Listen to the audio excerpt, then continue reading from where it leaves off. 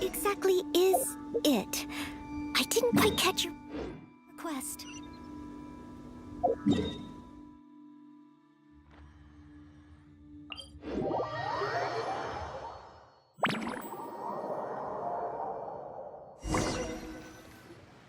Huh, that's weird. Jean said this is where the event is supposed to be, but there's nothing here. Oh yeah, now that you mention it, this is where our journey officially began. That sure brings back memories. Kinda nostalgic, really. Even after all this time, this place hasn't changed one bit.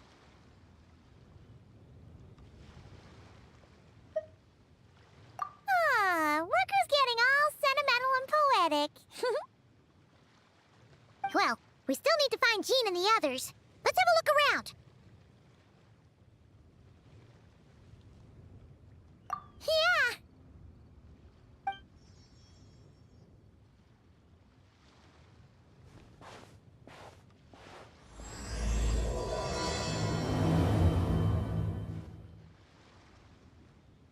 Paimon remembers there used to be hydro slime hiding here, but it's gotta be gone now, right? Whoa! A fungus? Are those supposed to be in Mondstadt? Not that these are a real threat to us at this point, but still!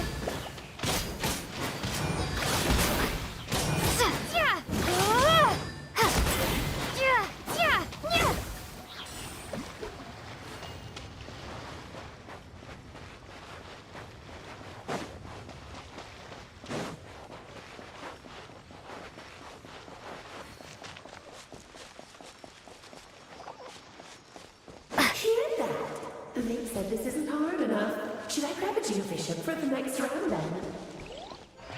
Is this really the time to get competitive? Did you hear that, Paimon? Hear what? Must have been my imagination then.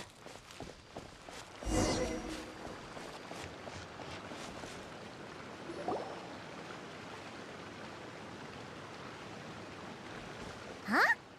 Why did someone hang Jumpy Dumpty mines all over this tree? What? But they don't look alike. You can't even eat them. Hold on. Could this be an event setup thing? Not a lot of people come here, but a bomb's still a bomb. If someone gets hurt by accident, Clee's gonna get marched off to the confinement room again. Yeah, but let's take a picture with the camera before we take them down. First the fungus, and now this? Something weird is going on. If it turns out not to be event-related, it'll be good to have a record of what we found. You couldn't just compliment Paimon's smarts like a regular person? Whatever. Paimon will take it.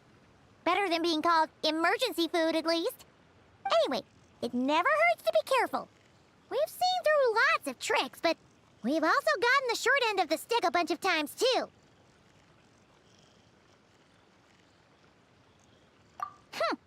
Paimon likes the optimism.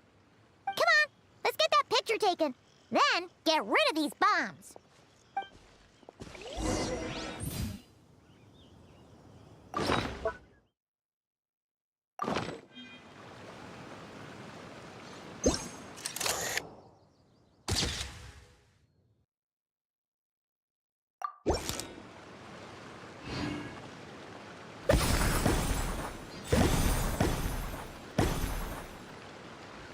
Oh, fireworks. Guess there was no danger after all. Were those meant to welcome us or something? Anyway, we should be good here. Let's keep going. Huh. What was it Paimon said back then? Ah, right. Oh, wow.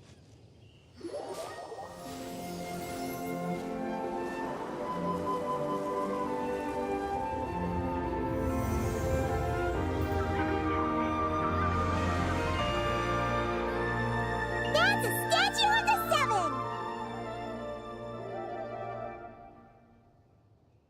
Among the seven gods, this god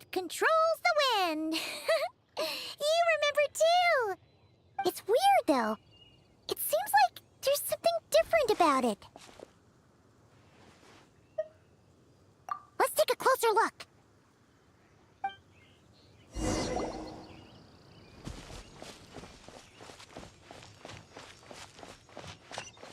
Huh. Paimon's next line was... As we all know. Right! Poetry and language flow like the wind!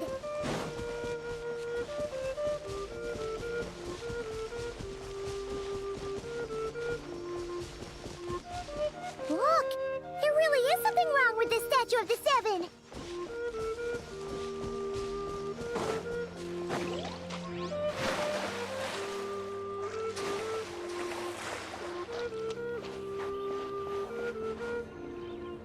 Okay, I'm unsure of it now. This can't be for an event. No one in their right mind would replace that huge statue of the Seven with a statue of Klee. Yeah, and well made too. But that's not the point. You're not weirded out by this? Oh, you're right. This must be Alice's doing. She could put 100 Klee statues all around Mondstadt and Paimon still wouldn't be surprised. That explains the other weird stuff we saw up till now, too. She must have asked Jean to write that letter so we'd lower our guard. No, wait! Maybe that was Alice just pretending to be Jean. Paimon wouldn't put it past her. Yeah, Paimon's not upset. The surprises were nice, and this statue is pretty cool. Plus, we got to take a little trip down memory lane. Makes Paimon feel all warm and fuzzy, remembering where it all began. What do we do now, though? There's nobody around. If this is some sort of elaborate prank, guess we're in it until the people behind it jump out and say, "Gotcha!" Huh? What does that mean?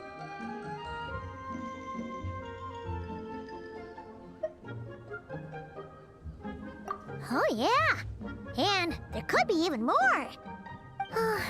Guess all there's left to do is touch that statue and find out. Maybe it'll give you the power of Pyro or something.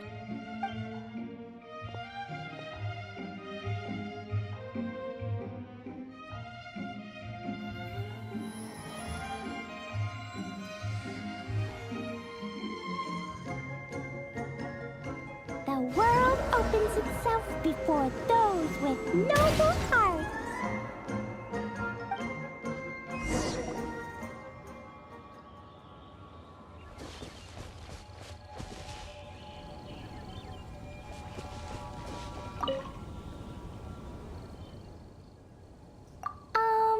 Klee can't reach those from here.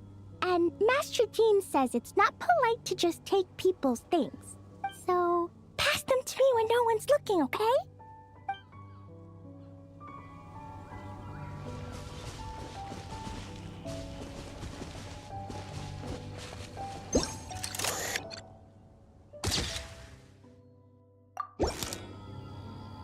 Sparks and splash! You were right! Alice is full of surprises. Good guessing on your part. Let's get going and see what else we find.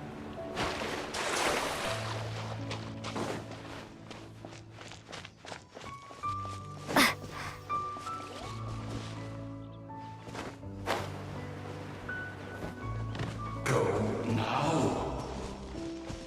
Yes, now we're it'll be too late. Whoa!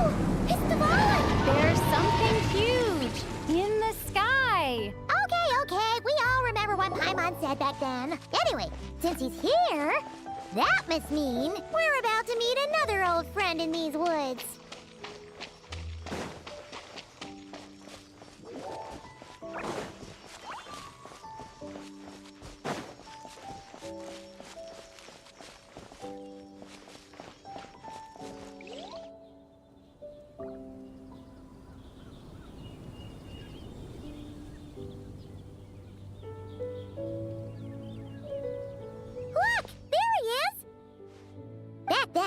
The goblin was tainted by the abyss, and Tone Deaf Bard was about to heal his wounds. But your control over Animo wasn't so great, so they noticed you and ran off.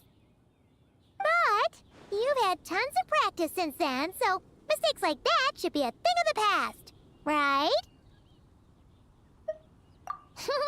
Sure. Here goes nothing.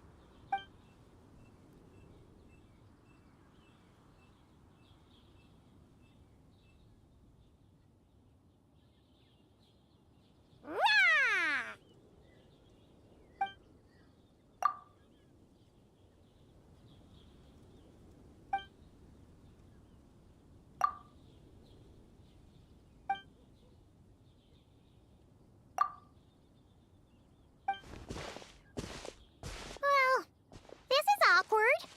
You really hung Paimon out to dry there, Traveler.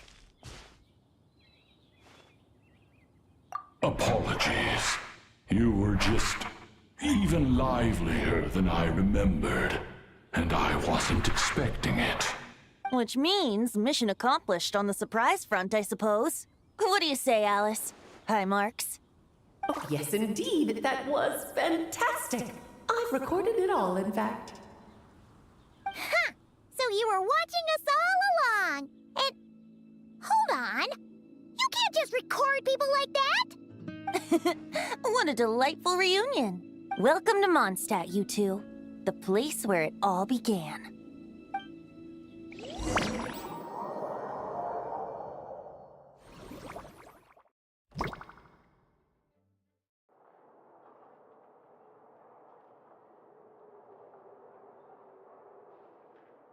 Lovely to see you, dearies. So what's the verdict? Did our special welcome ceremony meet the mark? It was very... you, that's for sure. Paimon can't believe the Knights of Favonius let you go that far. Where'd you move the real statue of the Seven anyway? Oh, gracious me. You still haven't figured it out. If I had actually done something to that statue, I would have been locked up in the teensy room next door by now. Certainly not my idea of a pleasant afternoon. So, what's going on here? Ah, now you're asking the right questions, Paimon. The answer lies over here. Nicole? You're here too? That's right. Our two lovely mages are here on vacation. In fact, everything you just experienced was their handiwork. But I'll leave the explanations to Miss Nicole. I trust you're well acquainted with her skill at explaining all manner of magic and phenomena. Yep. We experienced that firsthand in Notcry. This bubble is a new kind of magic Alice and I invented. Inside it is a small world created using a person's memories. When you were busy reading that invitation to Mondstadt, Alice took the opportunity to place you within it. Oh, we didn't even notice. Huh, I wouldn't be much of a dodo king if I couldn't pull off a simple trick like that. All that to say, the things you saw weren't real. They only exist within this bubble. Ah, except for Venti and Dvalin, of course. I invited Venti, and he brought the dragon along. It's not every day you get to relive the beginning of your journey. It feels like listening to a verse you haven't heard in a while, right? You might not remember the name or melody, and still, you start humming along in no time.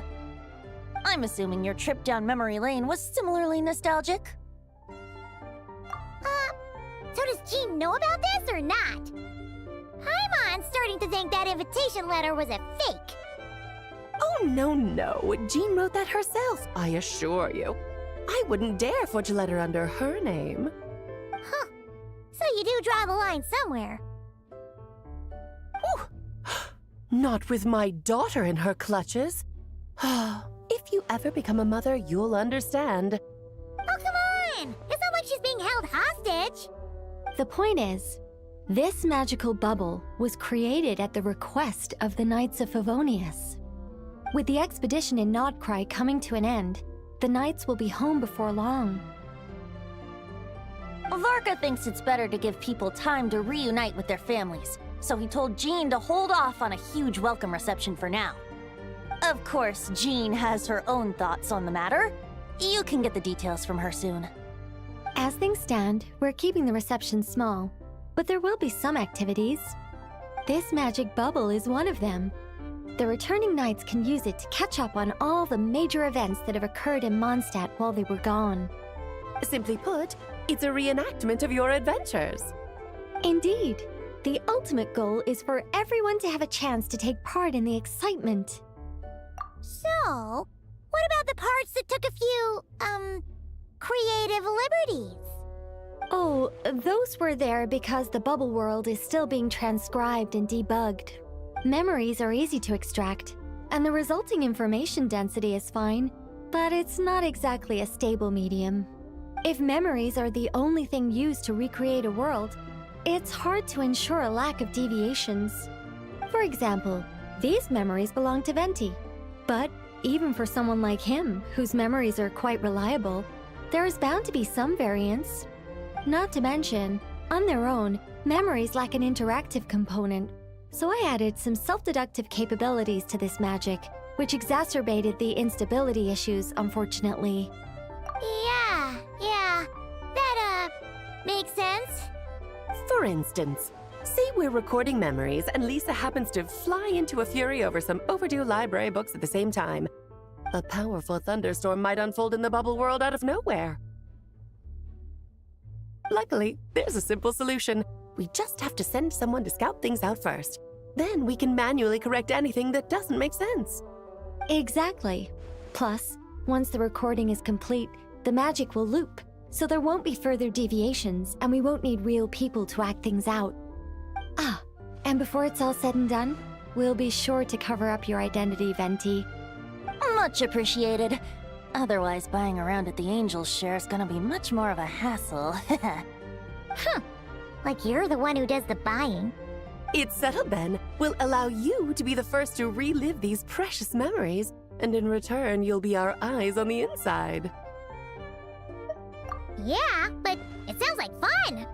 Besides, we already snapped a few pics of some potential bugs. Like that weird statue of the Seven. Oh, no, Paimon. That one was entirely intentional. What? Seriously? As the creator of this world, I'm afforded a bit of creative license, I would think. Creating this bubble was no easy task. Is a little personal touch too much to ask for? I doubt anyone will mind. As far as I'm concerned, you're free to do as you please. This is Mondstadt, after all. Oh, well. Paimon can't argue with that. In that case, we'll be counting on you to continue testing our work tomorrow. It's still early. Why not check out the other events at the testing grounds in the meantime? Jean should be there too. Yeah, we'll go say hi. She's the one who invited us, after all. I think nothing of it. Now that the world is at peace, you two are overdue for a vacation. Best to make the most of it.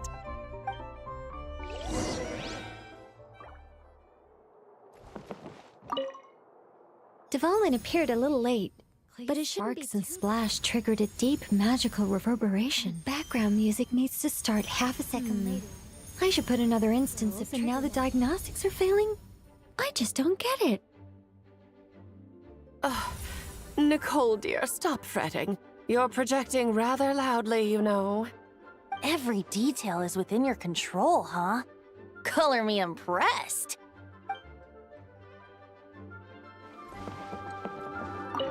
Oh, and didn't you say Kleiner would be making the trip with you this time, Alice? He's been delayed, I'm afraid. Troublesome happenings on another planet. And of course, just when he jumped through all those hoops to make it back to Tevat, Dottore starts causing trouble. The border is a terrible mess even now. So, unfortunately, his vacation has been postponed. Just yesterday, he did give us a call on the Dodo communication device, though. As you can imagine, Klee was pleased as punch to hear her dad's voice. I see. Being a seeker is a tough job indeed.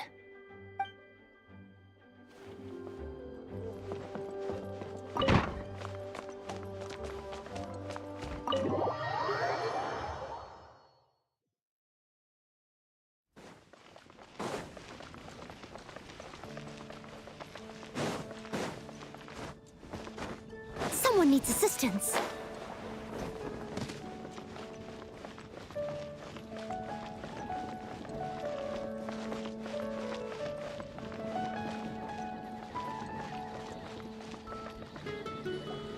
Yes, good work. We'll go with this setup.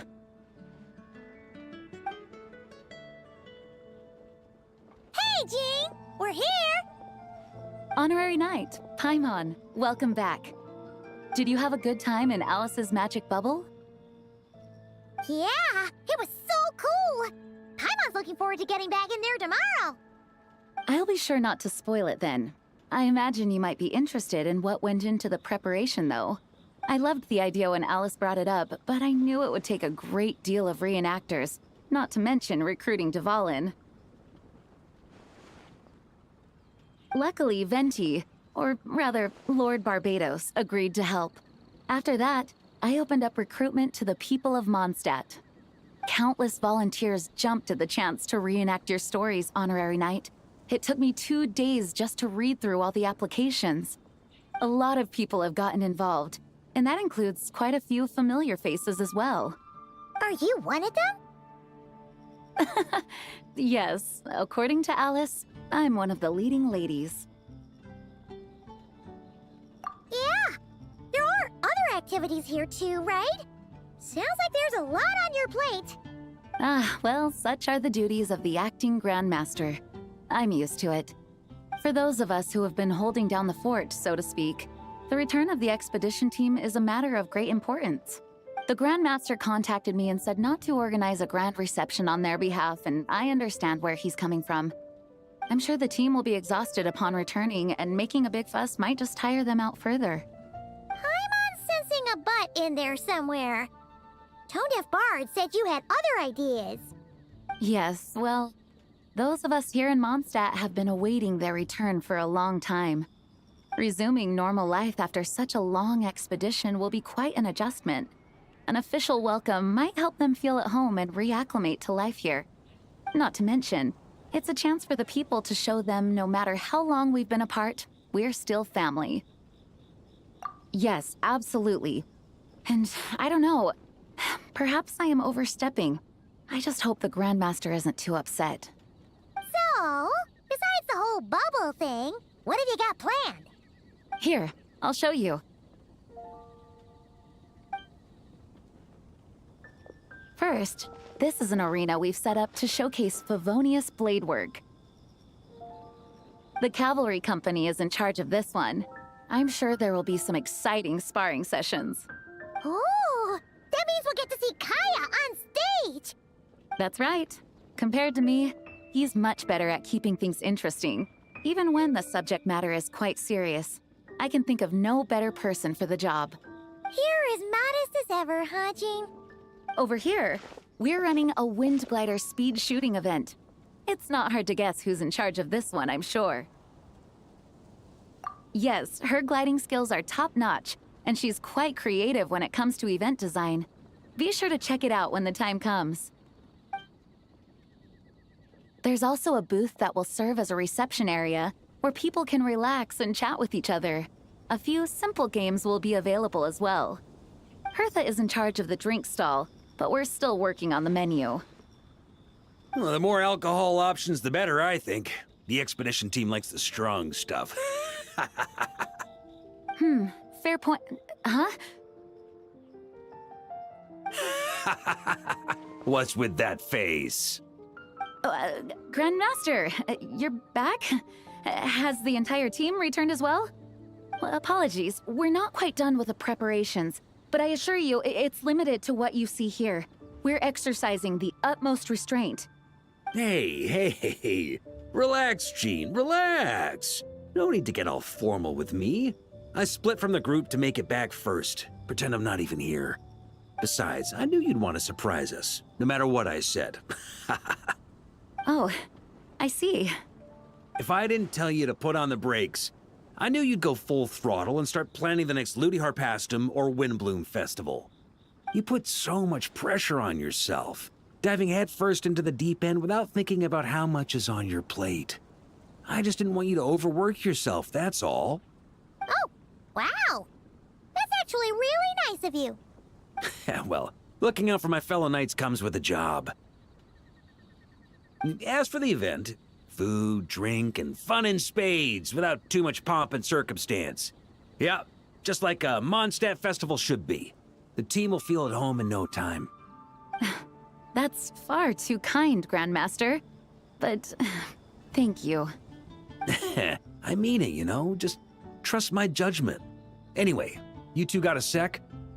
Now that I'm finally back in my old stomping grounds, let me treat you to a meal.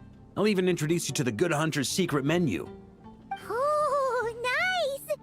Paimon's never heard of that before. What's wrong? Not hungry? Actually, Grandmaster, there's a few things I'd love for you to look over, since you seem to have some time to spare. Perhaps we could go back to headquarters first. Hang on. You know this is just a pit stop, right?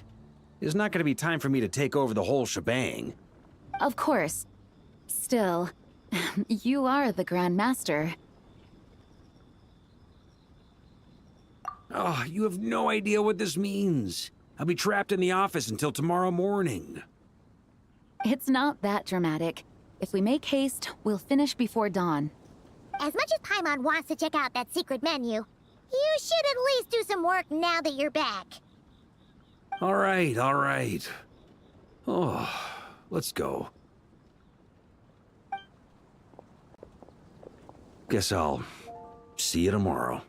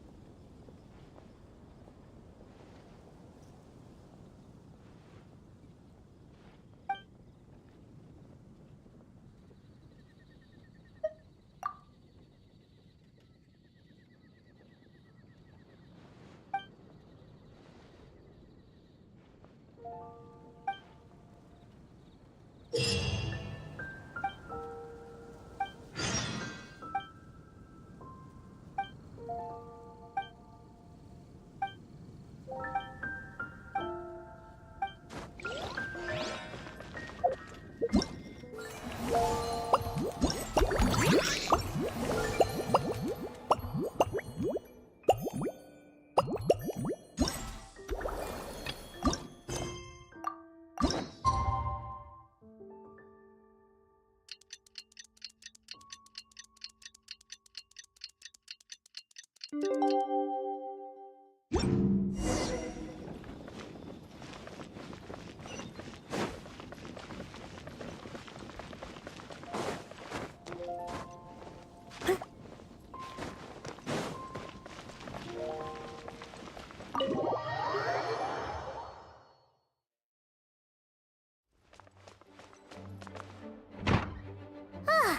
made it!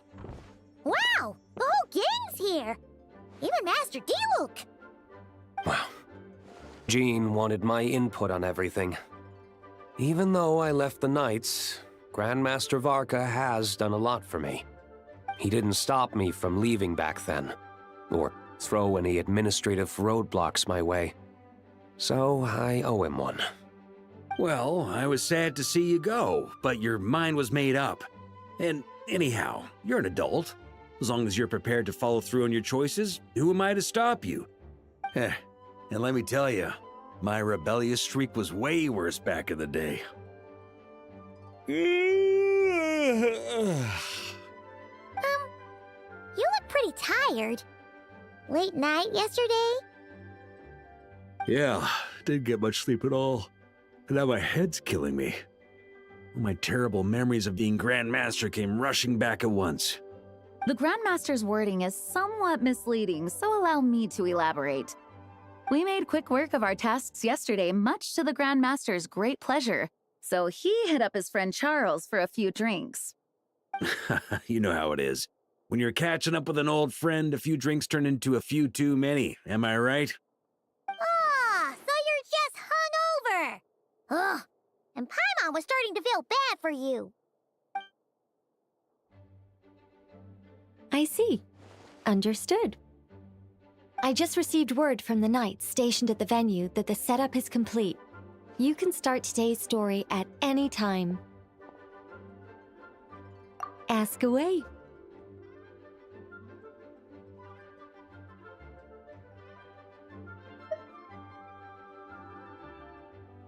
Ah, you mean like how only you could have purified Dvalin's tears?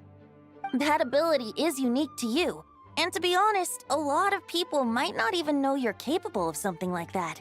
So they might get stuck at that point in the story. Don't worry, I thought about that. The story told within the bubble has some jumps. I've deleted the parts that might complicate things. The remaining content doesn't require the participant to do much of anything, actually.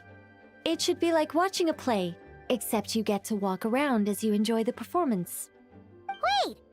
But we ran into a combat encounter yesterday when that fungus jumped out at us! We'll take care of that. Alice and I want this to be an experience even a child can complete without trouble. The parts you're testing today are more stable, so there shouldn't be too many bugs. Of course, when you access the dicier sections, be sure to keep our vision in mind. Speaking of Alice, where is she? Klee demanded some playtime with her mom. And of course, as far as Alice is concerned, nothing is more important than a request from her daughter. Yep, that checks out. Ha ha ha! Well, let's get this show on the road. I'm ready to witness our honorary knight story firsthand.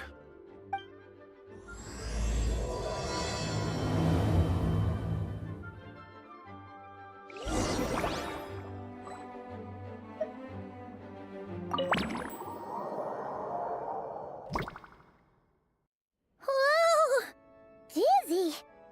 That's gonna take some getting used to. Why didn't that happen the first time? Ah, looks like we've jumped forward a bit since yesterday. We're at the Favonius Cathedral now.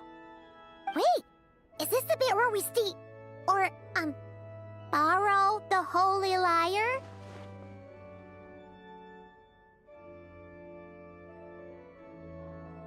Yeah, Paimon's not sure about this. Also, why is Tone Deaf Bard the only one here? What about Varka and the others? Don't worry. I'm sure Nicole has it all planned out. See? Here comes D-Luke now. Word from the Knights of Favonius is that the Fatui are planning to steal the Holy Lyre der Himmel. Unfortunately, that intel came a little late. A conflict between the two parties is ensuing inside. If the Fatui succeed, we'll miss our chance to borrow the lyre. Come on. Let's go help the knights. What is it? Oh, so that's how we're explaining this part. Huh. Pretty convincing. It's all thanks to that committed performance from our good friend D-Luke. I'm just reading the lines Miss Nicole gave me. You need to play along, okay? The cameras are rolling. Don't worry. Our operation isn't that strict. If there are slip-ups, I'll just delete them later. Feel free to take a relaxed approach. Wait, that was Nicole's voice? Where's it coming from? Probably that small bubble. That's right. This is a kind of communication magic. The same one the Knights of Favonius used to get in touch with me earlier. If you get stuck at any point, you can contact me through this magic, and I'll provide a few hints. How very convenient. I suppose, given how the story is progressing, we don't have to worry about borrowing the Holy Lyre then. That's right. Obviously, we're not including the stealing part in this version of the story. After all, the Fatui were the ones who ended up with it. Borrowing, stealing, leaving out that detail doesn't change the direction of the story. Anyway, the Knights are currently fighting to protect the Holy Lyre. Varka and Jean are already in the underground area. We should head over as well. This is like getting to read the script before watching the movie. I wonder what would happen if, this time, we managed to catch the Fatui thief in the act. That would complicate things. Worst case scenario, we might need to do another take. So if you could refrain from going off script, that would be great. Okay. Someone's got an axe to grind.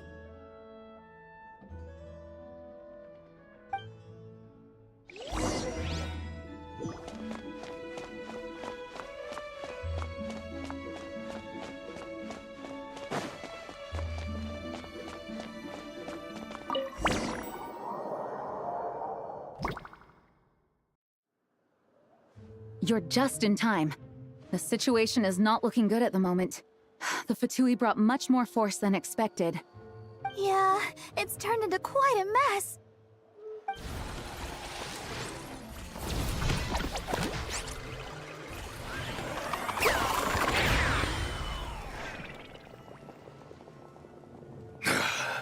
You're not bad, boy.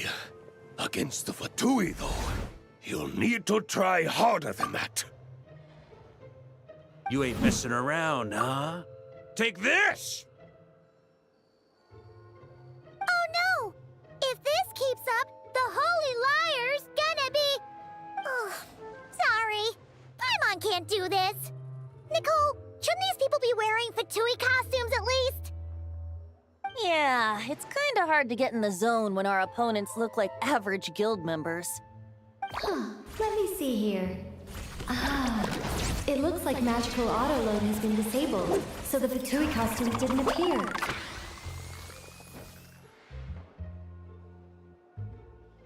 I'll get that fixed. Just ignore the problem for now and continue with the scene. Remember, this is a tense moment. Got it. In that case, I'll evacuate the members of the church right away. All right, thank you.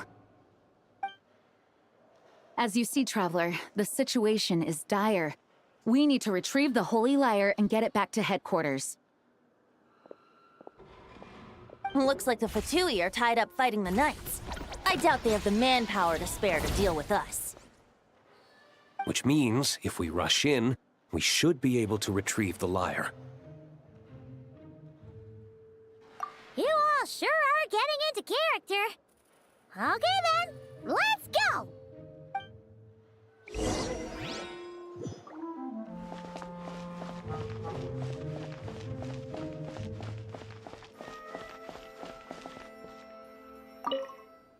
If the conflict really had escalated to this point back then... Just imagine the cleanup work. Yeah, good thing it didn't turn out like that. No use thinking about something that didn't happen, right? When your free time is as precious as mine, it's hard not to think about it.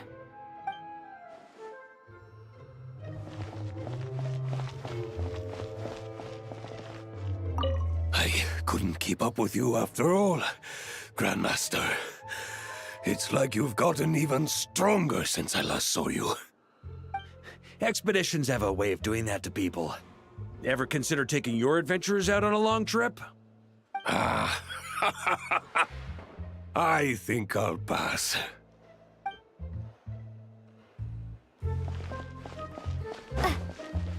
No entry. This place is under Fatui jurisdiction.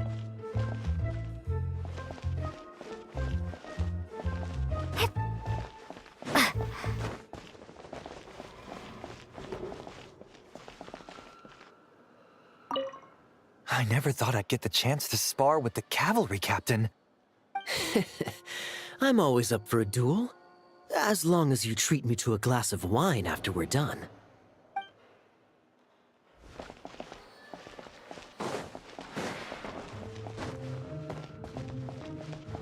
How dare you stand in our way! You'll face our Harbinger's wrath soon enough!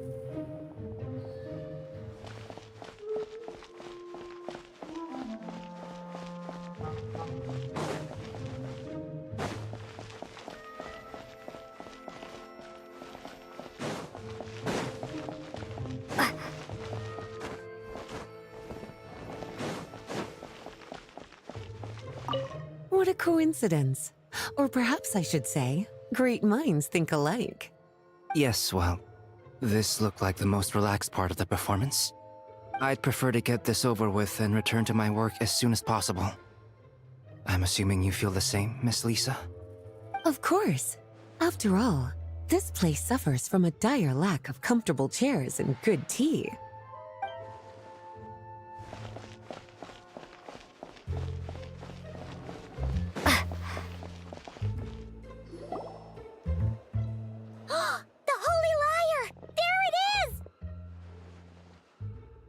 Well, well, well.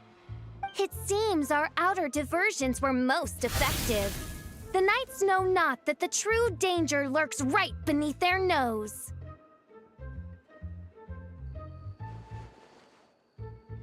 It's no wonder you're known as the youngest, most capable Electro-Sisson mage in your unit. You can read our enemy like a book. No! We're too late!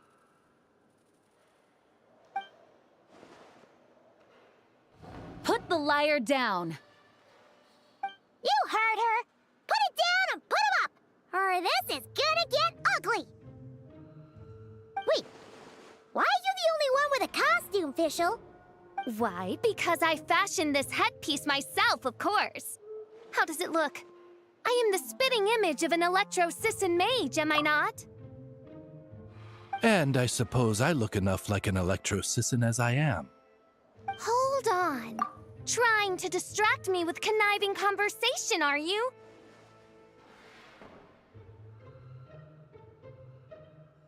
Ha! You underestimate me. To think I would appear before you without full confidence in my victory. Go forth, Oz. Sissons, take care of these pests. The holy Lyre der Himmel belongs to the Fatui.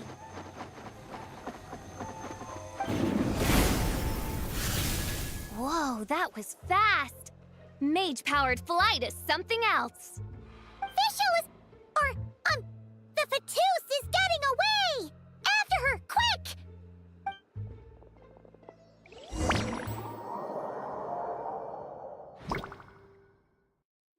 Here, take it away, and don't let them catch you.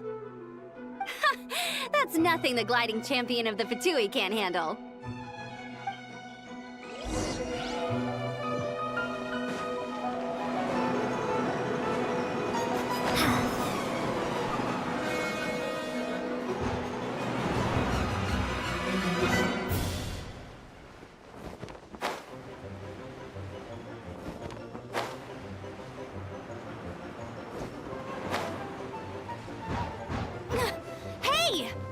against gliding regulations!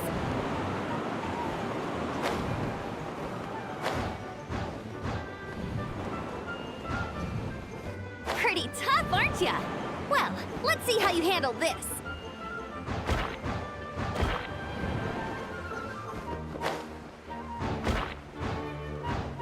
Oh. Paimon thought the Adventurers Guild were the only ones role-playing as Fatui. Just thought I'd lend him a hand. Fischl didn't have time to make me a cool hat, though.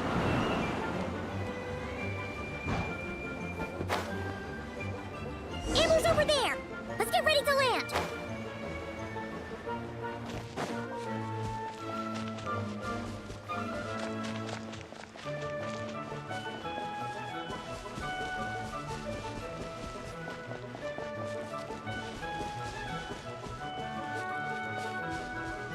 Here they come!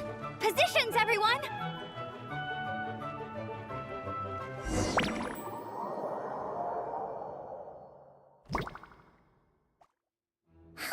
So this is where the chase ends this time.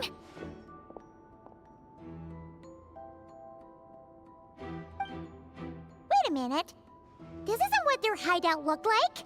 It's at least a few times bigger. Yes, I remember it being much more run down. This place has far more structural appeal. The Lawrence clan lived here for a time, but this doesn't look like their handiwork. And I know for sure it's not the work of the Knights. Must be a bit of creative license on the part of our dear mages, then. Alice said the original was too run down and didn't fit her aesthetic taste. So we repurposed some assets from the Golden Apple Archipelago. As you can imagine, Alice has always been a go big or go home kind of person. Yeah, this is go big, all right. Still, our mission remains the same. We're here to get back the Holy Lyre. Yeah, and this time we have a whole bunch of people to help us. Not just you, Luke. Should be a total piece of cake.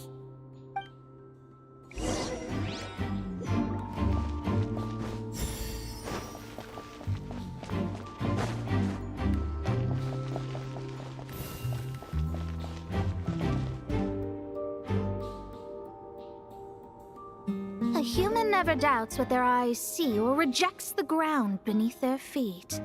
Both now warn you that this is the end of the road. Give up and turn back while you can. That voice. Is that Mona? Mona? Oh, you mean Barbarloth's student. You know about her? But Mona came to Mondstadt after your expedition left. Well, I had regular contact with the Hexen Circle, so her name came up now and then. The whole thing about her messing up and being too afraid to go back? Yeah, I know that too. What? But... How? No one in the Hexen Circle should know about that! For real? Sorry, but I'm pretty sure all the mages know. All of them? I'm afraid so. Oh, except Rhindaughter, I suppose. Fine. That's just fine. It's not like the old hag's gonna come find me in Mondstadt to settle the score, right? Anyway, how do we cross? I'm not telling. Aw, come on. Don't take it out on us. I'm not. This is unrelated. Besides, I'm playing a Fatus whose job it is to issue riddles. You can't just ask me for the answer. All right. Almost forgot about that. If you want the answer, think back to what I said at the beginning.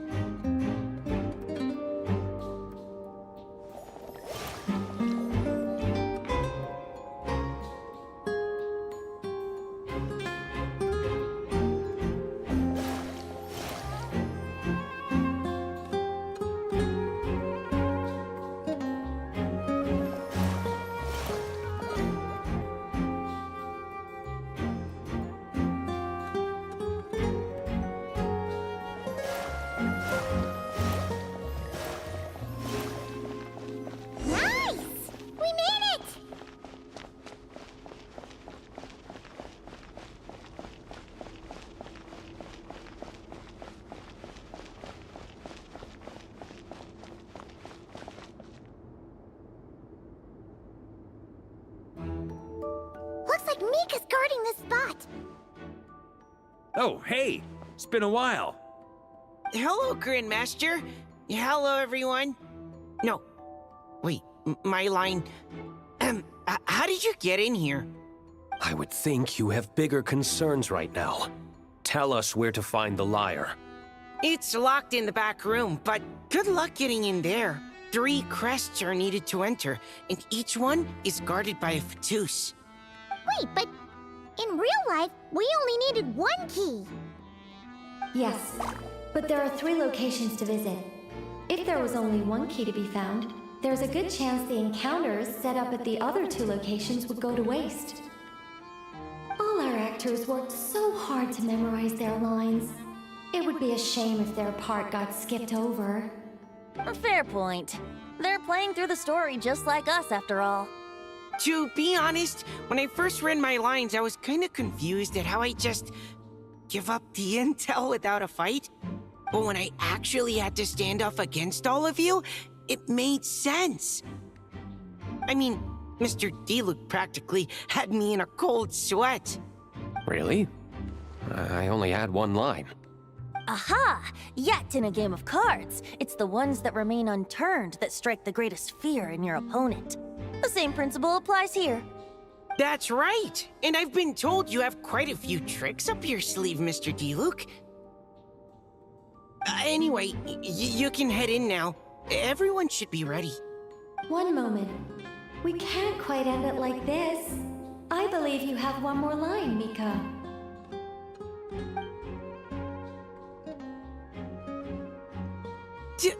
Do I have to say it?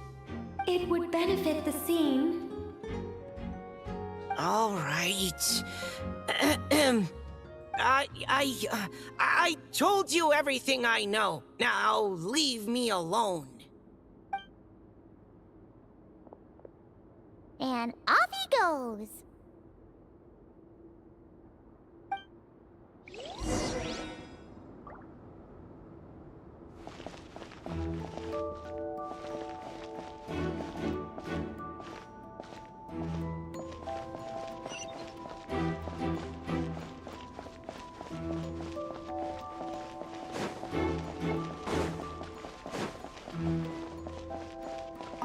Without the crests, I can't activate this device either.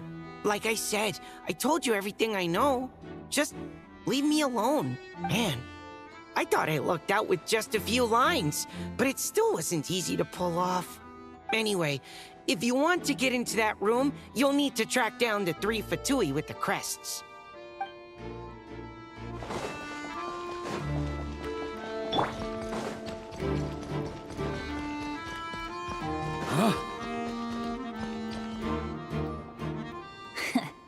Looks like we were followed. Guess Mondstadt's elite aren't to be underestimated, huh? Stand aside. This one's personal. But this time, I'm fully locked and loaded! Come on, kid! Let's finish what we started!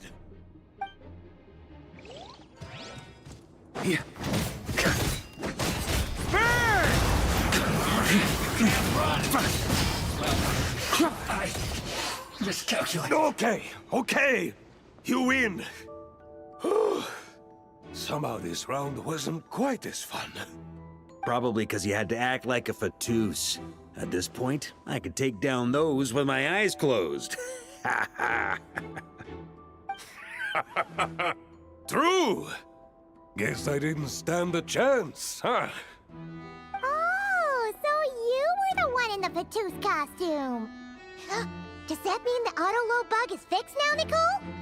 It would seem so. Man, their armor is heavy, and not breathable at all. You're telling me the Fatui in Sumeru and Natlan also wear this stuff? I can't even imagine. Rumor has it, Fatui recruits undergo rigorous training. I feel like there's some truth to that after all.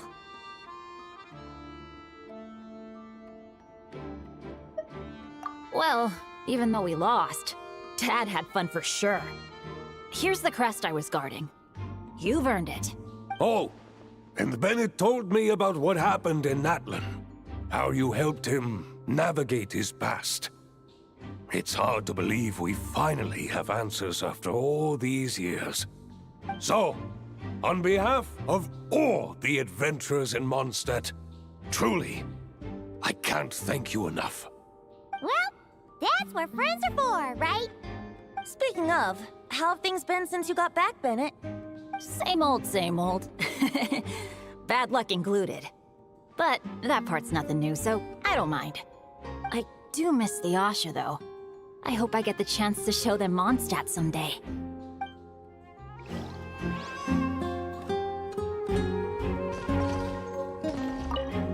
Talk about bad luck. The minute you put on that Fatui costume, the gun stopped working. How weird is that? Yeah, thanks for stepping in, Dad. Guess I'll have to hand it in to Miss Nicole for repairs later.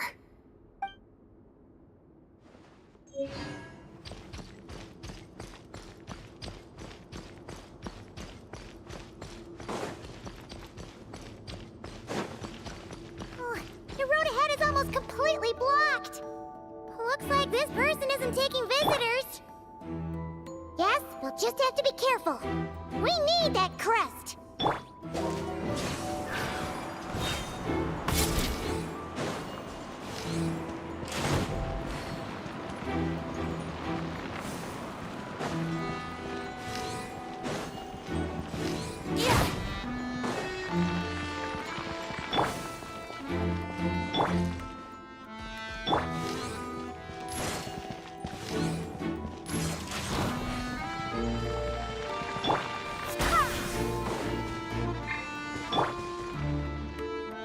Coming here first?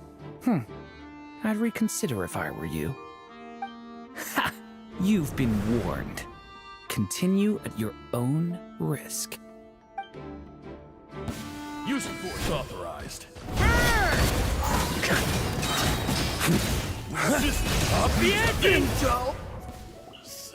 Gotta say, Paimon didn't expect you to play this kind of role, Durin.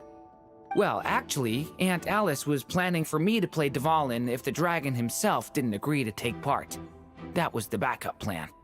Apparently, there's a spell like the one used to make Simulanka that could change me back into an evil dragon. That does not sound like a good idea. I have to agree. That sounds like a disaster waiting to happen. I don't think I'd be very good at playing the evil dragon anyway. I'm not intimidating enough. Luckily, Dvalin agreed to take part after all, so my role was switched to Timid Fatui Guard B, and I got to wear a costume instead. Wow, that's a pretty huge change. Why B, though? Oh, because Mika is Guard A. As expected, Alice has got it all planned out. I'm just glad I didn't have to play the evil dragon in the end.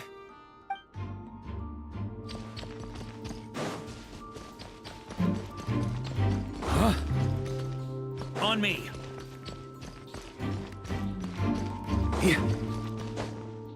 The Fatus up ahead values wealth above all else. No bargaining chip is off the table. Luckily, I've prepared a negotiation multi-tool for this situation. Don't forget to take it with you.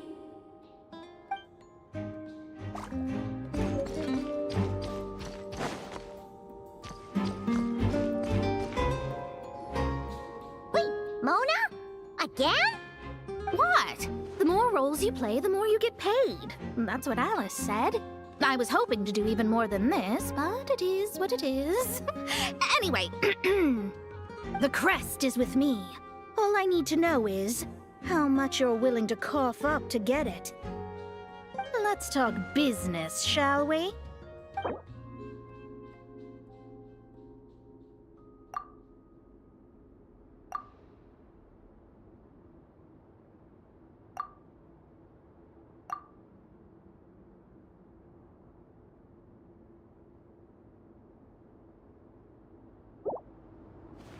That's all. You have to at least make it worth my while.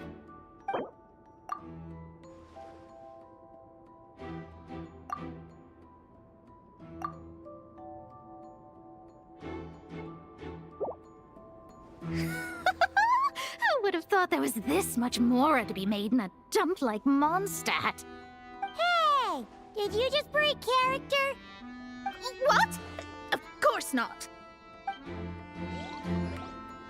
All right, here's the crest. Huh. And with that, I'm off the clock. Oh, and by the way, word has it you accomplished something major in Nodcry. You reeled in the true moon from beyond the false firmament. Well, I spend most of my time staring into a scry glass after all. If something changes in the sky, you think I wouldn't notice? Hydromancy uses the false stars to reflect true fate within the water. Now, I can't help but wonder what I would see if I cast a reflection of the true moon instead. Of course, I need a whole new set of equipment to look into that, which means shelling out a whole lot of Mora. So I've been taking on a lot of odd jobs. No wonder Alice gave you quite a few parts in this. Generous compensation, minimal manual labor. It's been a good gig. Plus, the Hexencircle never promises an amount they can't deliver. Even though her daughter is, in some part, responsible for my predicament. That was a long time ago, and I know Klee didn't mean it. Huh. I guess the moon's a big deal in hydromancy. Just spitballing here, but it kinda sounds like your progress would be much faster if you, I don't know, just contacted Barbeloth directly. Oh, come on. Enough about that old hag. You're doing this on purpose, aren't you? Alright, we've got all the crests. Let's head back and look for Mika. Oh, come on. Enough about that old hag. You're doing this on purpose, aren't you?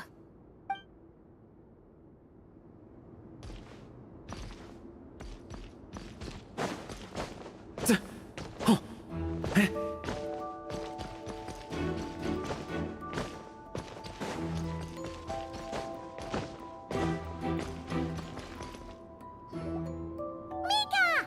We have the crests! All right. This elevator's a bit complicated to operate, so Miss Nicole asked me to help activate it. Just one moment.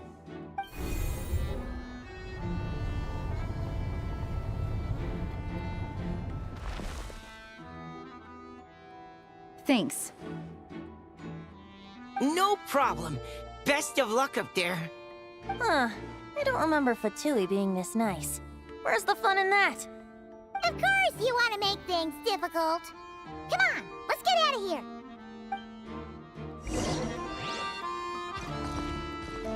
Best of luck up there.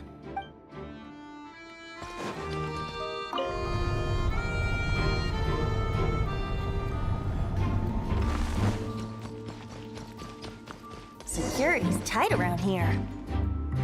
I hope this is safe.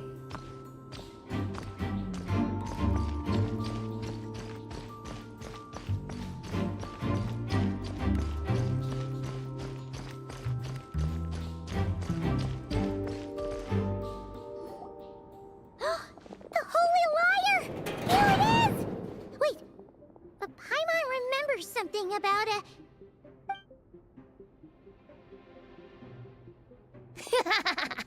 Hot-blooded, careless, and reckless heroes! Despair, for you have stepped into my trap! Wait, what? All it did was lock the liar up? Well, I wasn't the one who designed it. All Alice said was that activating it would turn the tables. I see. That checks out. They laugh as if they already know what is to transpire. I do not have a good feeling about this. Allow me to clarify before we proceed. How was it that the liar was retrieved back then? From what I've heard, the Fatui agent guarding this place was given a thorough beating, and then the lock opened. So then, I'm the one who walked into the trap? Do not despair, mein Fräulein. Miss Alice provided us with backup, did she not? We are not entirely outmatched. 'Tis true. Though thine Prinzessin stands on the cusp of defeat, courage has not yet failed her. Let be our last stand! Come forth, my loyal servants! Smite all who stand against us!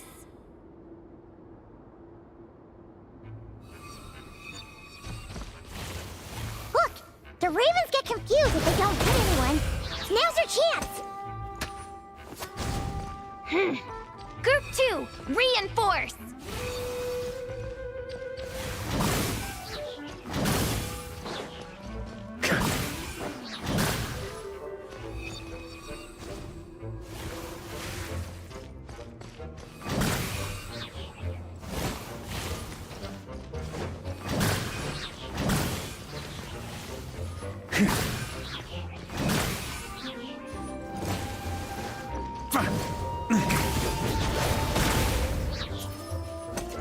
Group 3, Group 4!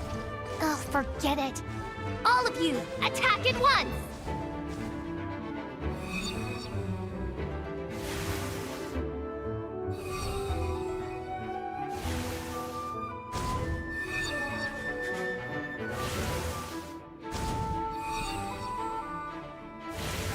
That's gonna leave a scar.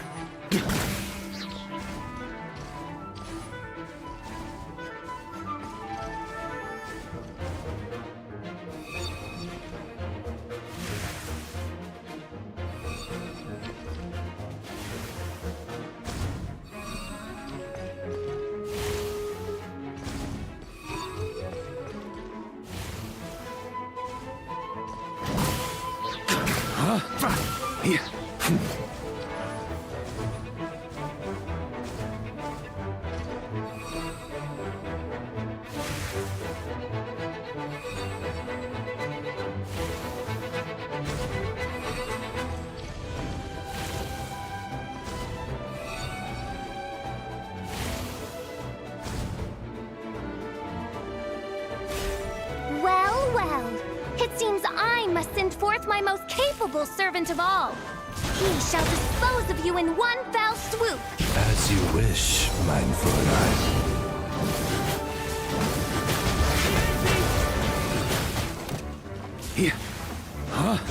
Thunder! Our situation is dire, mein Fräulein. It seems this is the end of the road.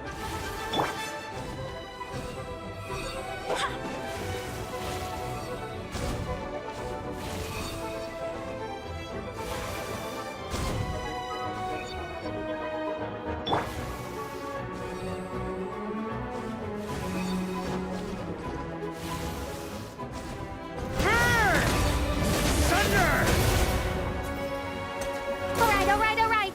I give up. Just don't hit. All right. I know when I'm beat. You win. You were brilliant, Miss Fischl. The recording was fantastic. I'm certain future participants will have a great time. Yeah! This role was perfect for you! Huh. Your praise is a compliment to your own good sense. Yet know that this is but the least of your princess's abundant talents. Huh. It doesn't look like the lock is opened, though. True. This isn't what we were told would happen. I doubt the mages want us to just break it open. It's not their style. Perhaps we haven't met a certain condition then?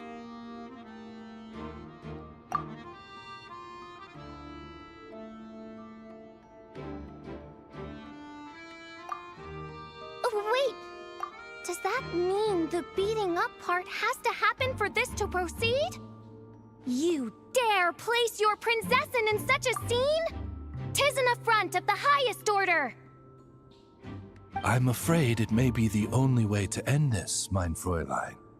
But not to worry. It's all pretend, after all. Very well.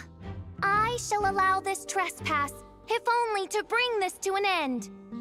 Just be gentle. Huh? Oh, right. Paimon's the weakest one here. Here goes nothing.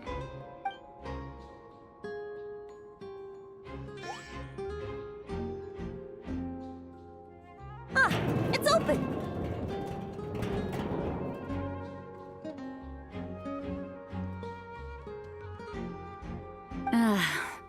Miss Alice does love to tease, doesn't she? Congratulations on obtaining the Holy Lyre der Himmel. That's a wrap for now.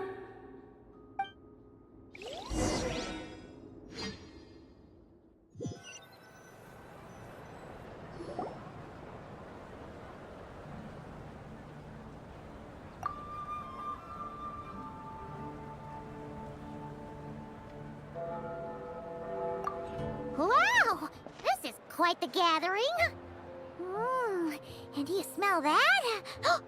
Is that the secret menu Varka was talking about? Oh, Paimon's stomach has been rumbling this whole time, so she's gonna dig in. Don't forget to grab some food before it's all gone, okay? Oh, hello. Did you need something?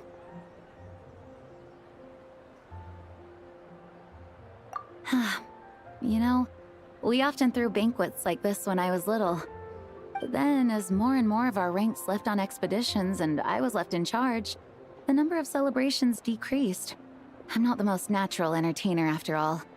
Now, seeing a gathering like this after all this time, I can't help but feel a bit regretful for not keeping up the tradition. Well said, traveler.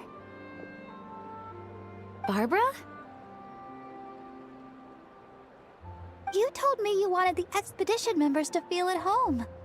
But in my eyes, the feeling of home isn't something you can force. Home is... what happens when we're all together like this? Oh, you're right. And you know what? I've been coming to the same conclusion. The location isn't the most important factor. No matter how far we get from Mondstadt, home is wherever we're together.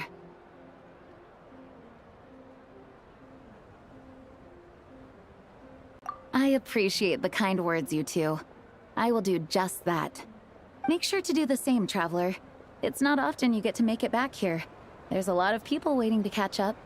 Now that we're outside the bubble and no longer in character, there should be plenty of time.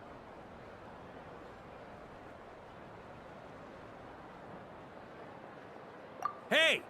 Honorary Knight!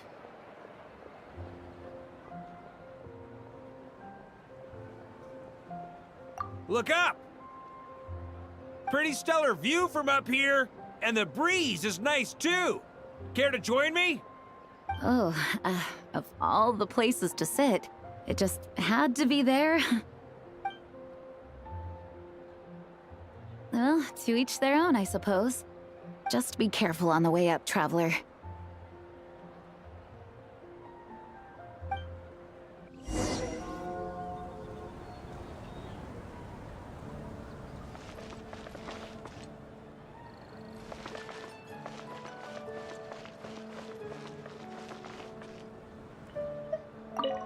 Noelle! I've been looking everywhere for you. Come on, join us. Just give me 1 second. I need to bring a few crates of drinks over first. But I'll be done soon, I promise. In that case, I'll help you out.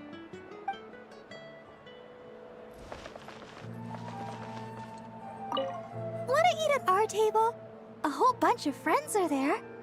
All right, let the relaxing begin.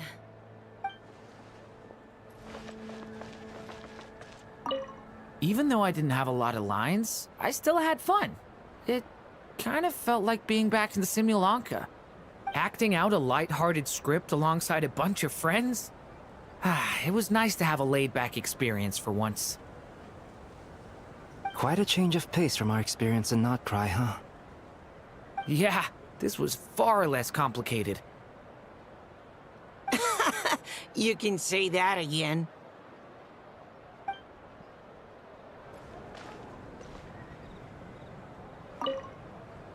Don't worry. Paimon will save you a serving of every delicious dish.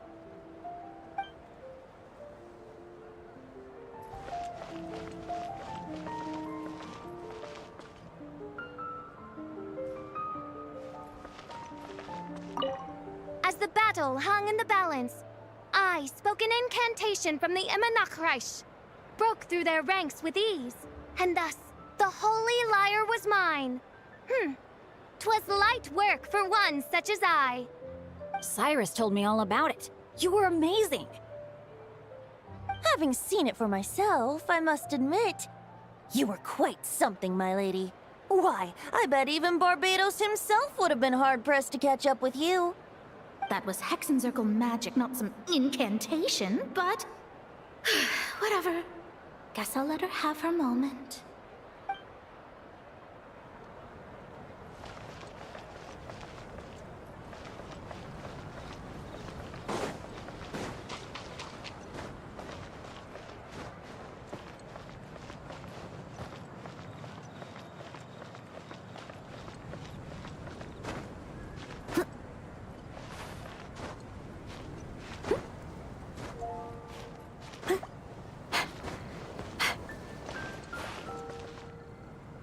Have a seat. I come bearing drinks. Booze free, of course. You're welcome. Ah, well, that's what being home is all about, right? Letting go, feeling at ease. Figure we both deserve that after all this time. You think so? Glad to hear it. There's no place like home. That's what people say, right? The expedition took me far and wide, and still, little alcohol in my system, it would all come back. The cathedral, the statue, the windmills in the city, the pigeons and dandelions in front of the gate. The further away you get, the more you miss it. I might be biased, but it means a lot that you care about this place.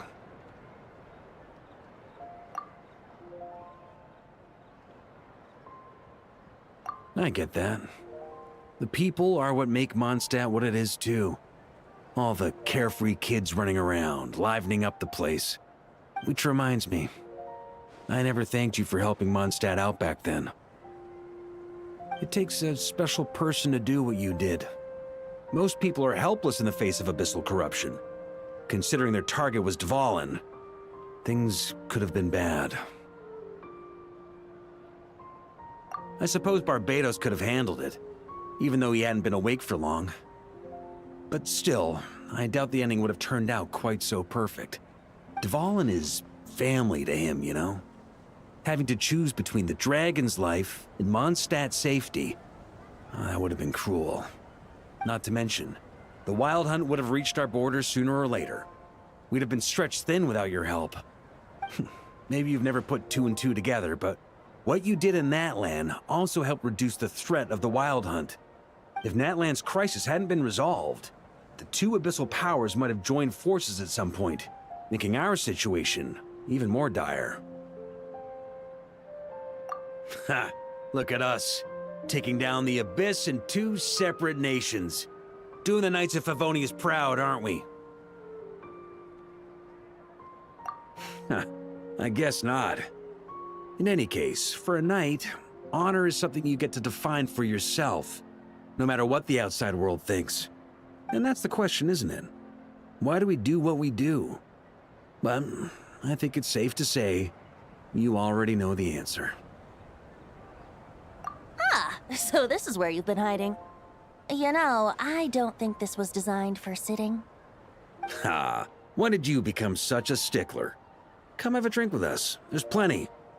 Don't mind if I do. Grape juice? Again? You know, Charles would never let me hear the end of it if I started drinking without him. Disappointing, but understandable. Oh, I almost forgot. Since this banquet is also for the actors, I invited Dvalin. All right. Might hike up the bill a bit, but who cares? Haven't seen him in too long. Yeah, well, he turned me down. He never did like being the center of attention. The city is a little too small for him to spread his wings. Even if no one is afraid of him, he could still take out a windmill or two. Guess it's better not to risk it. Huh. Maybe it's time to draft a proposal to build him a landing pad. The Traveler's right. If this is what makes him comfortable, might as well let him be. In the meantime, I propose a toast to our honorary knight. To our honorary knight.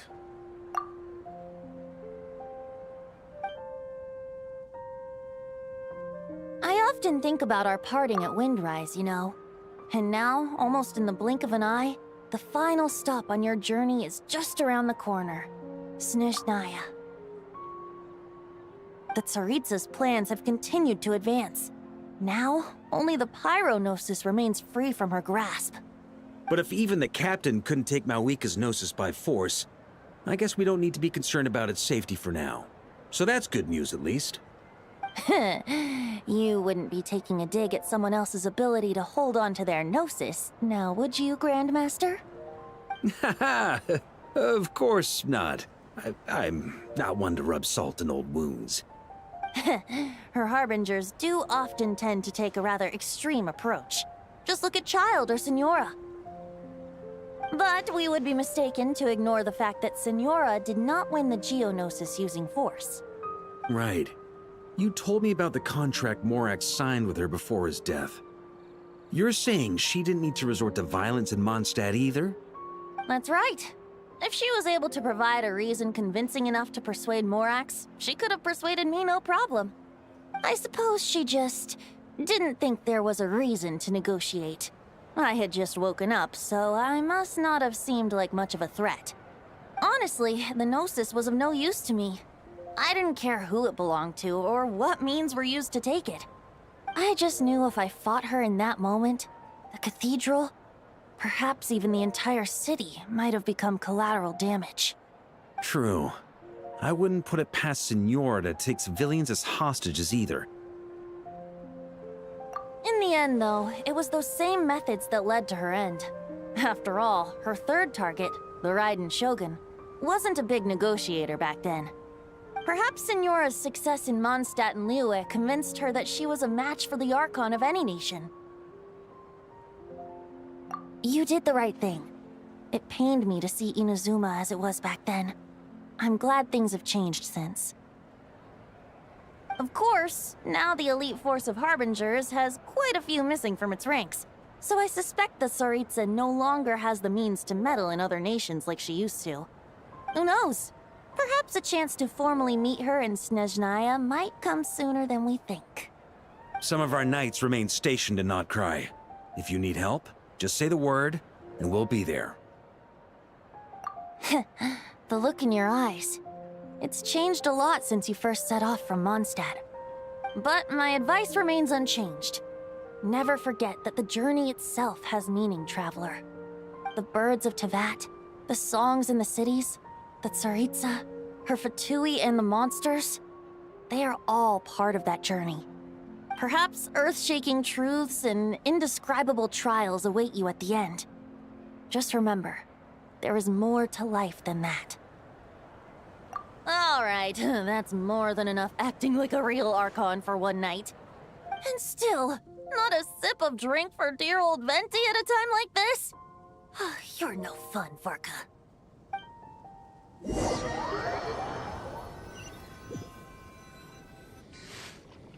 Dun dun dun! Dun dun dun!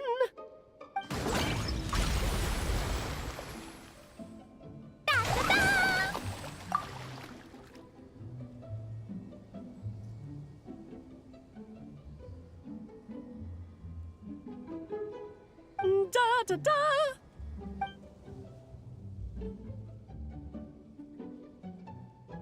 This is so fun, Mom! I think so too. Come on, let's blow them all up. Mom, when can I play with the magic toy you made me? Very soon, darling. In fact, it should be ready tomorrow. I just know you're going to love it. Yay! Can we play together? Why, of course. We'll have ourselves a splendid time.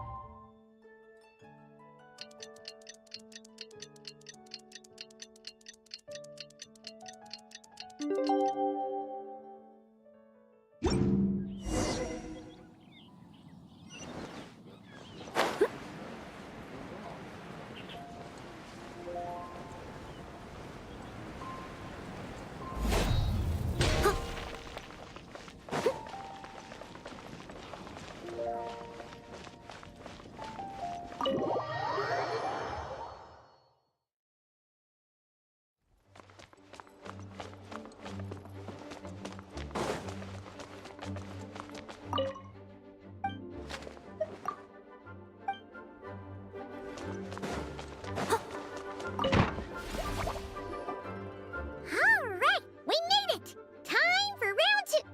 Huh? Was this bubble this color before? Is something wrong? I'm not sure. It was like this when I came to check on things this morning. What? That can't be! How would the power of the abyss even get in there? You sure know your stuff, Traveler. That's where my head went too. But I don't know. Something is different about this power. What does that mean? It seems to be in an embryonic state. Like an egg that hasn't hatched, the dark clouds before a storm, or an omen before disaster strikes. Of course, the world within the magic bubble is imaginary, so the same should be true of this abyssal power. At least for now. You created this magic, right, Alice? Do you have any idea what's going on here? Ooh, new magic does often come with its issues, so I can't say I'm entirely surprised something like this would crop up. As for a solution, however, I'm afraid I need more information first. One thing is for certain, at least. Given the current threat, we'll have to close off the bubble to event participants. My apologies, Miss Alice. I know you've made a promise to Klee, but I'm not sure you'll be able to keep it. Have we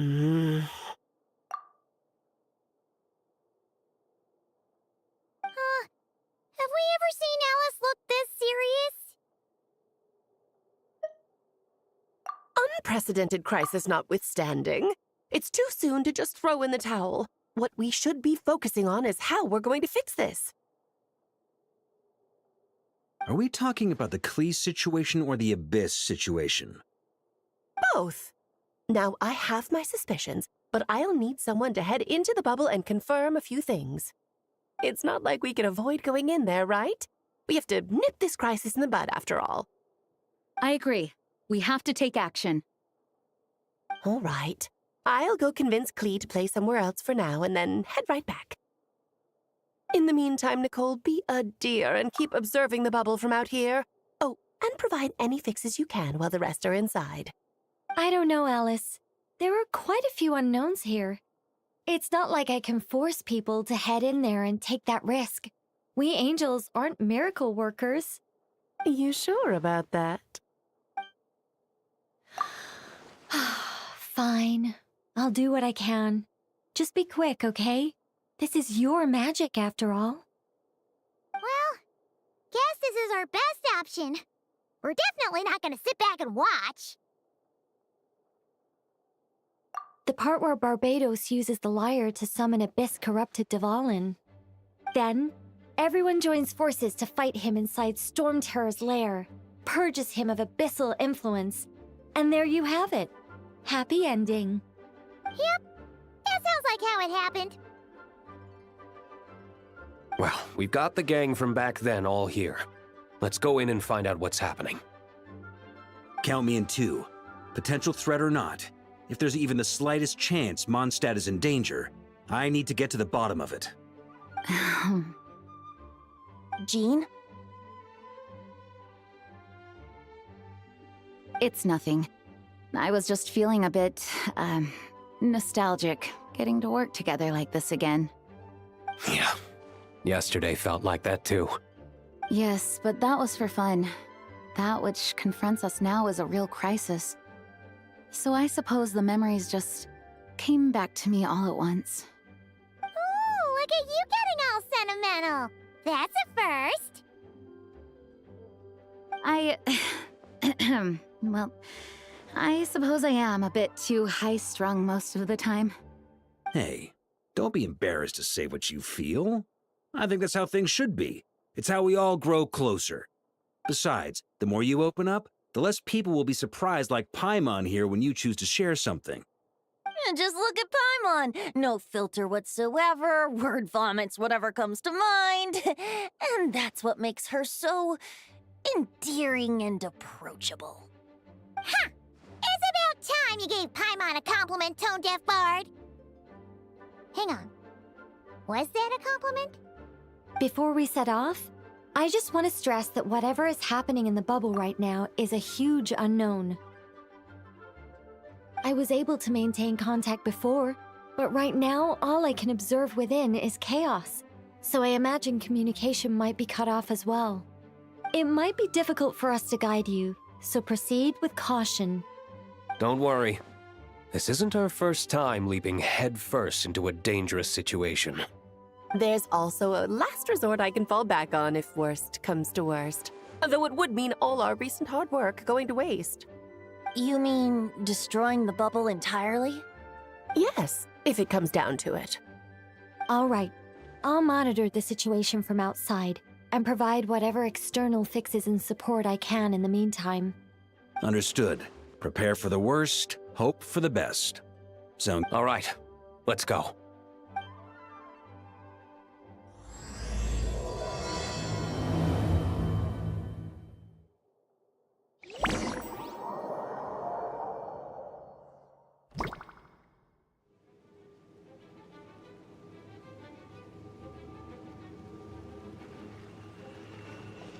Whoa! Is this Mondstadt?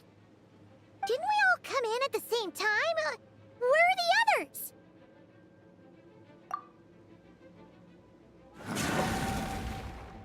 Look! There's Venti! Surrounded by a whole bunch of monsters! Yeah! Ah, perfect timing. Come on, let's show these unwelcome guests the door.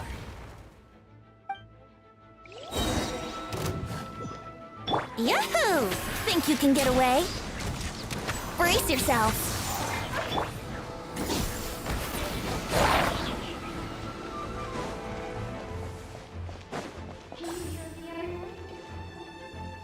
Together some communication and control functions, and managed to smash together some items that should give us an advantage.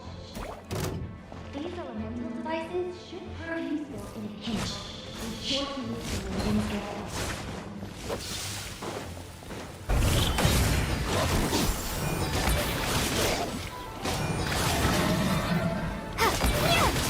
Yahoo! Time for takeoff.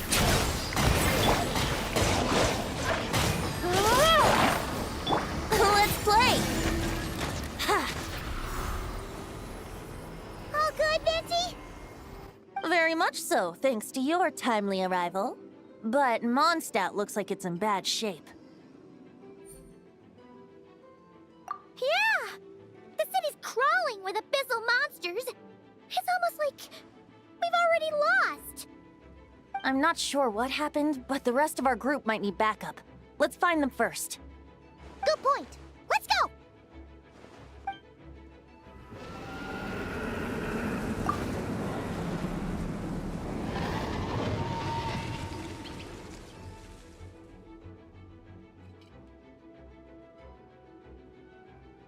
Look! It's Dvalin! Is that just Paimon, or does he look way worse than back then? You're right. The corruption has spread throughout his entire body. If we had failed to purify him in real life, I imagine this is what would have become of him. Wait! It looks like something's falling! It's his tears. Like the ones we purified in the past? Yes, but at this point, these tears are essentially crystallizations of abyssal power. If left unchecked, they will continuously summon abyssal monsters, and this disaster will never end. We also need to get our hands on one of them. No. This degree of corruption cannot be cleansed. Besides, we need them in their corrupted state if we want to summon Dvalin. I doubt the pure sound of the lyre can reach him in his current state. Sounds like this whole thing is still gonna end in a confrontation, though. Just like back then. Yes. I wasn't certain before Dvalin showed up, but now I'm sure this situation is more than simple chaos.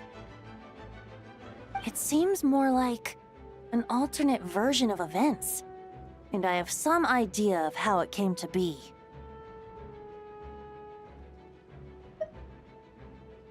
Well, monsters abound no matter where we look. You choose where to go, and I'll follow.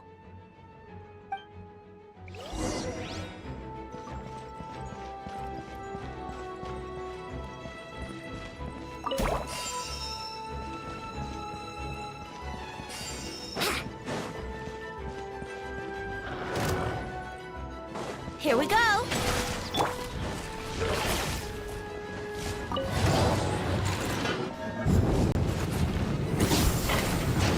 Let's play!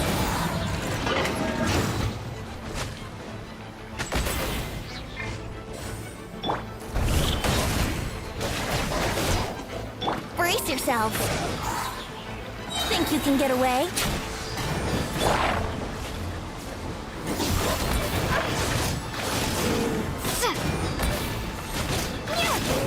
Here we go! Ha.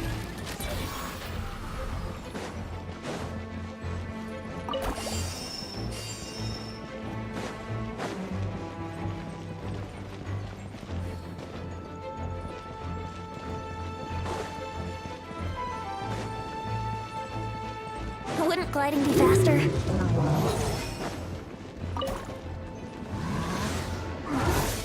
How rude!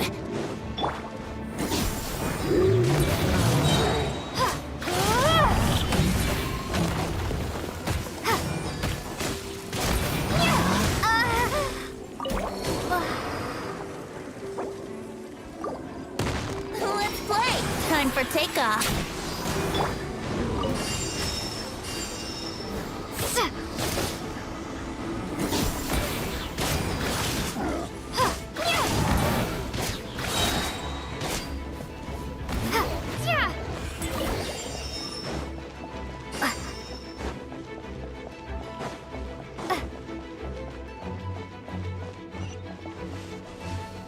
Here we go!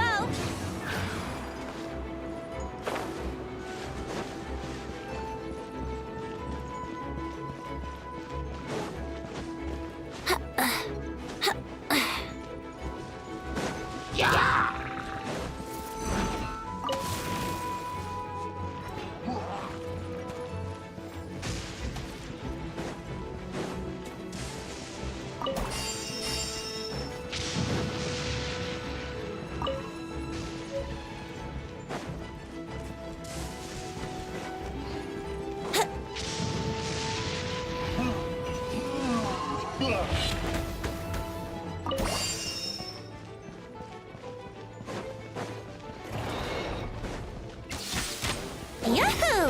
Think you can get away?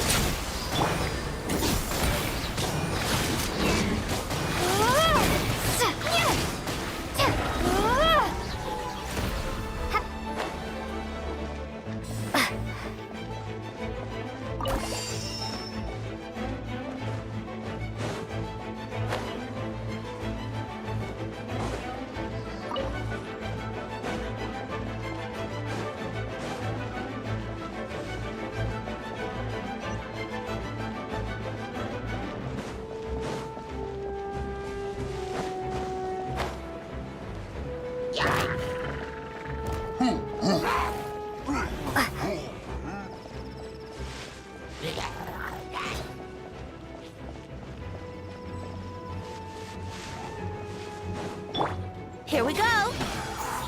Wouldn't gliding be faster? Time for takeoff!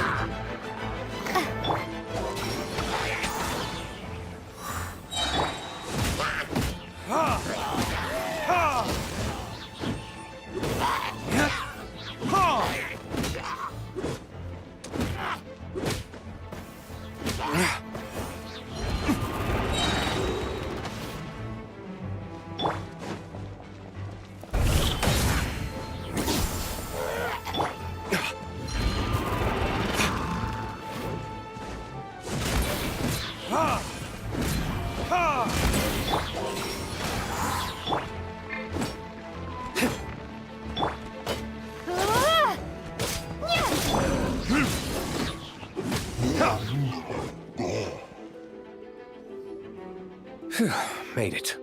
Thanks for the assist. It looks like Mondstadt is in dire straits. Did you see any knights or civilians on the way here? And my initial suspicion could be right. The knights have abandoned the city and evacuated all civilians to a different location. Abandon the city? In the face of unrelenting abyssal attacks, it's possible they had no other choice. But none of that matters now. An empty city has its advantages. We won't need to divert our attention to protecting civilians, for one. Oh, and this thing. It looks like one of Dvalin's tears.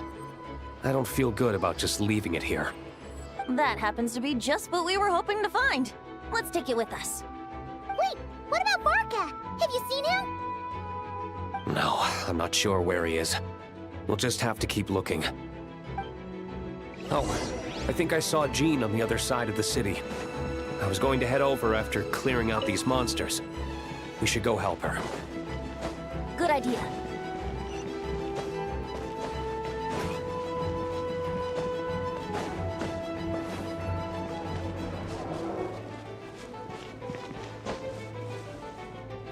Look, it's Jean!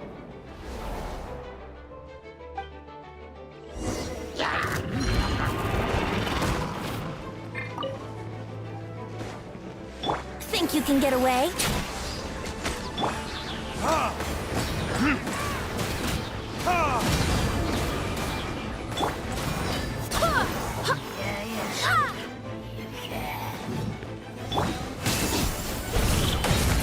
Let's play! Let's play!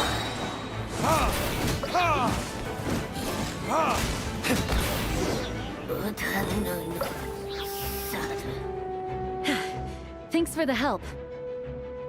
I know everything we encounter in this bubble is imaginary, but these monsters sure fight like the real thing.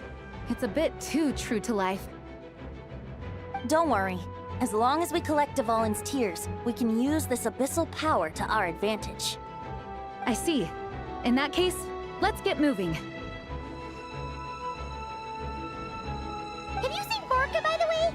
We haven't found him yet. No, he might be at the upper levels. Let's search together. Better to find him soon than later. The Grandmaster is an exceptional warrior, but this is the abyss we're dealing with. You can never be too careful.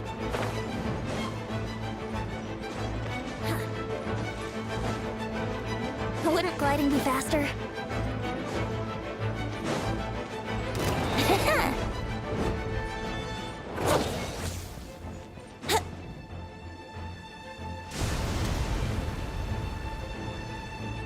Huh? What happened? The statue's broken! The Grandmaster should be over there. Come on, let's hurry.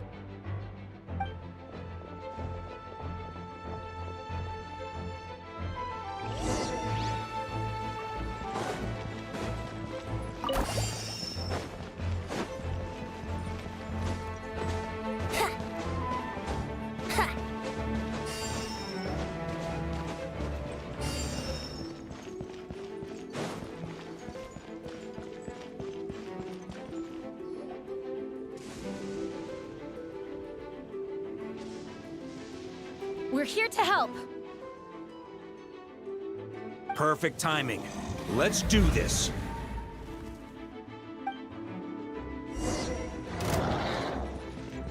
Brace yourselves.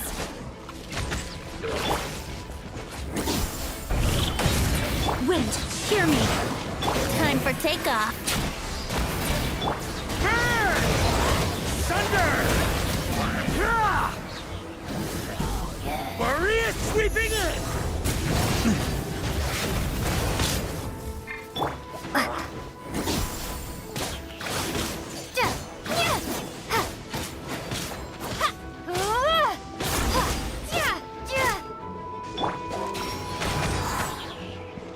you can get away?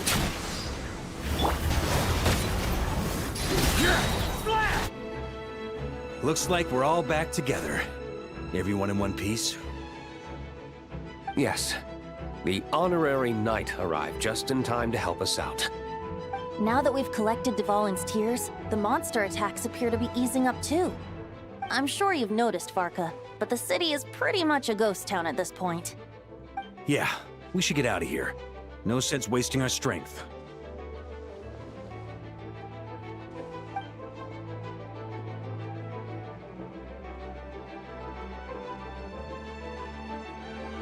This place should be safe from monster attacks for now, at least. Anyone there? The communication function bugged out again. Do you copy? It's me, Nicole. Alice just got back too. Yeah, we can hear you now! What's going on? When designing this experience, we cut out the part where the Traveler cleanses the abyssal power, and we didn't think to replace it with a different sequence of events. I think what we're witnessing is a direct result of that.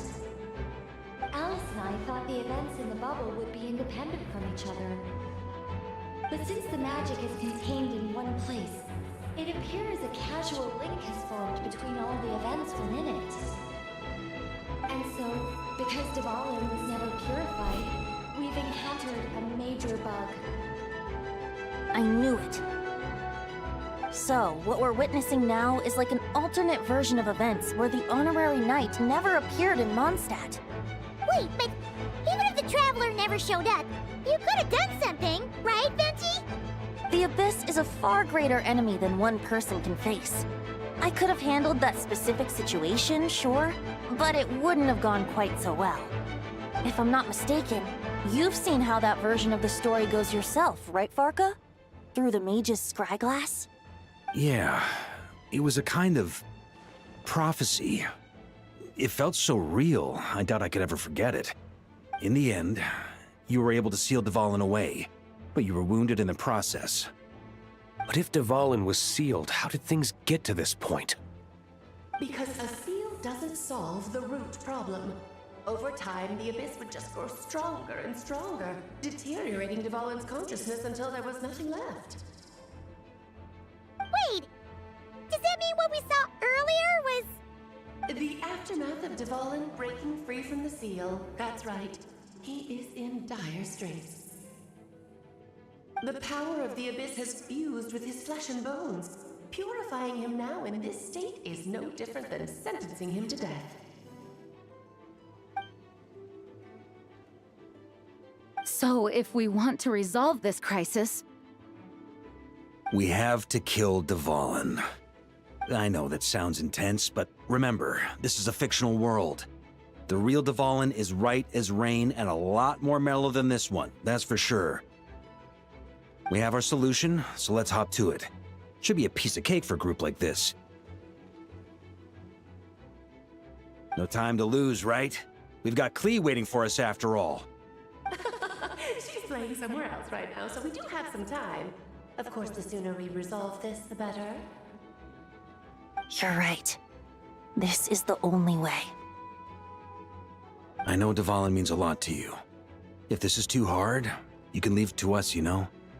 No need to scar yourself over a game, right? I'll be fine. I was prepared for that possibility back then, too. Let's go. Storm Terror's lair awaits.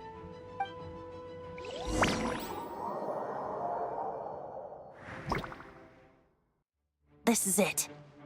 Ready, everyone? More than. Of course. I just hope I learned a thing or two since the first time around. Ha! Guess I'm the newbie, huh? Good thing I'm a quick learner then.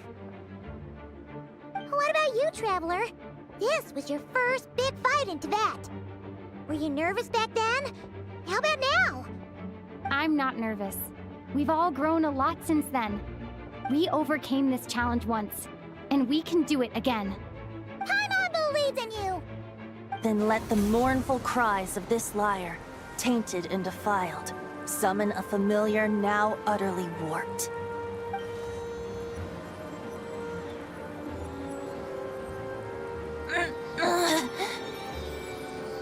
You alright, Barbados? Turning the surging abyss into musical notes is no simple task. But how could I claim to be the finest bard in Teyvat if I didn't rise to the occasion?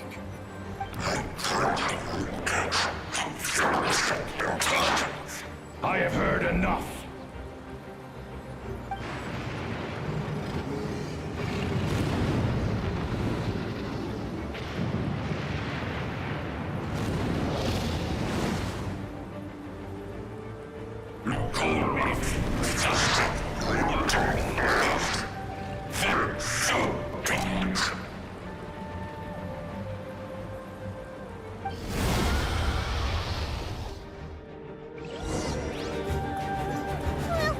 This hulking dragon is as intimidating as ever!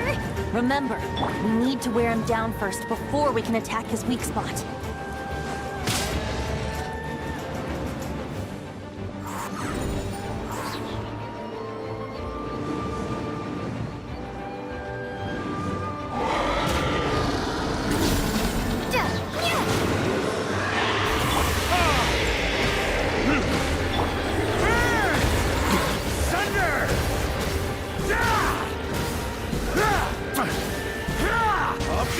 Now's our chance. Climb up and attack the abyssal core. Up the ante!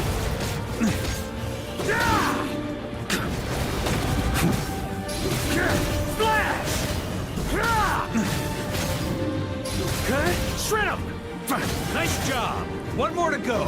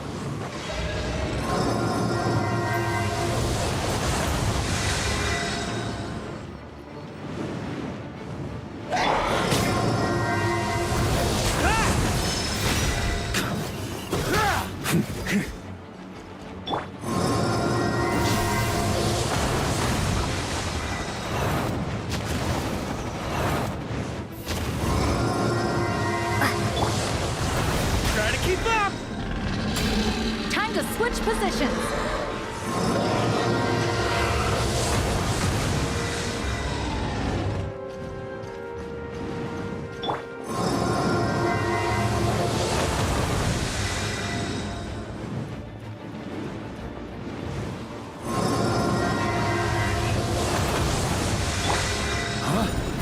Try to keep up!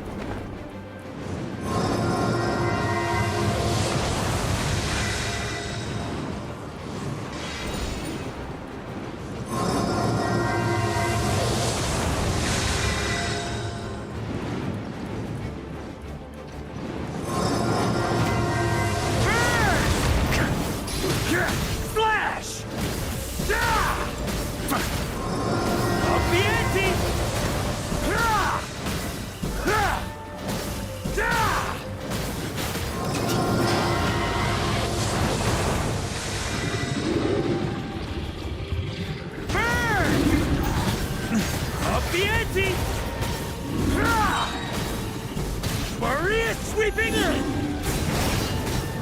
Up the ante! Okay, shred him! On me! Burn!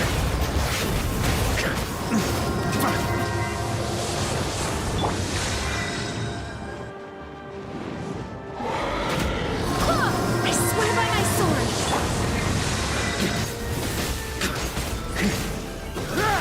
Burn! Up the ante!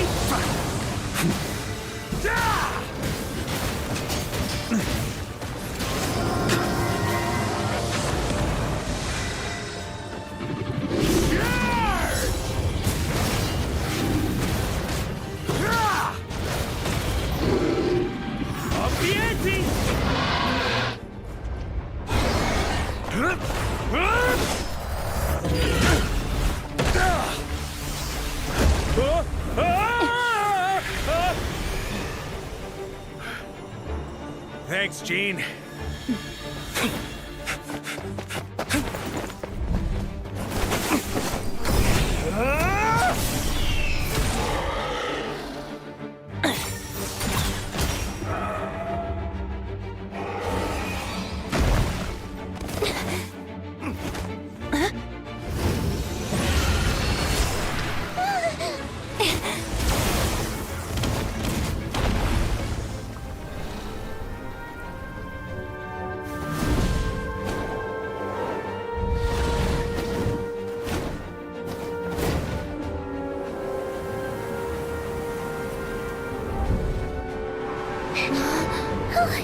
Dvalin, you're here!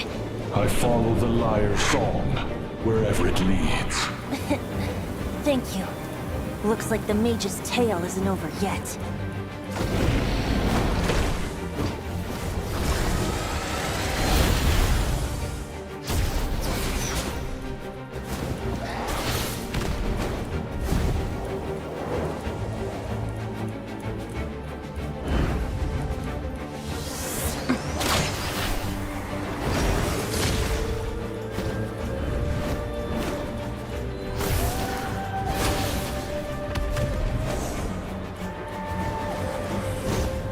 Might not be a happy ending, but someone's got to strike the final blow. It's your turn to be the hero. I'll take knight over hero any day.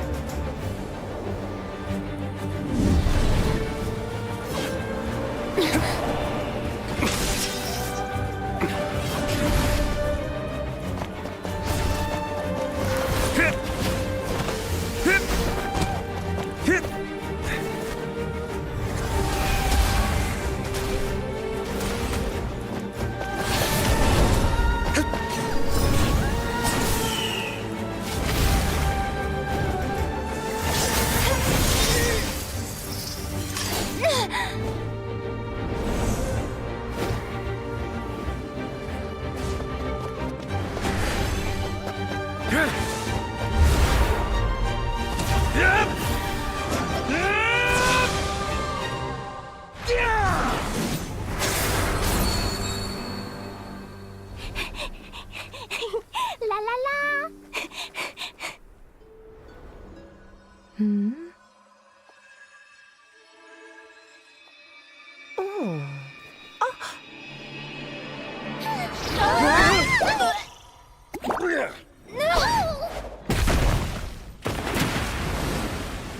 Mom, I'm here to play! Huh?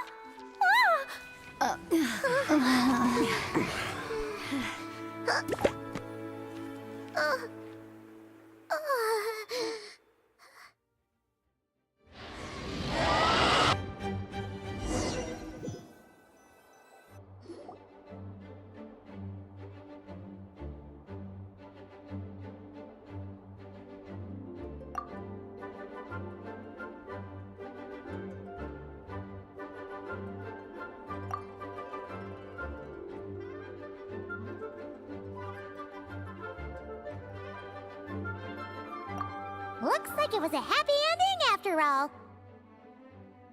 It was kinda like a choo-choo car ride. It had its fun moments and its thrills. All in all, Paimon had a great time. Guess it wasn't without some collateral damage, though. Sorry about the window, Jean. It's fine. As long as the building itself is intact, I consider that a win. I'll arrange for the window to be replaced at a later date. In any case, we were lucky Dvalin arrived when he did. It would have been tricky to deal with a flying opponent otherwise. I suppose I could have created a gust of wind to whisk us up, but I'm not sure our gliders would have survived the process. Honestly, after everything we faced, I can't believe Alice still decided to bring Klee in there to play. She's a daring one, that's for sure. I mean, can we be certain there aren't other bugs that just haven't cropped up yet? I suppose that speaks to the confidence the mages have in their magical mastery. If I know Alice, the whole bubble could have been blown to bits, and Klee still wouldn't have had a single scratch. Her abilities do speak for themselves, I suppose. So, what now? Anyone down for a drink? My treat. Sounds like a great idea. But tonight it's on me. I happen to have a bottle of fine wine set aside just for the expedition team. Haha, even better. Count me in. Say no more. You had me at fine wine. All right, let's head over to my place then. You're coming too, right, Jean? I'm afraid not. There's still a lot of work to do. So what? The world's not gonna end if you push it off? Come on, we never get a chance like this. I suppose that wouldn't be a problem if you head back to headquarters with me after we're done and help make up the work. On second thought, how about you just join us when you're done with that? What about you, Honorary Knight? Gonna tag along?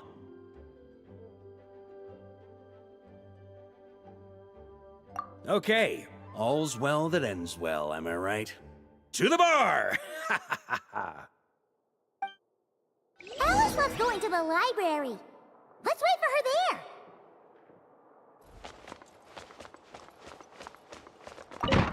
Whoa! Looks like it's been fixed already.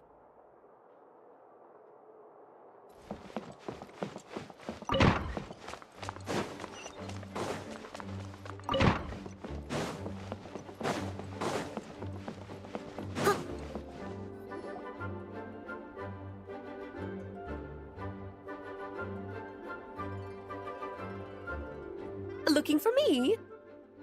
I'm glad. I wanted to thank you for helping me keep my promise to Klee. She had a splendid time in the bubble.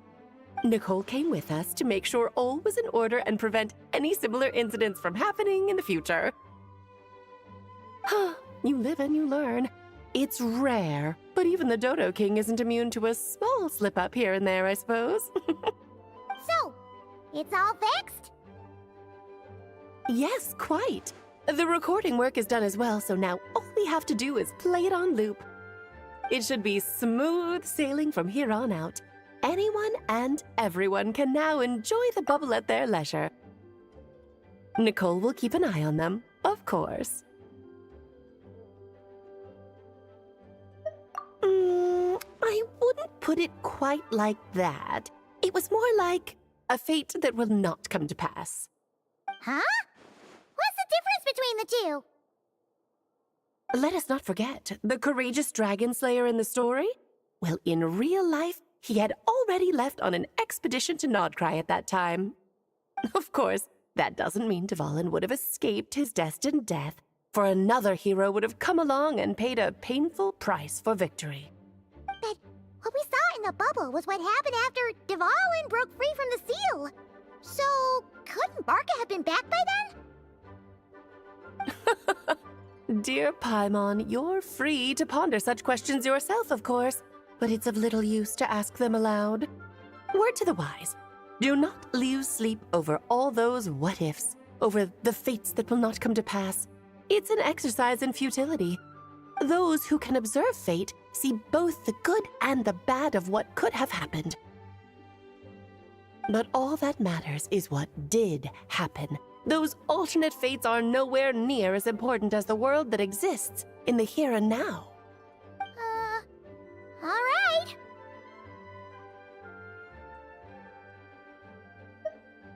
Ah, you're saying it was as if the bubble itself had become contaminated. I suppose some gunk could have stuck to my luggage while I was wandering the border and got mixed into my magic without me noticing. Just kidding. I would never be so careless. Your intuition is spot on, Traveler.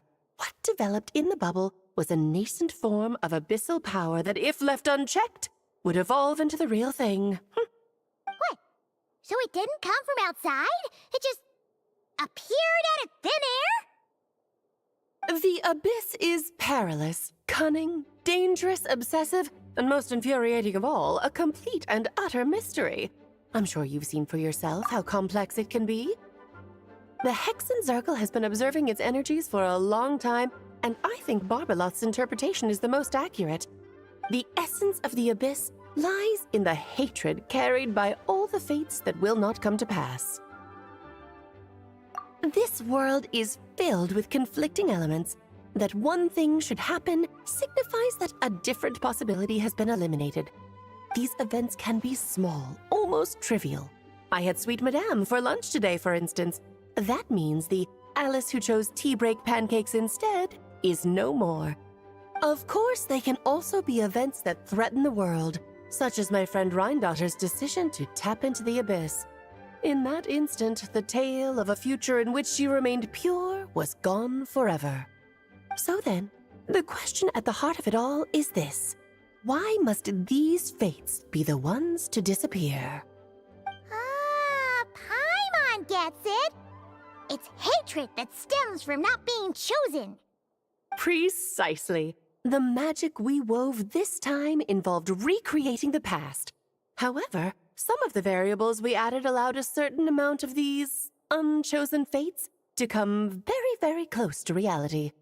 And thus, the abyss showed its teeth. Of course, much like always, it is not existence that it seeks, but the destruction of all. In the end, though, it wasn't a huge issue. Things like this happen on the border all the time. It has quite the victim complex, that's for sure. It's obsessed with entering this world at all costs.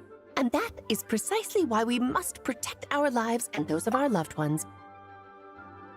Because when you think about it, to exist in this world is to be a spark of luck amidst countless possibilities. How precious is that?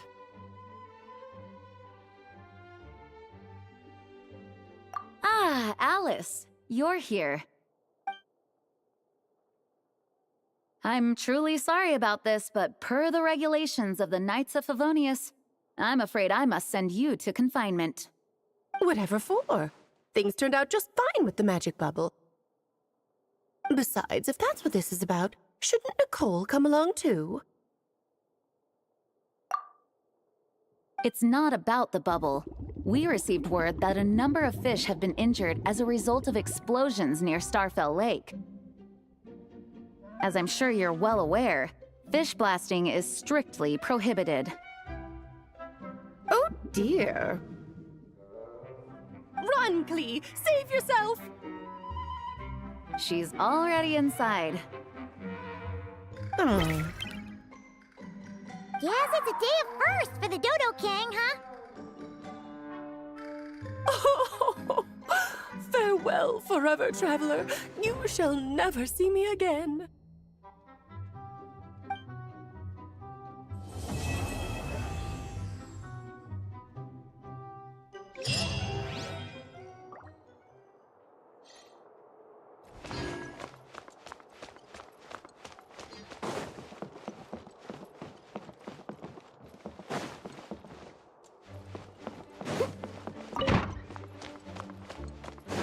Someone needs assistance. Here, I'll draw him for you. Look, this is the bad guy who made a whole bunch of trouble for Daddy. It's all his fault Daddy couldn't make it back this time. That big meanie. We should blow him up. That's right, he is a big meanie. But thanks to the honorary knight and her friends, he's not going to be much trouble anymore. Yay! The honorary knight is the best!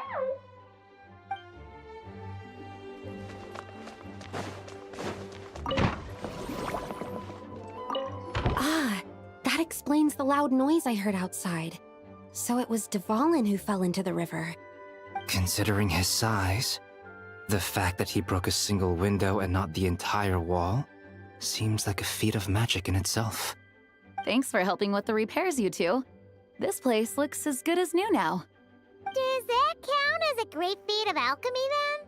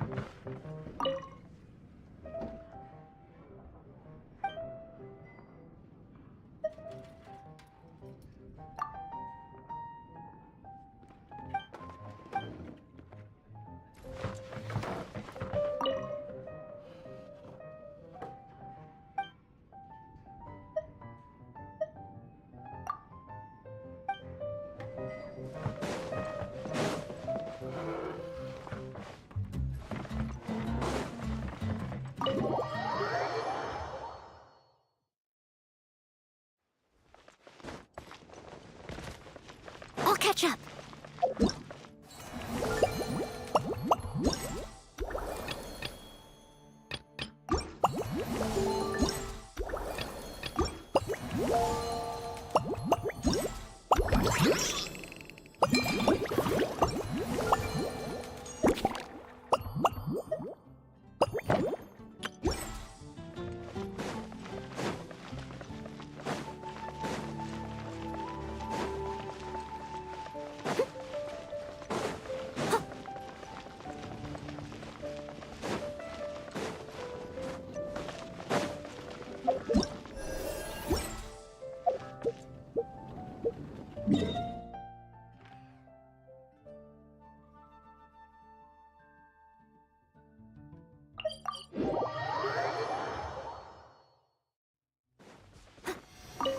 I'll catch up.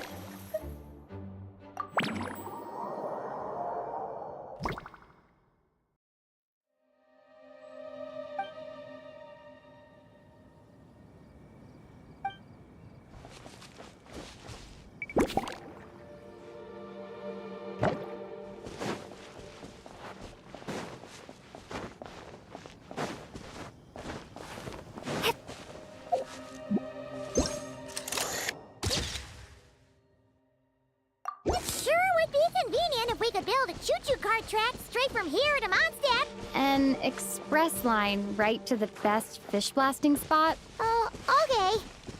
Might not be the best idea.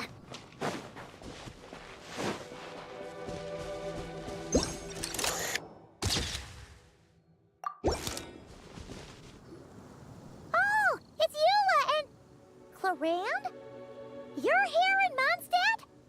Yes. I received an invitation to exchange swordsmanship techniques. I'd heard of the single-handed sword form of Favonius blade work. But, after crossing swords with Miss Eula, it turns out the Knights of Favonius are quite accomplished with the greatsword as well. You're quite an accomplished swordsman yourself. Although I suppose that's to be expected of the champion duelist. Even over a few short rounds, I feel like we've learned a lot from each other. For sure. You don't have to worry about breaking stuff or accidentally hurting anyone nearby. That's right. There also appear to be automatic harpasta launchers in the area. Ah, that's one of your local traditions, isn't it? Shall we have ourselves a game, then? Why not? You should know, though, I'm not easy to beat at this game. Ah, hold on. No muskets allowed. Oh, why not? Doesn't it still count as hitting the harpastum? A sword's range is limited, though, so it wouldn't be fair. Ah, of course. Then you should use a gun as well. Voila, problem solved.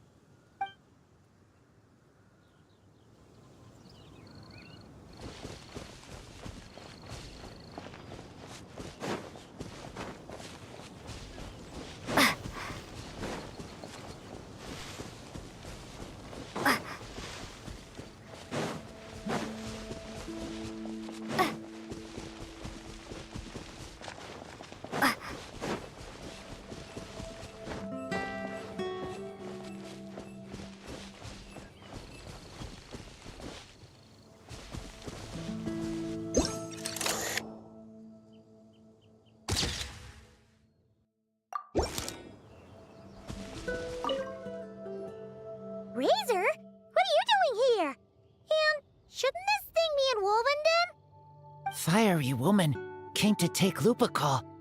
I said no. She backed down, but then said I would do just as well. This sword is here, for now. I am here to protect it. Hold on, let Paimon get this straight. Alice was planning to bring Boreas here, but you stopped her. So, she took the illusion of the sword and left you to guard it instead. That would make the trial of Boreas the trial of Razor now, wouldn't it? We fight. I protect Lupical. Wow! Looks like Paimon's guess was spot on. Don't worry, Razor. No one's gonna take this sword. It's not even real. Not real? Alice's scheming claims another victim, huh?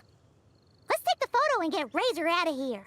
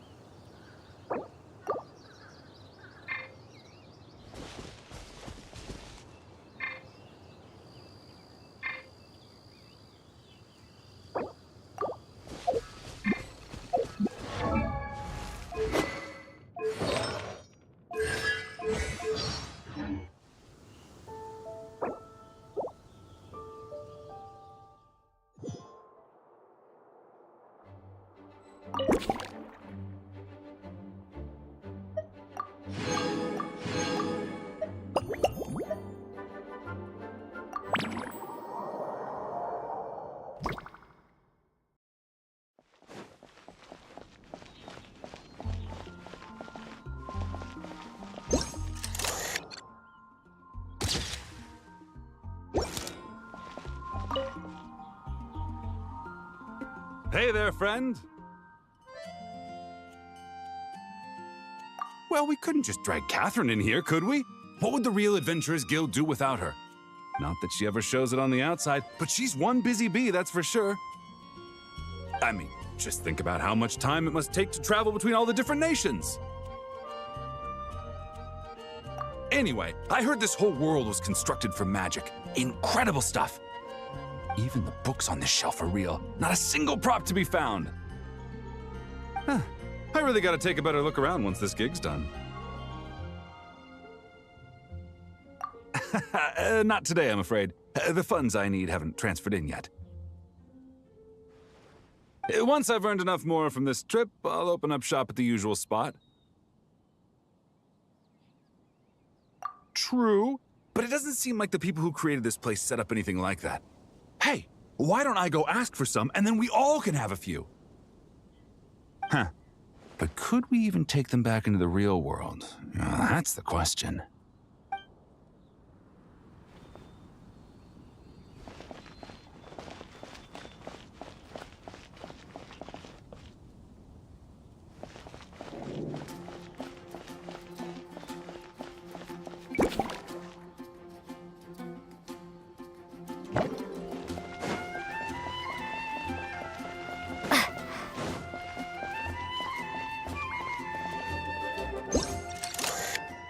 Huh?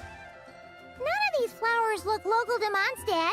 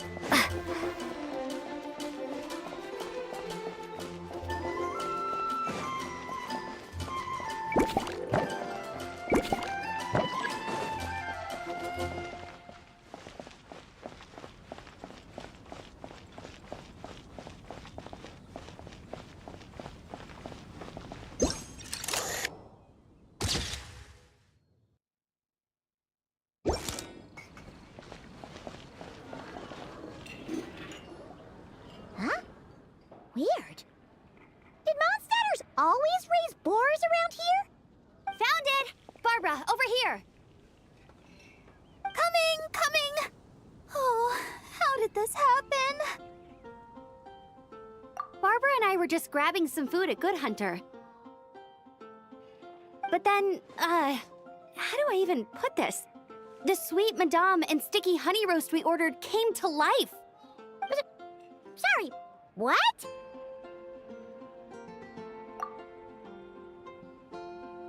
That's right. I managed to catch the sweet madame earlier. Come on, let's wrangle this thing so we can head back and eat. Wait, what? Uh-oh. What is it? More pigeons and forest boars! The rest of our lunch is making a break for it!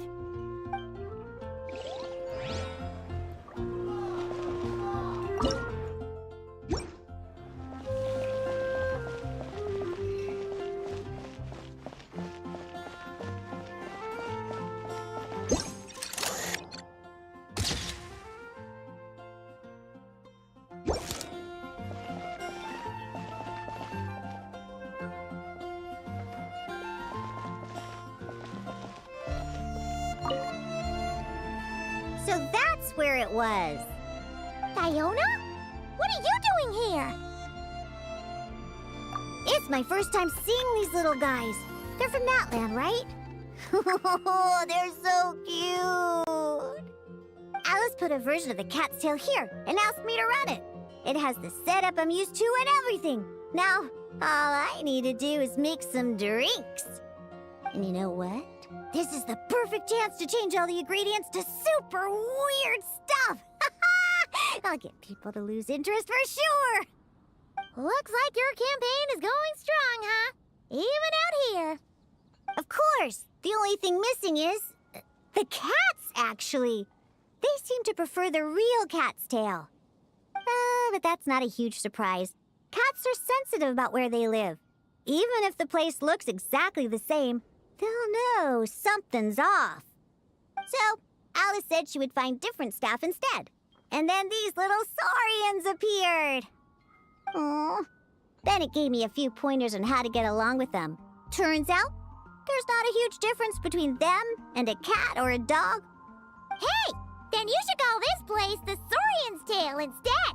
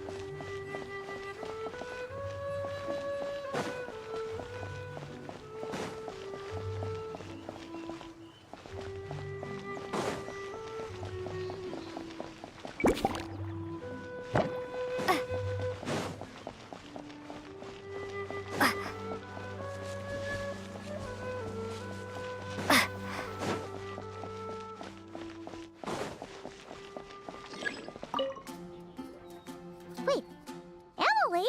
Huh, it's been a while. Hello, you two. Looking to buy some flowers? Yes, I came to Mondstadt to collect a few samples for new scent ideas, but I wasn't finding anything. Then, this lady who called herself a mage told me she had a bunch of rare plants she was sure I'd never seen before. All I have to do is manage this flower shop, and I get to research these plants all I want. Nice! That should help you come up with something new for sure. If there's one trait they have in common, I think it would be the feeling of summer. Refreshing and clear, cutting through the full-bodied and dreamlike floral notes. I certainly have a lot to research, so I think I'll be here for a while. Did you need anything? We're looking for things in here that are different from the real Mondstadt. Do you mind if we take a few pictures of these plants? Hey, since you like them so much, why don't we ask Nicole if you could preserve them in some way? Really? That would be amazing. This is my payment after all.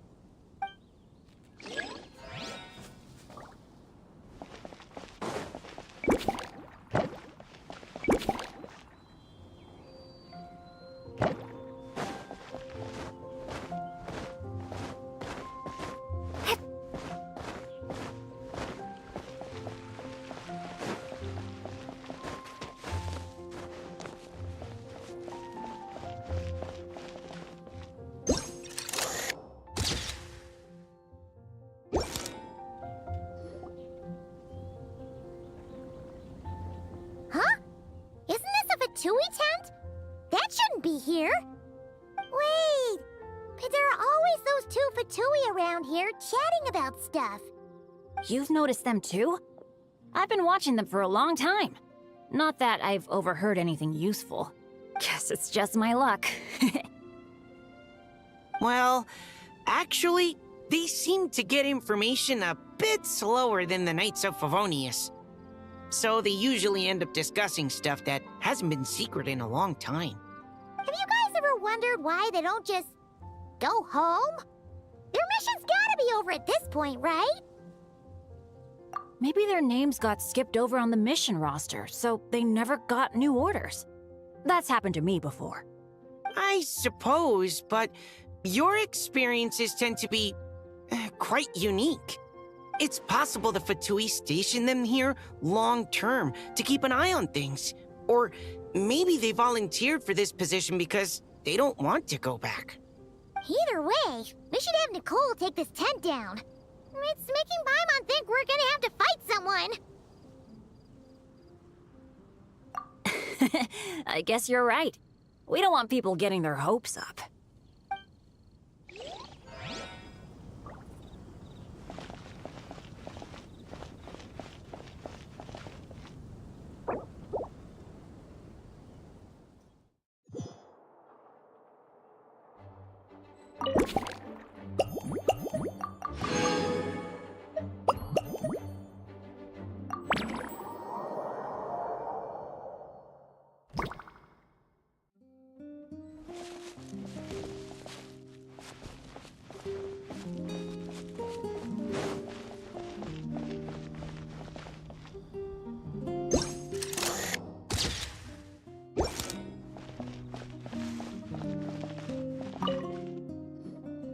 Such a succulent fragrance of grapes. Ah, this place is heaven. Had I a mouth that could move, I doubt I could resist eating them right off the vine. This is awesome. Whoever lives in here must be a person of means indeed. Even in a storybook world like Simulonka, we can never afford such a big estate. Wait, but this is a world inside a story too, isn't it? Oh, hello! Is something wrong? My apologies, but the event taking place at Dawn Winery is not open to the public quite yet. Allow me to show you around a different area. Ah, I see. That's unfortunate. Oh, it's Noelle! Hey there! Oh, hello, you two. Well, Miss Alice thought things might get complicated around here, so she said she needed someone capable who could get the job done. So she flattered her way into dumping a bunch of work on you? Stuff that isn't even related to the Knights at all? Oh, no. Mr. DeLuke was there, too. He said he would appreciate some help guiding the tour groups from different worlds that are here to visit. Tour groups from different worlds? Oh, right! The Golden Apple Archipelago, the Valurian Mirage, Simulonka. The gang's all here! Oh, it's all right. I'm happy to help.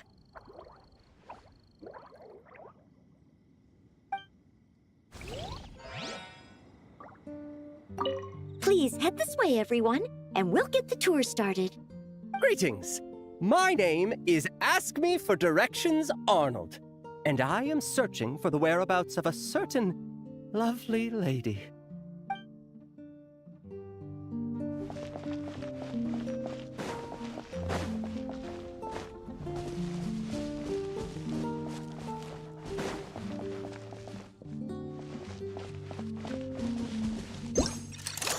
Oh, there you are. I've been looking everywhere for you.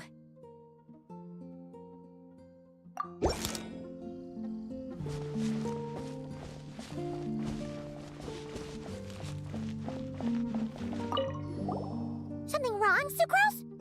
Oh, no. I was just looking for a piece of alchemy equipment we needed for the event. Master Albedo has always been careful with our costs. We maximize the use of every piece of lab equipment we have. So if something hasn't been used in a while, it's usually pretty old. Take this, for example. We've used it a few times before, but we found the effectiveness and ease of use somewhat lacking, so it was sidelined quite quickly. According to the mages, it was meant to be placed in the city, but it went missing after being tossed into the magic bubble.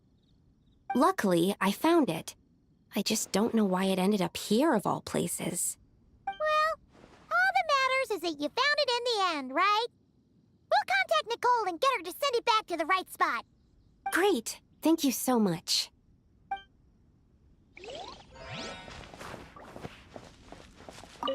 At least I managed to track it down.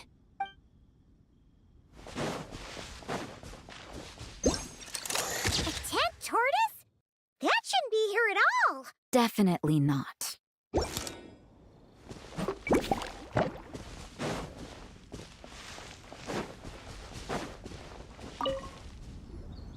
Wow! I've never seen such a large turtle in my life.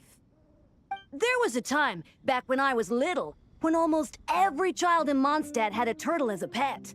It was quite the trend. Oh, yeah! Jean and D-Luke mentioned that a long time ago. I had one too, of course. Quite the hassle to take care of. Small pets like that always are. Wait, you had one too? Is that so strange? Oh, no, of course not.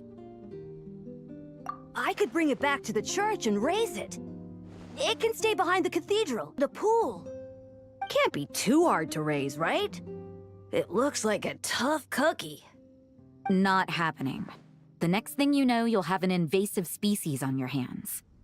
Just tell that mage to put it back where she found it. Guess that's for the best. Can't be too hard to raise, right? It looks like a tough cookie. Not happening. The next thing you know, you'll have an invasive species on your hands.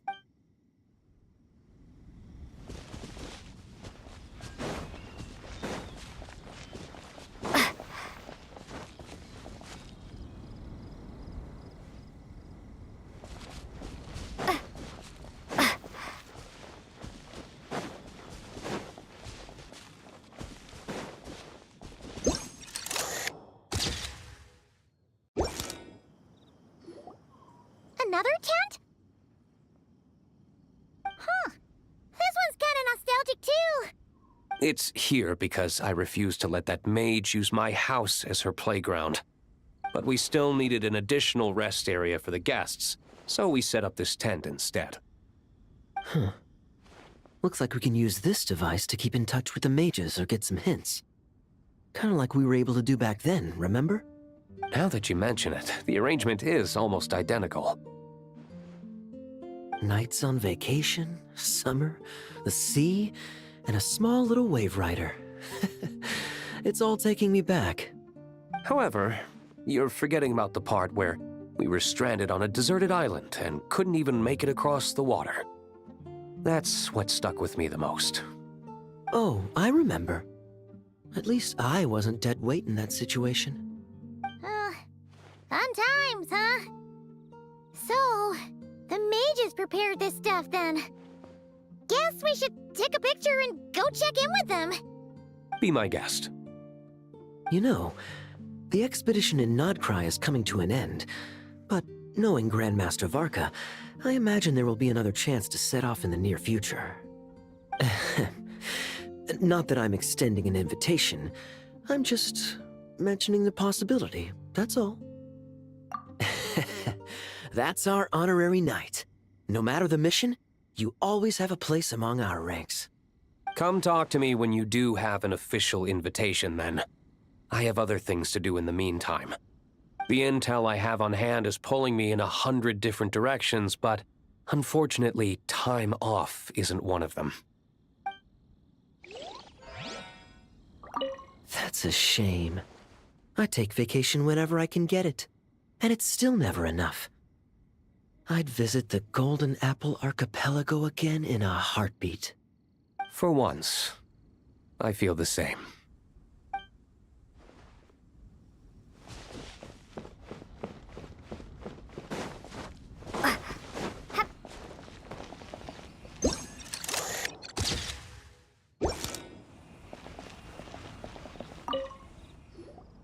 I heard this thing was terribly ineffective when first invented.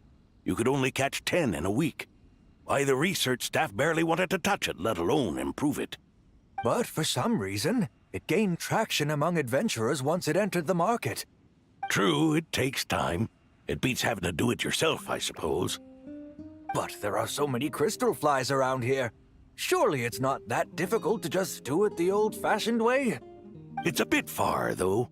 Just imagine how tiresome it was back in the day, having to come out here over and over again, and no gadget to help. Does that count as trespassing on private property, I wonder?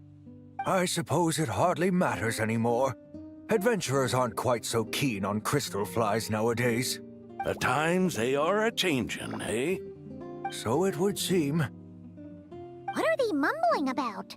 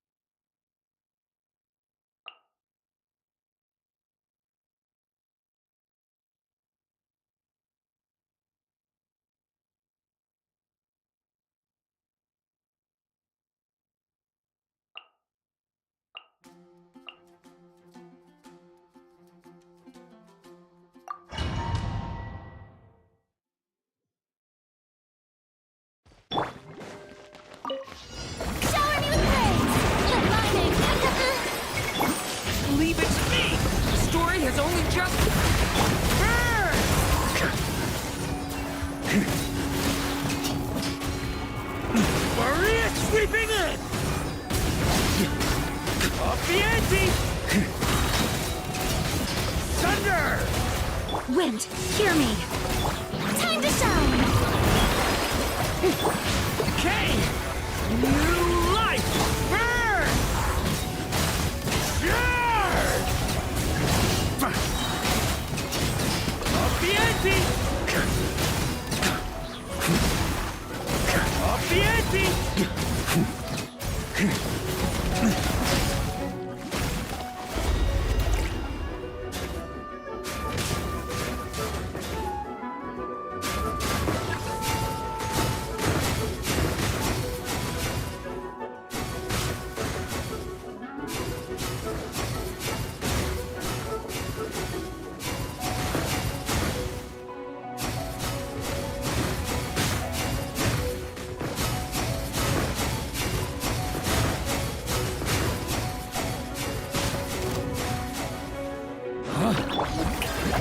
Let my name echo in song! Full is blood! Barbados, guide it. Decay! New life! Leave it me!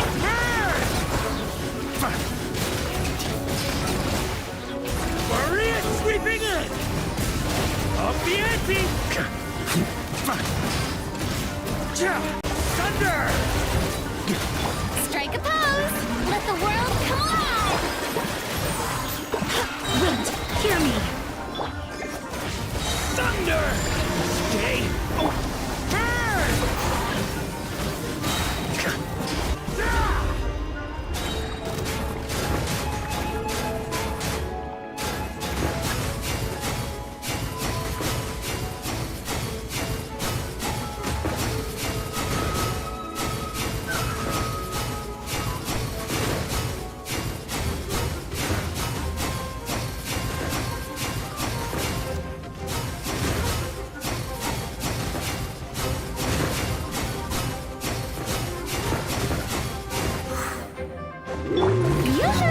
Let my name echo in song! Barbados, guide us. Stay back! Turn!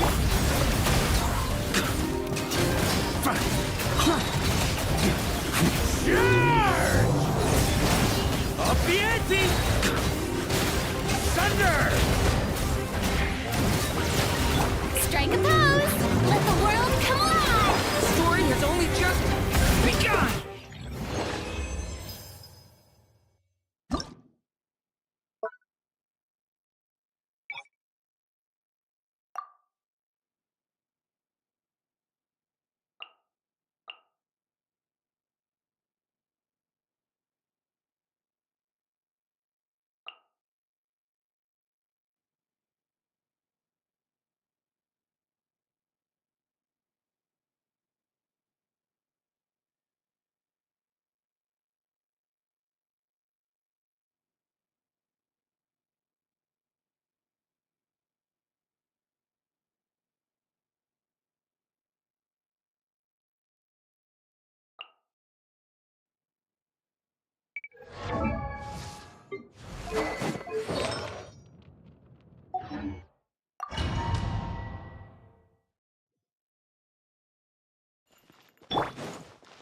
Rise! Drop your weapon! Stronger! Form first! Start the headbutt! Hero incoming! Ultimate flying kick! Smash down! Yeah! Charge! Final warning! Let's oof! Hero incoming!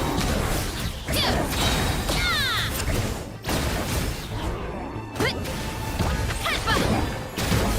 Hero incoming! Drop it! Stand! Burn it down!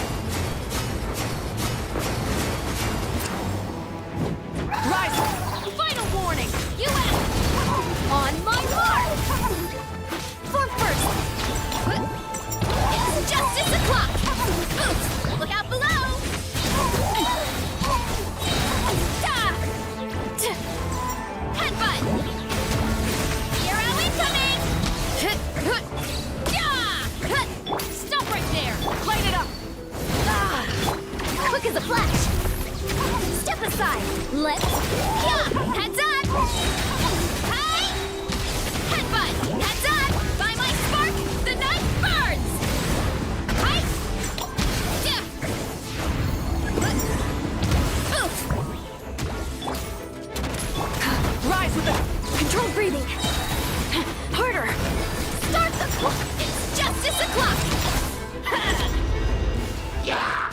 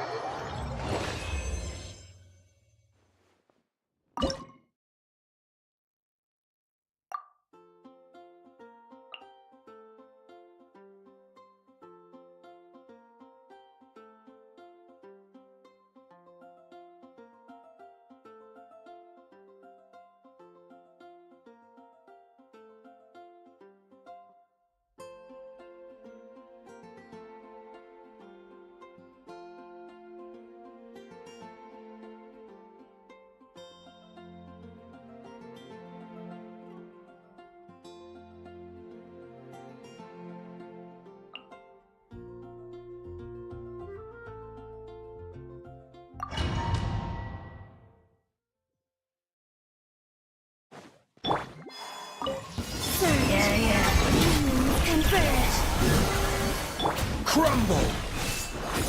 While the light shines bright! The sky's clear, the glazed moon shines! Light the dust!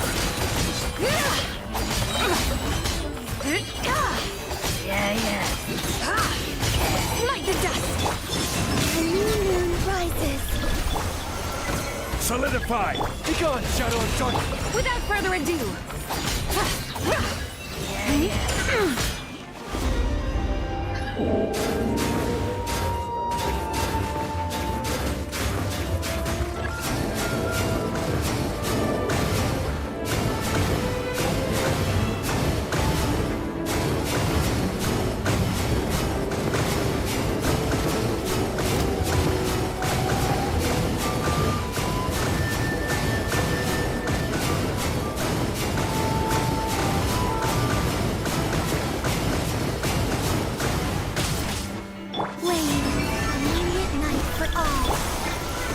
Stabilize! Light compels you! You got this! be cleansed! Divine light, shield them!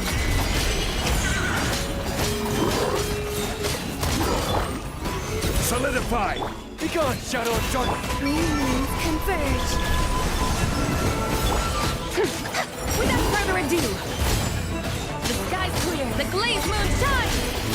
Light the dust!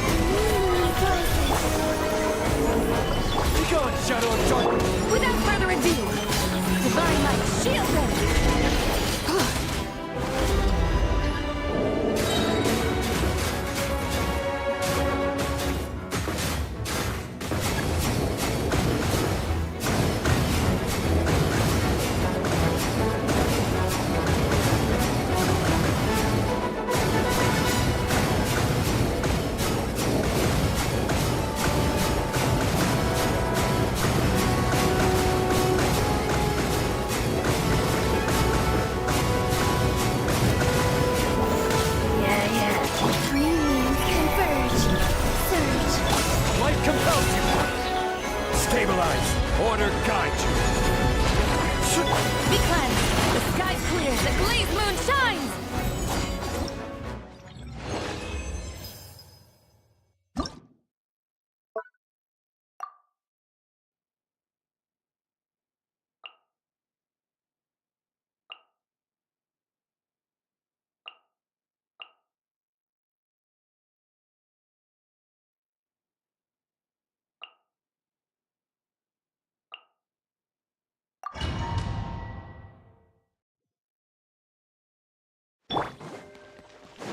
Let my name echo in song!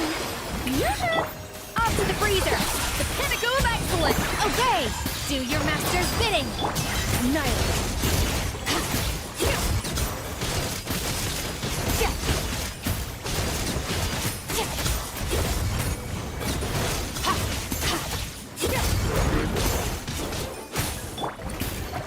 Let the world collide!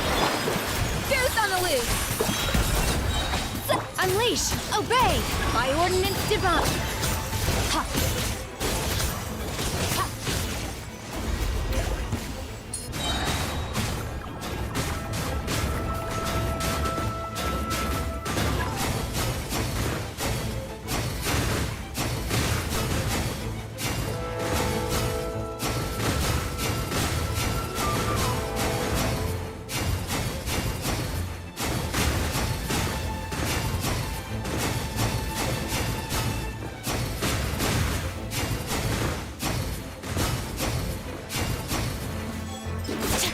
Let my name echo in song! Unleash! Cryo incarnate! The pinnacle of excellence! A little amid... extinguished!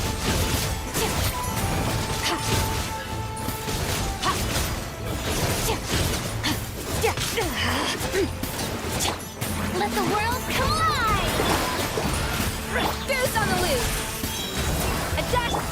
By ordinance divine! Sword!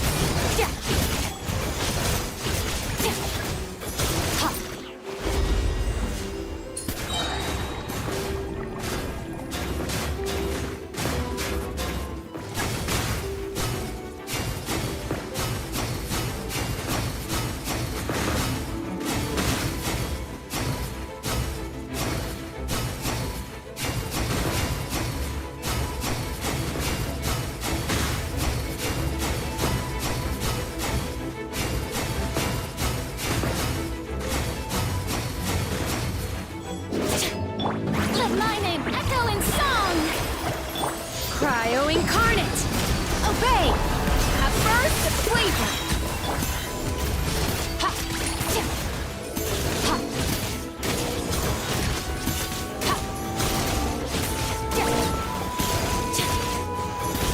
Tya! Tya!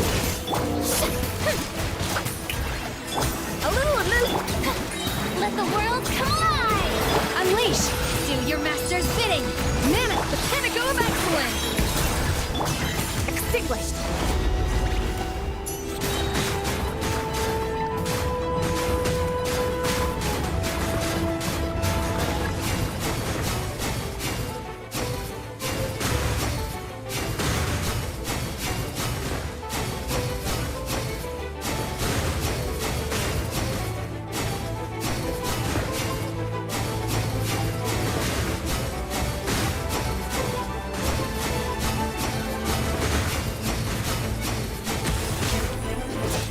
Time to shine!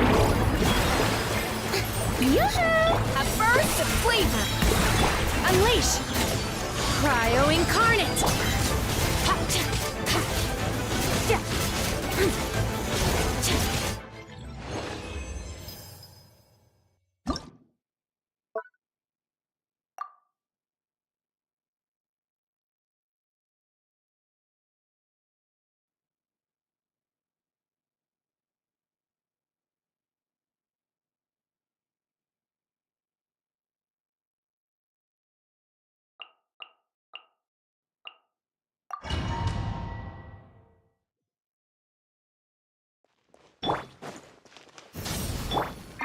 Tell me what you see.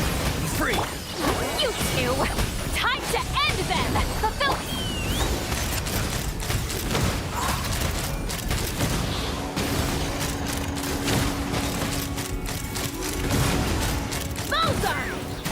him down.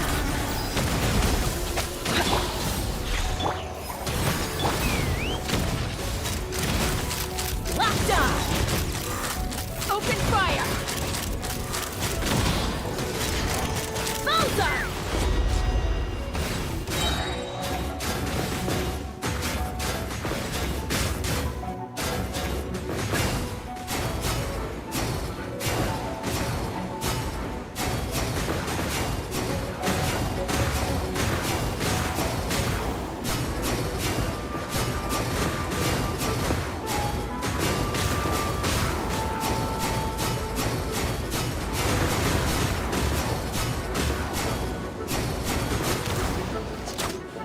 Go! You're free now! Keep lolling! Keep Papa! Get him! Light up the blazing sun! Incinerate!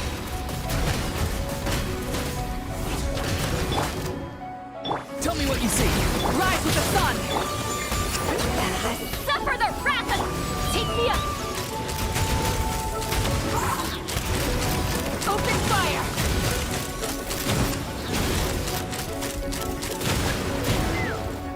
Light it up!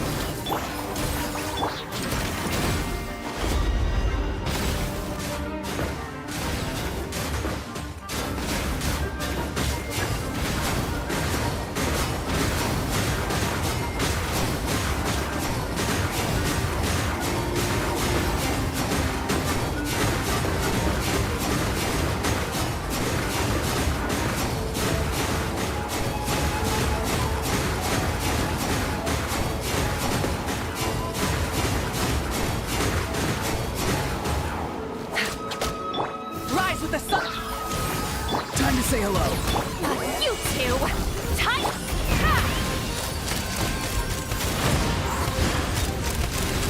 Open fire! Bullseye! Locked on! Light it up! Fulfill our pact! Not too far now. Let's fly!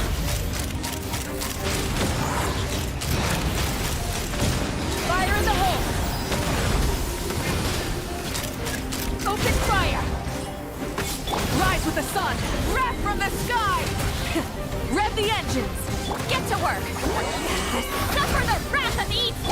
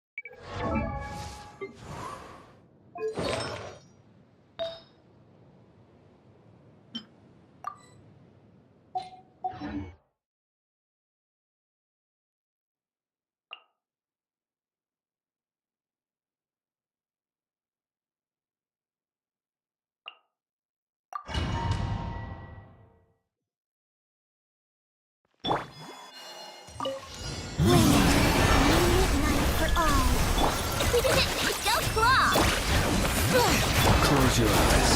Be silent. To dust. Beware the creatures of the night.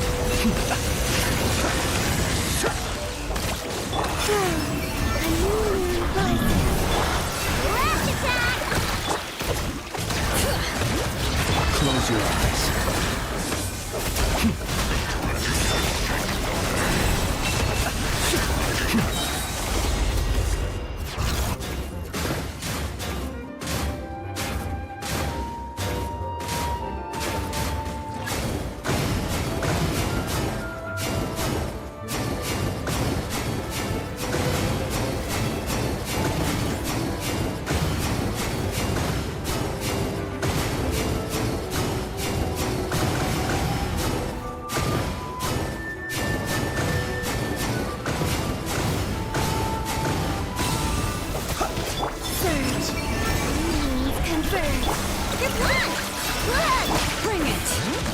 Observe.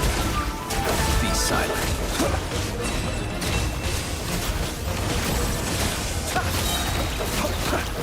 Close your eyes. Wayne, a new moon rises. Ding dong! Observe. Be silent.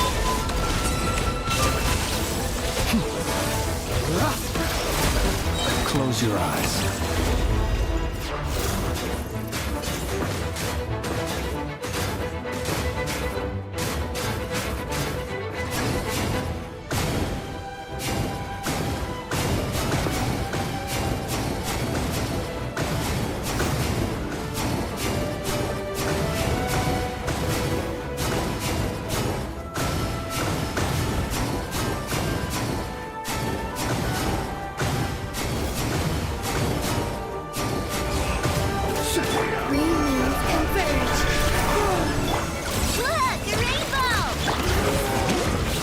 Observe. Be silent. To dust. To dust. A new moon rises. No claw! Observe.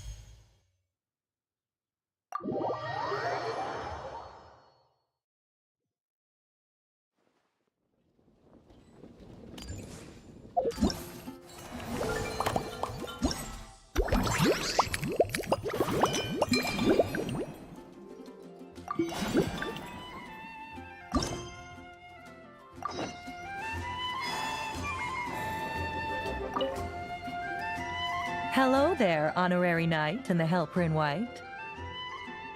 It's so nice to meet you, Honorary Knight and Lady Paimon. Glenfidia, at your service.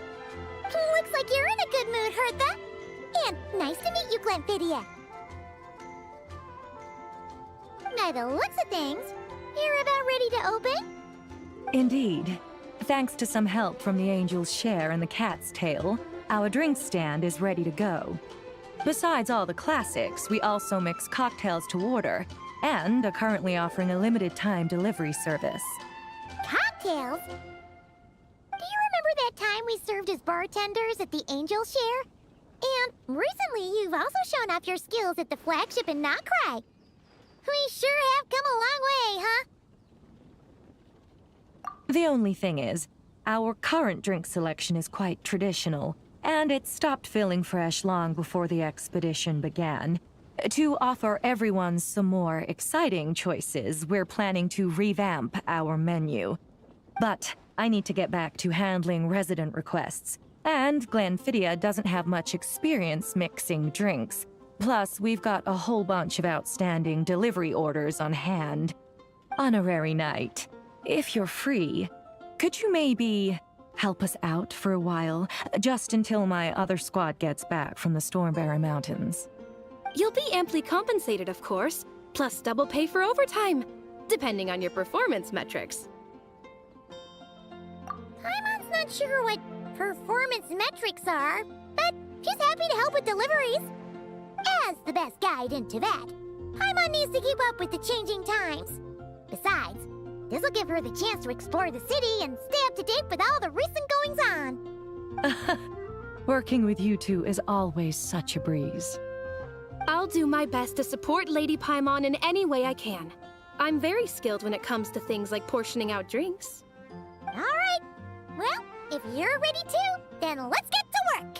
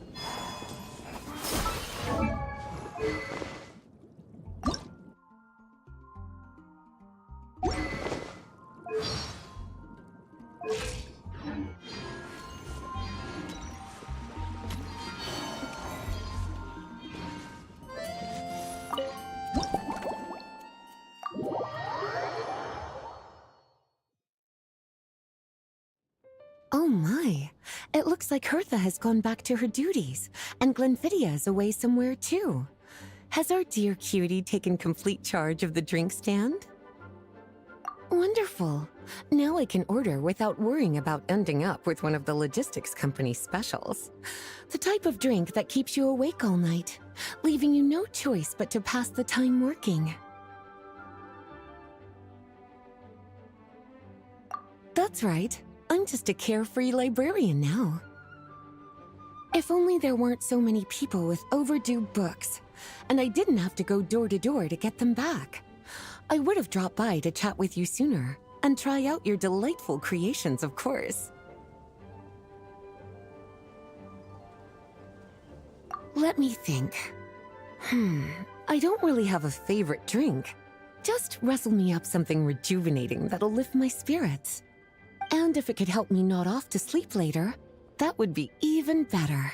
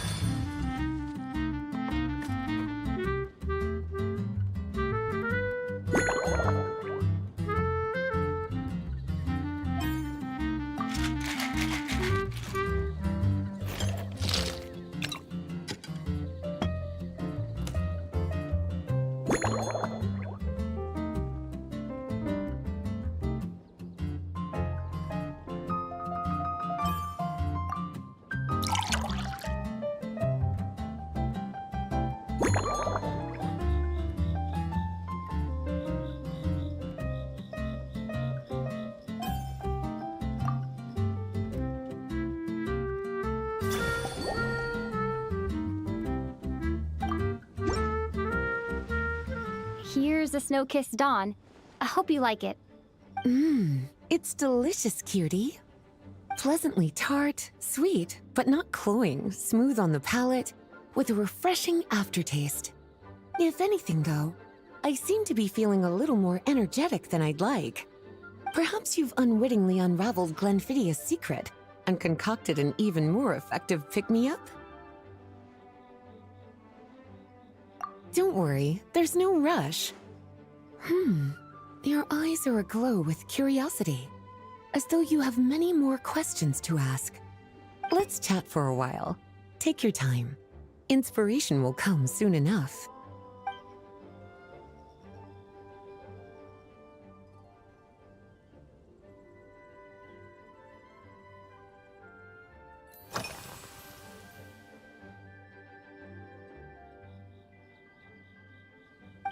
Since you're asking, it's been a bit of an unusual day. There's a chef, fresh out of training in Fontaine, who's recently taken up a position at the Goth Grand Hotel. She borrowed our most valuable book, the Mondstadt Millennial Compendium of Desserts. Apparently, she plans to use dessert-making techniques to improve the taste of various savory dishes. Something about reducing their greasiness. Indeed, and judging by the results, she rather overdid it with the caramel sauce. What should have been fragrant meat slices ended up tasting nauseatingly sweet. Caramel sauce is such a fantastic ingredient, you know?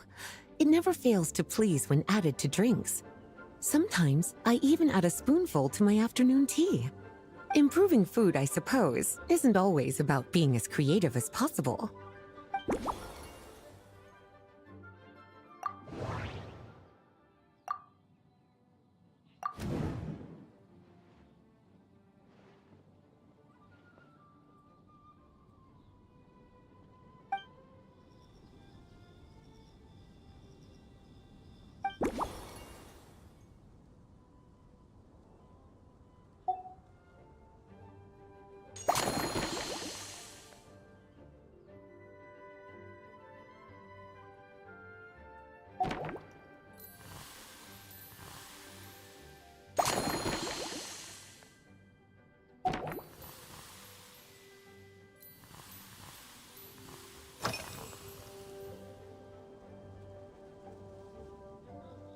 Oh, this? That was for another of today's little errands. A large contingent of the expedition team will be returning to Mondstadt soon. They've been away for such a long time, so there's a good chance many of their tastes have changed. Jean asked me to visit some of their families to try and get a better understanding of what new ingredients might satisfy our knights' changing preferences. Well, they've all devoted their blood, sweat, and time to protecting Mondstadt. They deserve some care and respect in return. Based on what I gathered, the most requested ingredient was cacahuatl from Natlan. It seems like our knights have developed a taste for cocoa. In their letters, many of them mention that they rely on cocoa to keep themselves energized. I've tried hot cocoa myself, and I must say, I find it just as effective as coffee when it comes to staying alert.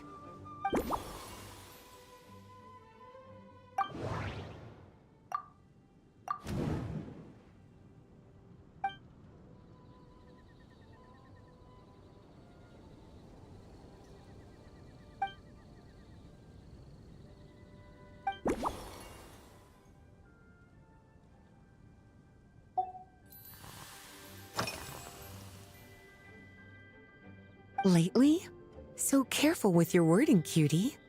Is that because you think that I, too, might have changed since we last met? Or simply because you can't remember? Not bad at all. A flawless answer. Back in my student days, I might have been drawn to every new and exciting ingredient I read about, constantly expanding my horizons and stepping out of my comfort zone. But now, I've grown accustomed to a life of comfort and routine. To paraphrase a certain Leowed legal expert, my life is fast approaching a state of living out one's golden years in peace and comfort. I'm no longer so easily moved by adventure and excitement. I'm sure you remember, a few years ago, when we were adventuring together, you found me that sweet-tasting alchemical ingredient. Well, my tastes haven't changed a bit since then.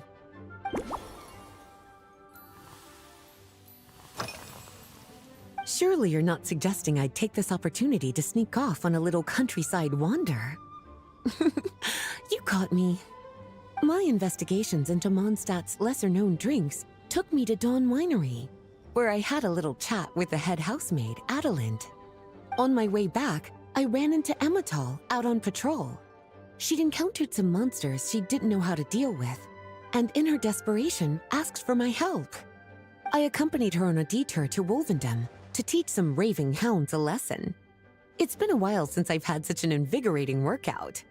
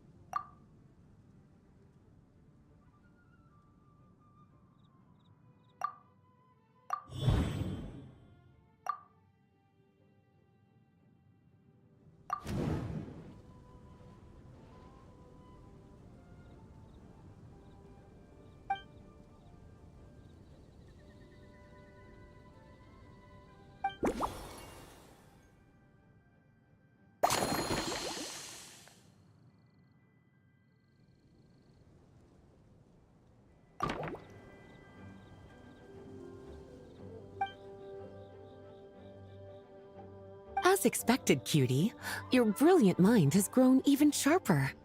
Just a few gentle hints were all you needed to light that special spark of inspiration.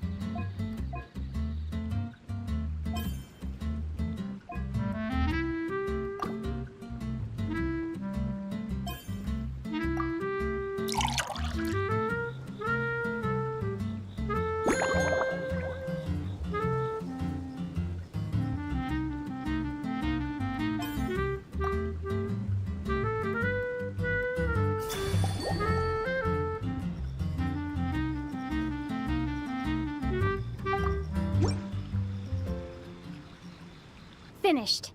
A new creation, custom made for you. This should help you fall asleep quickly and guarantee you peaceful dreams. It's called a slumbering rose. From the colors to the choice of glass, everything's been carefully crafted. You've turned it into a completely different drink. Based purely on appearance, it's exactly my style. Time to see how it tastes. Full marks. It's like savoring an exquisite dessert before taking a stroll along the shore of Cider Lake, with a gentle breeze caressing your skin, relaxed and at ease. I no longer feel drained of energy, but neither am I overstimulated. I'm actually starting to feel a little sleepy. As a bedtime drink, this is pure perfection. So good, in fact, that I feel like writing an article to extol the virtues of this slumbering rose. I can use it as an opportunity to crown you the new maestro of mixology. Speaking of lakeside strolls, why don't you join me next time there's a clear, warm day, when the sun is bright but not too harsh? Any walk would be more relaxing with you to talk to along the way, cutie. Then, when we get back, you could fix me up another glass of slumbering rose. And I'll make just as sure to hold you to that. When the time comes, I won't accept any excuses.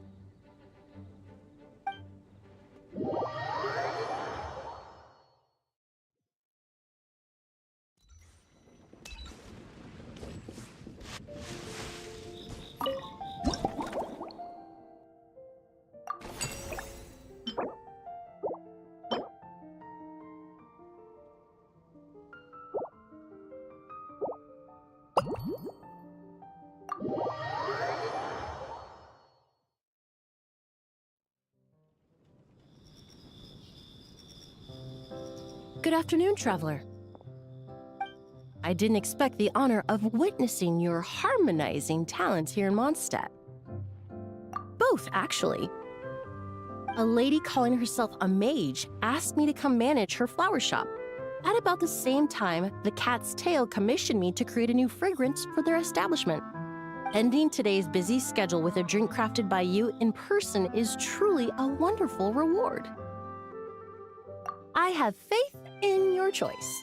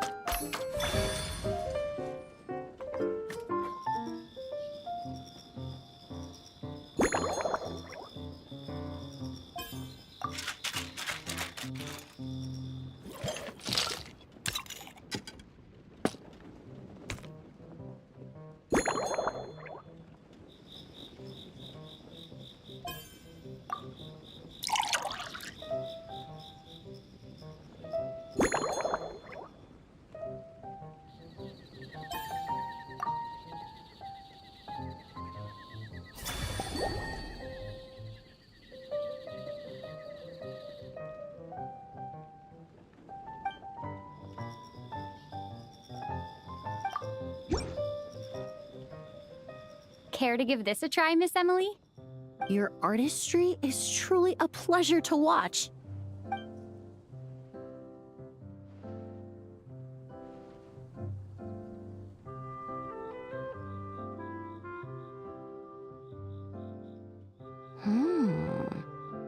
This tastes like a local variant of a Lumiduce Twilight. Am I right? The gentle and elegant taste, with its distinct layers combined with a hint of Mondstadt's characteristic scent, offers quite a welcoming flavor, all the while avoiding potentially discordant aromas. Though in reality, there's no need for you to be so conservative. I have quite a high tolerance for flavors that stray outside the boundaries of conventional wisdom. Your drink was nice, but it would be perfect if you could make one with a little more depth.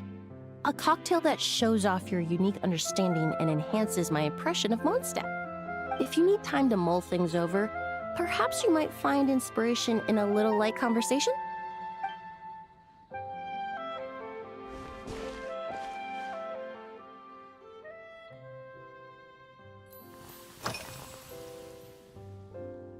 Oh, thank you for asking. It's been going well, though this trip to Mondstadt has presented some unexpected challenges. When I first got here, I was relying on a copy of An Overview of Aromatic Substances and the Human Senses to identify promising local ingredients from the Mondstadt region. To my surprise, my trial fragrance, which used valberry as the primary note, proved far too sweet in the context of a tavern, relaxing people so much that they ended up feeling drowsy. The bartender with the beautiful ears, for instance, fell asleep right at the bar.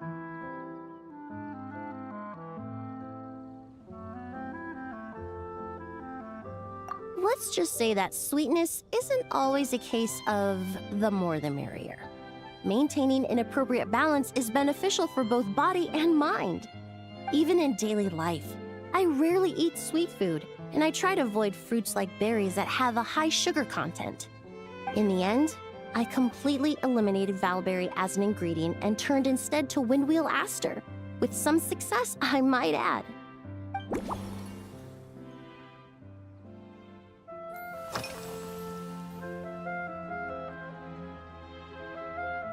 They're part of my reward from the flower shop owner. Important ingredients for making perfumes. Thanks to these, I was able to complete my commission for the cat's tail.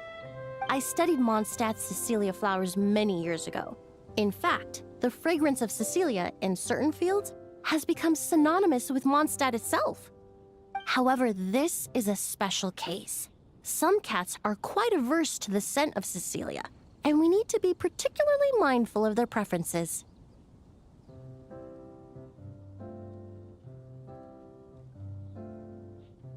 Windwheel aster. The various parts of the windwheel aster plant can be ground into a powder to extract their essences. I then blended the scents from its petals and leaves.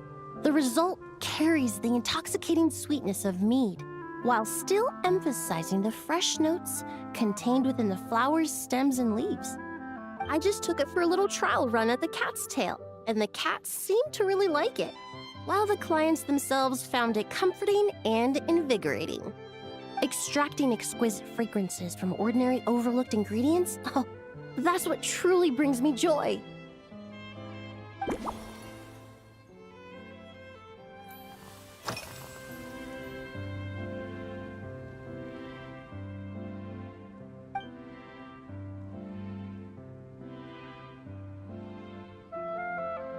It really is. A while earlier, I watched a whole run of fair weather clouds float by, fluffy as pillows. It's not overly humid either, and the wind is gentle too. In such conditions, one sense of smell is heightened, but not to an excessive degree. When scents are blended well, they naturally combine with the ambient context, leaving particularly powerful impressions.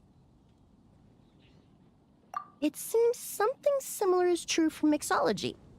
As long as you choose a base of appropriate strength, the various flavors will blend seamlessly together.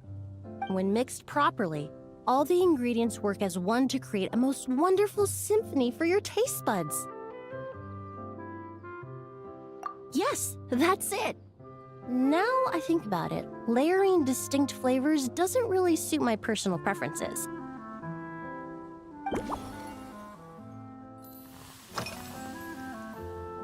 Usually, after work, my friends from the Maison Gardiennage sometimes treat me to a few drinks. I usually stick to fruit tea. That way I can get straight back to work after our gatherings. If it's before a holiday and my friends are in high spirits, I sometimes order a small glass of sparkling fruit wine.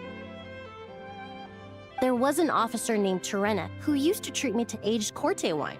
But since she was transferred to the Special Security and Surveillance Patrol, we haven't had the chance.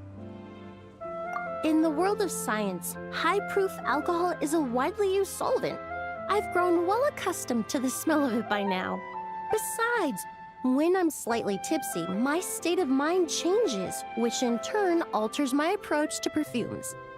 It doesn't matter if the result is good or bad, it's all about trying something new. So I don't mind drinks with just a little bit of alcohol, but I don't like anything too strong.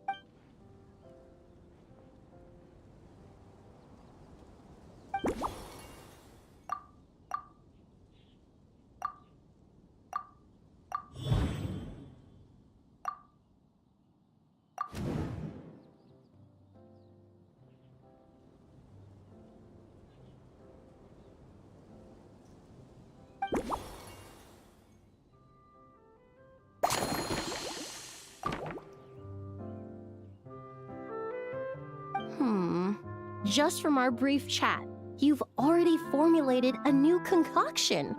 Perhaps you possess a natural talent for this kind of creative work.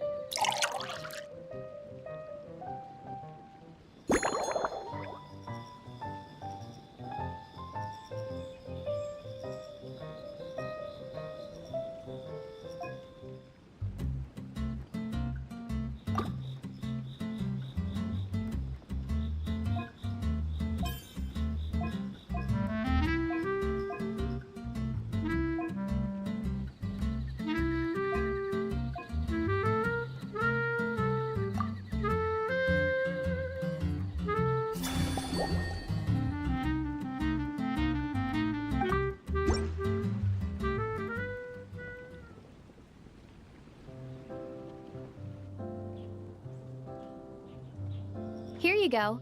A new and improved Emily-inspired Lumidouce Twilight. I haven't come up with a name for it yet. The colors are cooler and more refreshing, and the fragrance is delightfully subtle to match. Are these bright specks on the surface the crushed petals and leaves of windwheel asters? I'm sure it must taste wonderful. Let me try.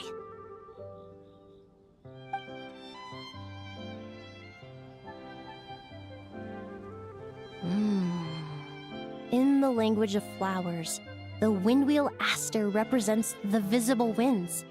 Your cocktail not only captures their form, but also the fragrance they carry.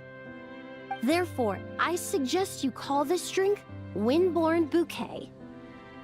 The winds and clouds of Mondstadt swirl together in the glass, leaving behind enchanting traces of fragrance. Really? Perhaps it's just a habit of my profession. I'm glad you like it. Now it's time to slowly savor this masterpiece. Thank you so much. This trip to Mondstadt has been so rewarding. This is the most memorable cocktail I've ever had.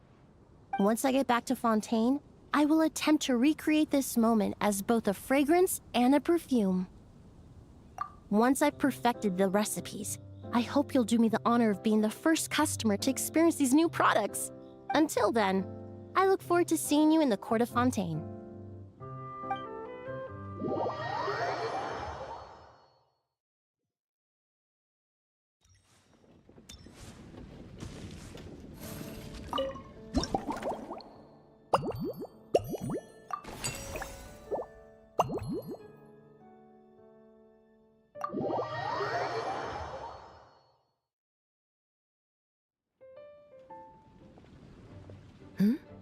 So you're looking after the drink stand now. If I'd known sooner, I would have stopped by this morning. I've got to say, I'm getting curious. I've heard a lot about your mixology skills. I wonder what kinds of drinks you can mix with the ingredients Glenfiddich has prepared. I don't have much of a choice. It's just one thing after another right now. First off, the Knights of Favonius annual combat assessment is coming up. And this year, the standards are higher than ever. As the captain of the reconnaissance company, I have to lead by example. At the very least, I need to rank as one of the top 3 captains in the practical portion. So, I've been intensifying my training lately. Being a descendant of sinners means I have to work hard to maintain my position. I'll have you know I've never once neglected my duties. Anyway, on top of all that, my duel with Miss Clorand required a lot of focus and energy. Learning how to turn defense into attack and seize the initiative when facing a combined assault from sword and musket. Even now, I'm still chewing through the details. But in the end, the exchange went well, and both parties learned a great deal. Never mind writing reports from 6 different perspectives. I feel like there's enough worth mentioning to write 24 of the things. Oh, I sure could. Anything that'll perk me up would be welcome. I'll leave the details to you.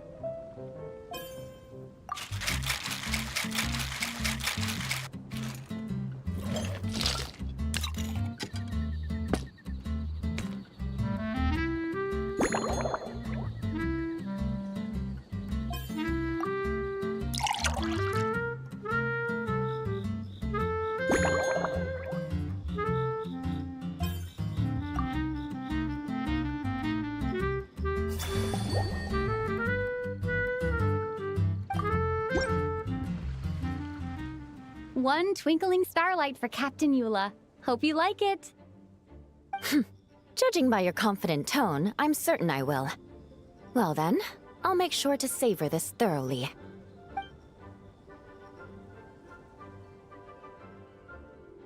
Huh, not bad. Sweet and tingly, with a delightful airiness. The fizzy water really brings it to life.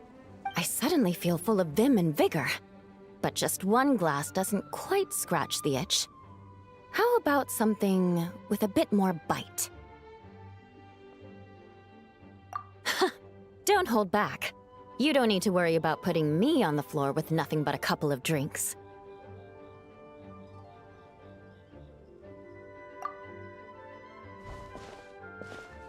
Works for me. The first company hasn't assigned me any paperwork for tonight, so I'm free to catch up and try your new creations at my leisure.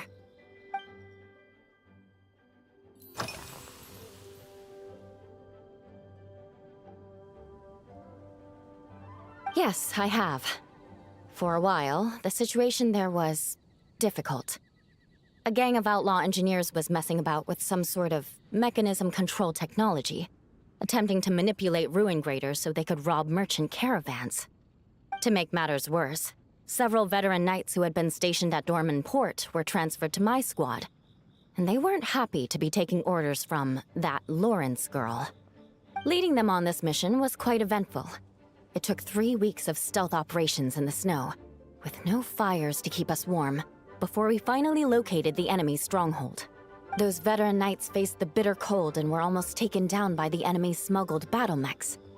Fortunately, the battle went our way, and they had no choice but to acknowledge my abilities. Me? I'm completely fine.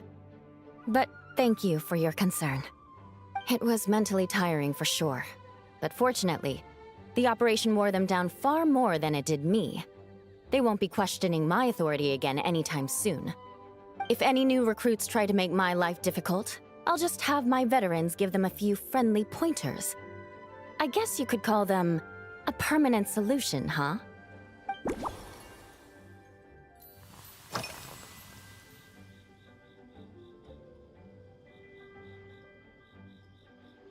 That's right. The merchant I got it from called it Romaritime flower fruit extract. It has a very unique smell.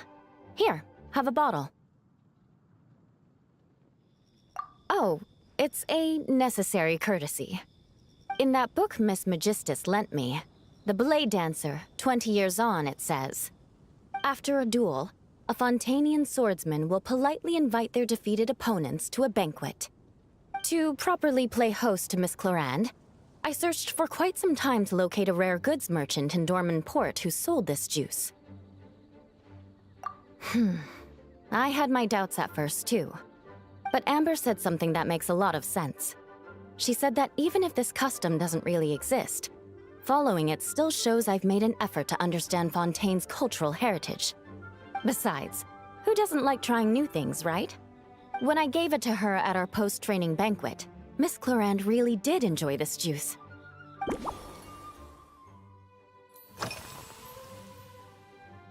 If you want to know what I've been eating recently, I'd better start by mentioning the logistics company's latest revolution. They launched a diet improvement initiative and started distributing a form of standardized canned food to knights operating in the wilderness. In the past, we only had dry rations. Every mealtime we had to set up pots and campfires, roll dice to choose a cook, and take turns standing guard. In all honesty, it was a bit of a hassle. Now we just need to bring our standard field rations, comprising of 5 cans and 9 paper packages. We can heat the cans by the campfire, and then we're ready to eat. You did say, sounds like, right?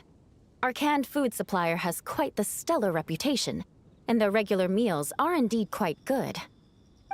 The problem is, in order to meet preservation standards, they have to make their military-grade meals way too salty.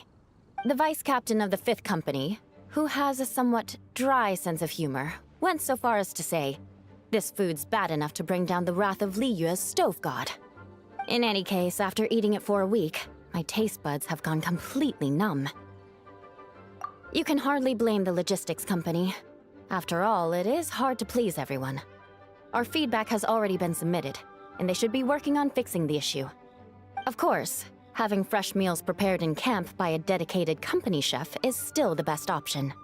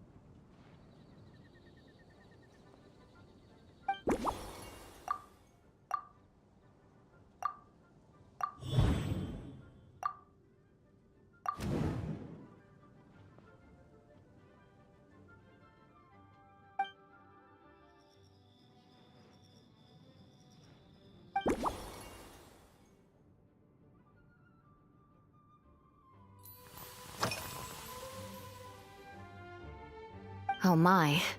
To be honest, before we crossed swords, I was feeling eager, but also a little nervous. Miss Cloran's combat style comes from the mysterious Marechaussee hunters. In the library, there are some old Fontanian newspapers from hundreds of years ago that give some idea of how formidable an organization it was. A more recent newspaper claimed that Miss Cloran was an orphan from an underwater kingdom, and that before battle she would perform rituals inviting spirits to possess her sword. Certainly, from my own experiences, Miss Cloran's abilities more than match those descriptions.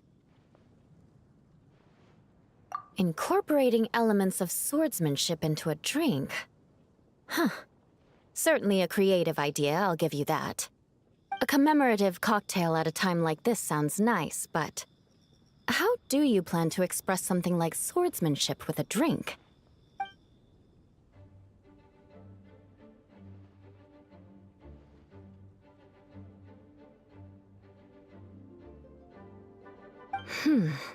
That definitely matches the description I read in that book.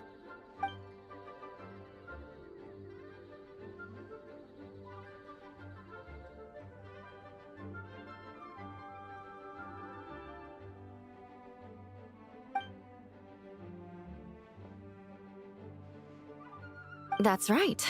You really know your stuff. I doubt there's anyone else in all of Tevat who could come up with such a perfect metaphor.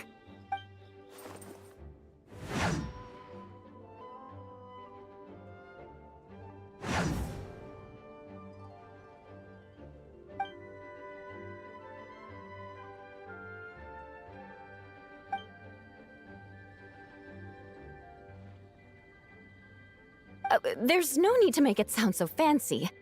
It's just an aristocratic variant of Favonius bladework, with a bit of personal flair.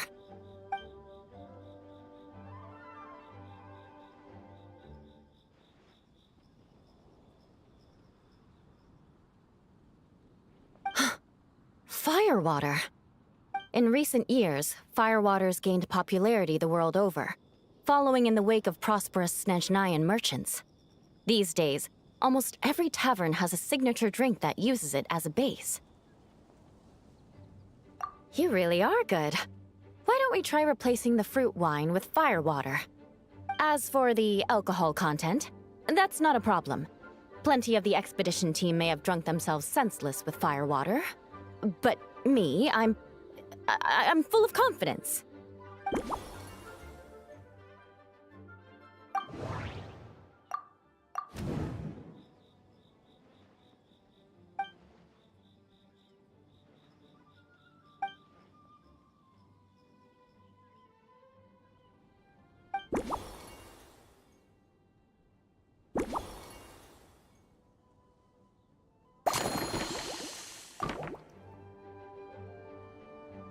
brilliant.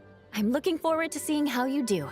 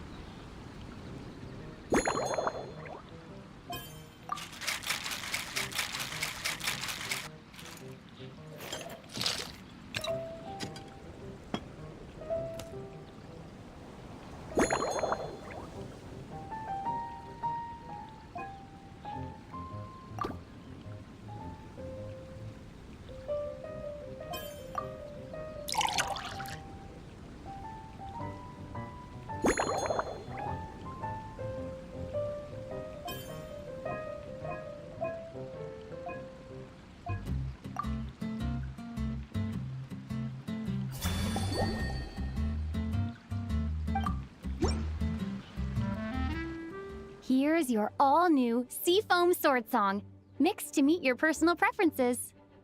Oh my, what beautiful colors! And you even added my Romaritime flower fruit extract. The aroma is perfect, and I can smell the alcohol, but it doesn't stifle the fruity fragrance. Let's see how it tastes.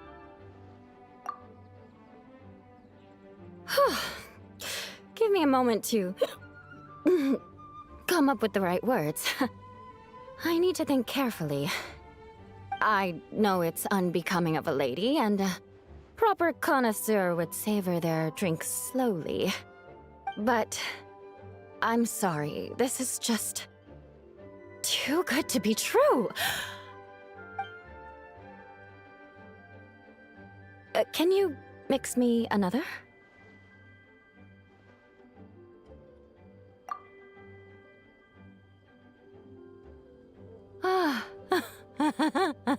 Oh, no, what was I going to say? I've completely lost my train of thought.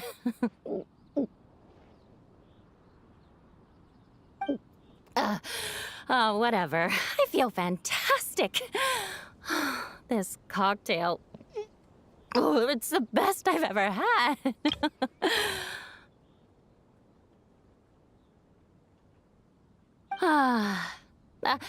I think I'm gonna head home and get some sleep.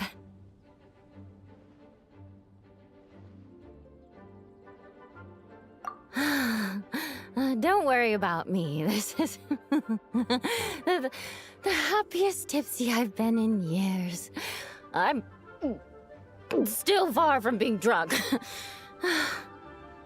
By the time I've written up those reports for my exchange with Miss Clarand, I'll have been on duty for 3 months straight.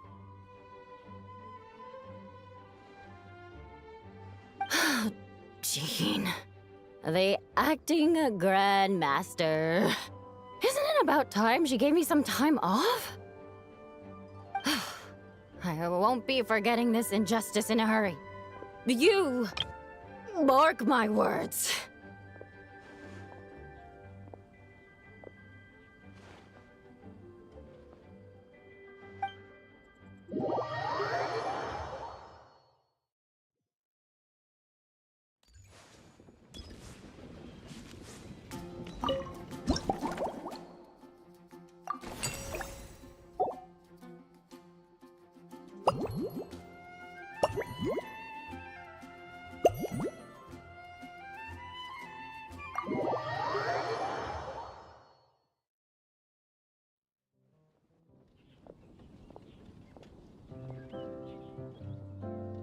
Suspicion confirmed. While patrolling the area, I was sure I'd sensed a familiar presence, so I came over to take a look. And sure enough, here you are.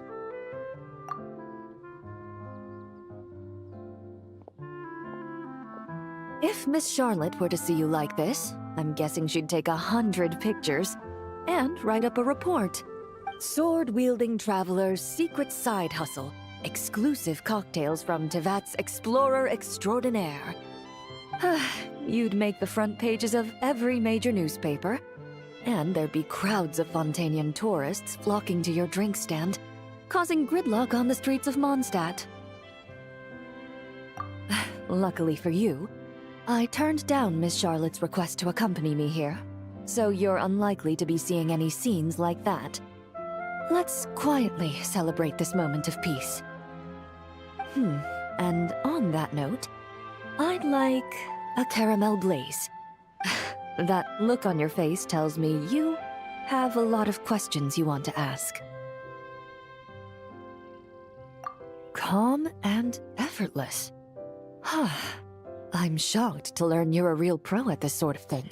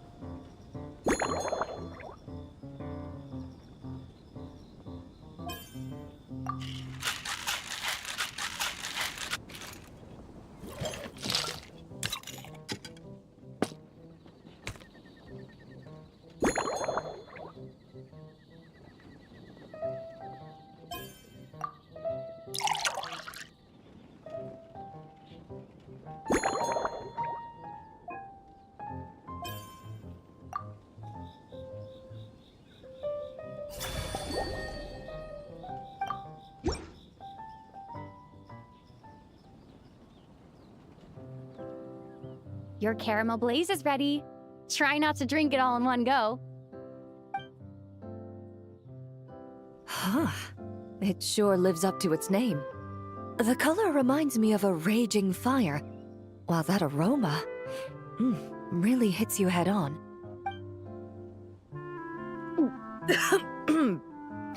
It's quite strong. I'm all right. I just need a little time to get used to it. As I recall, the last time I drank alcohol was at a wine tasting event that Navia invited me to last year. I only had a small sip of Sassica wine, and it was nowhere near as strong as this concoction of yours. From a purely rational perspective, alcohol can cause dizziness and impair one's ability to work, so it's best avoided altogether. But when Miss Farina saw me off at the docks, she mentioned that Mondstadt is the land of wine and poetry. Since I'm here, I thought I should at least try the local specialties.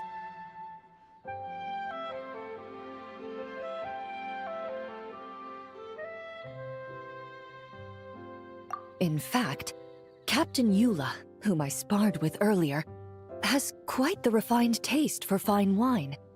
She even gifted me a bottle of Romaritime flower fruit extract, which is no longer produced in Fontaine, and can now only be found overseas. Out of the utmost respect for her skills, I feel compelled to deepen my knowledge of Mondstadt's wines. I truly appreciate all the trouble you're going to.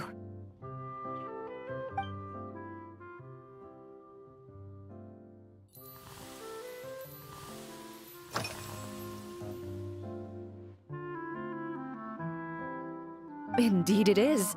The knights codenamed Hazelnut 3 and Hazelnut 5 gave me this crest. I must say, it's exquisite. They told me the design has only just been finalized. Apparently, it's only presented to important guests. They said they're making a badge for you, too, but it hasn't been finished yet. You're not wrong. I guess it's similar to how I can't remember the name of every clerk in the Palais Mermonia, but I'm certain you'll get to know them in time. They're clearly seasoned veterans. Even though they work desk jobs, they still turn up in full armor. After handling my affairs, they headed to the tavern for a gathering, saying they wanted to continue last night's duel and determine who had the highest alcohol tolerance. Drinking barrels of beer the night before, yet being able to work with clear minds the next day. Whew. So what you're saying is, while Mondstadters may seem carefree, they actually have an admirable ability to know their limits when it comes to drinking.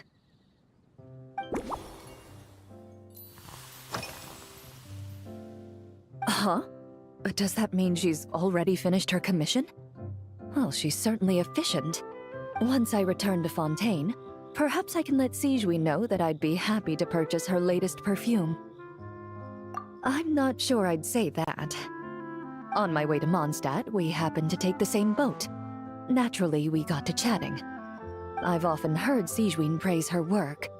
After conversing with her on the journey over, I must say, she is indeed a rare and refined individual. She's gentle and composed, yet keeps others at a distance. Perhaps it's due to her profession. I find this approach ideal. It allows one to maintain a lasting sense of inner peace. Oh, thank you, but there's really no need to set anything up. Our work rarely intersects, and our social circles hardly make for a Venn diagram, if you know what I mean. Best to just let things take their natural course.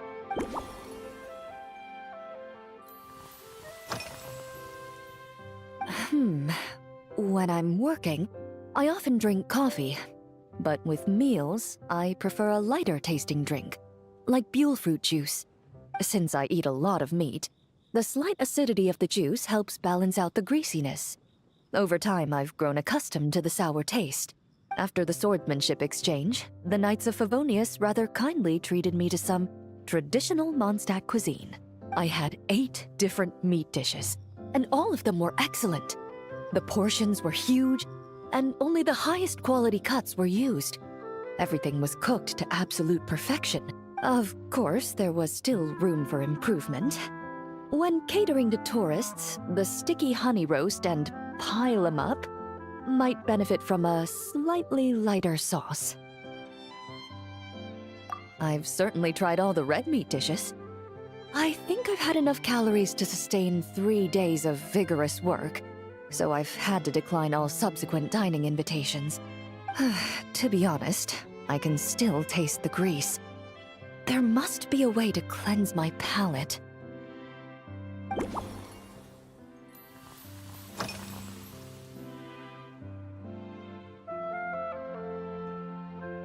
I've seen a little. I took a stroll around the city the first day I got here. Navia's done some rather extensive research on this place. Many of the scenes and illustrations for the tabletop troupe were inspired by views of Mondstadt. However, the way she describes the atmosphere in her world building is quite different from the real Mondstadt. The deepest impression I've got since arriving here is one of swords and shields.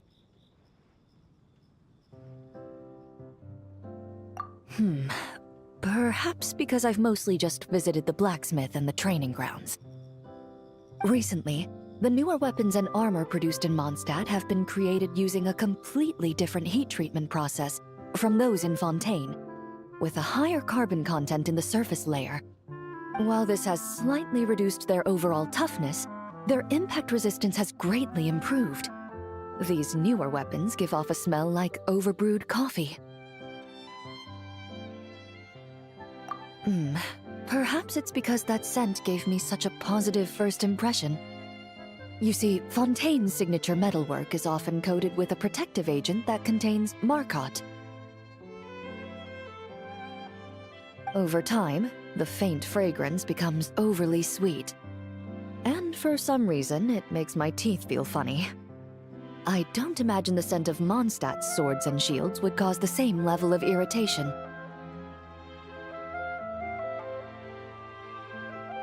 Of course, there is a solution to this problem. The next time you find yourself in Fontaine, there's another protective agent I can recommend.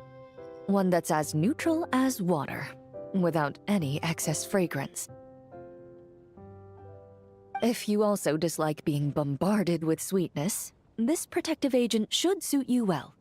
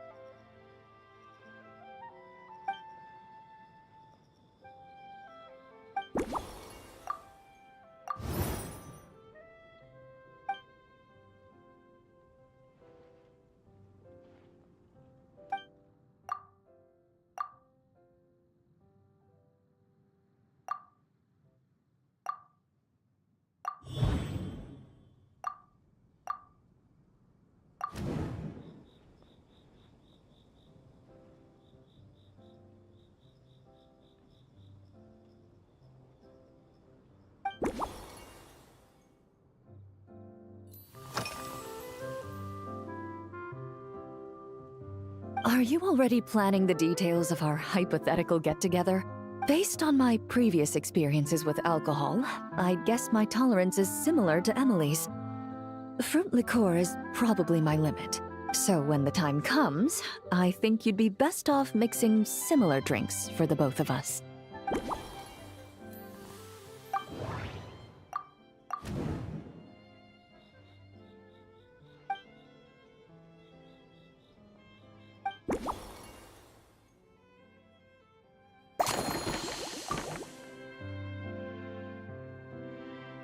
All right, I'll make sure I'm mentally prepared.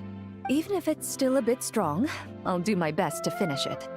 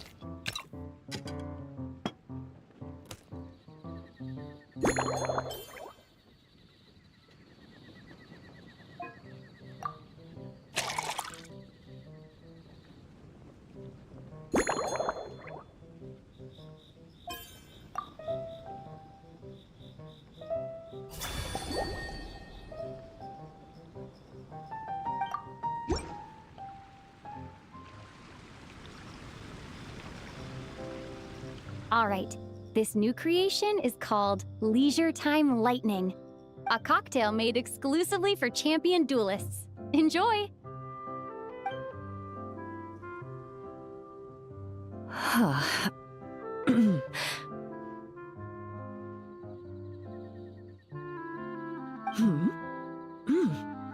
Have you added fruit wine? It tastes wonderful. This is ideal for me.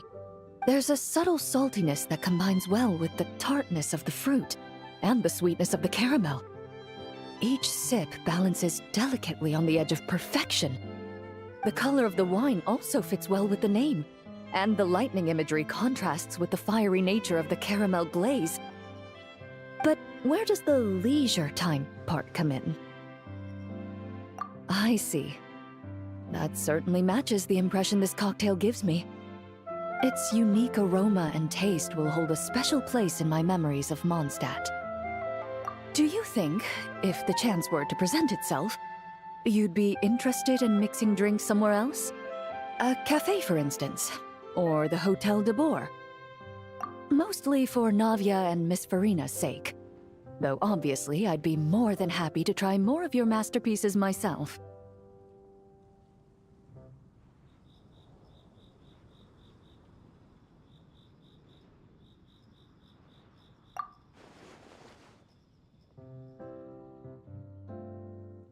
I understand. I won't try to strong-arm you. In any case, I truly appreciate your hospitality. Thanks to you, whether I'm summarizing the key lessons from my exchange with Miss Eula, or discussing strategy with the Knights of Favonius, I'll be in my best condition.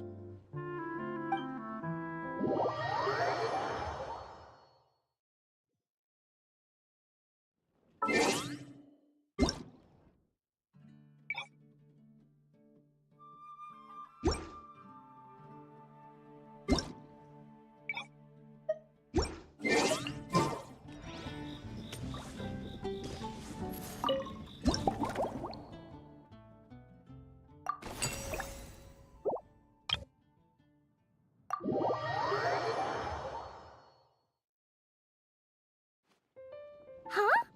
Is that Miss Honorary Knight? Yippee! It's you!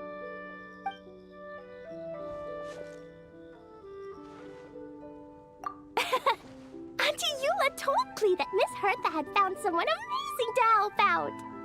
Seeing you here, Miss Honorary Knight, Klee knows this must be the best drink stand in all of Teyvat. You mean this stand isn't already the best? Well, out of all the drink stands Klee's ever visited, Miss Honorary Knight's is easily the best. And no matter what drinks Miss Honorary Knight makes, Klee will definitely think they're yummy. Oh, you want me to be mean? But Klee could never be mean to you.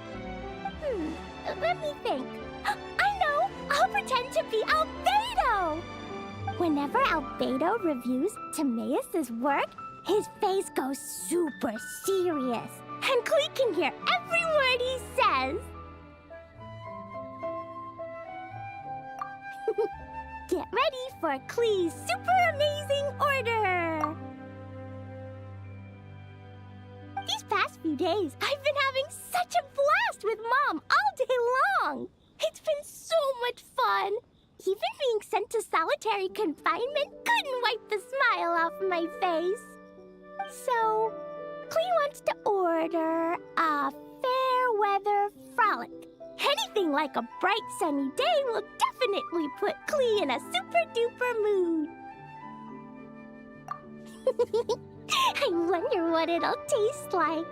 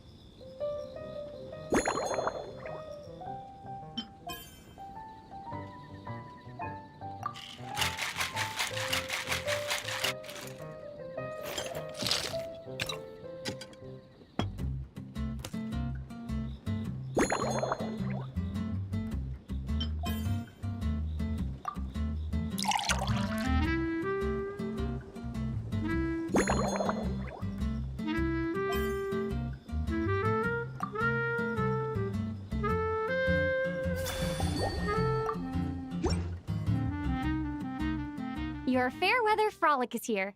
Go on, give it a try. Wow! So, a fair weather frolic is this color?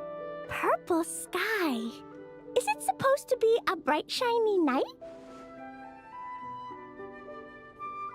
Clee will take a sip first. Then you can think about it more carefully.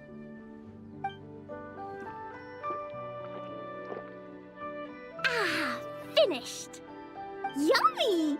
Both sweet and sour.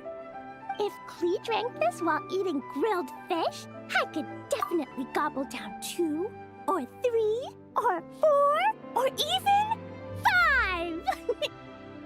But one drink isn't enough. Clee wants to try a drink that tastes like cake. Clee doesn't know what drink to choose. Why don't we decide together, Miss Honorary Knight?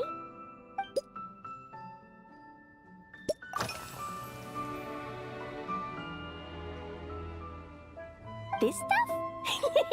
Mom taught me how to make it using the alchemy bench. A dash of sugar, then a lot more sugar, then some flowers from Mom's friend in Fontaine, star honey from Auntie Barbie, and finally, some magical jam from Auntie Tavia. Put everything together on the alchemy table, wish for the shape you want, then recite Mom's incantation, and poof! Dodoko-shaped candy! Clee can give you some Dodoko candy too if you want. And if you really like them, I can even teach you my mom's incantation. That way, you could make your own candy whenever you want.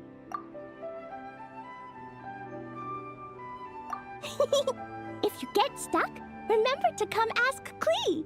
When it comes to magical candy, I'm an expert.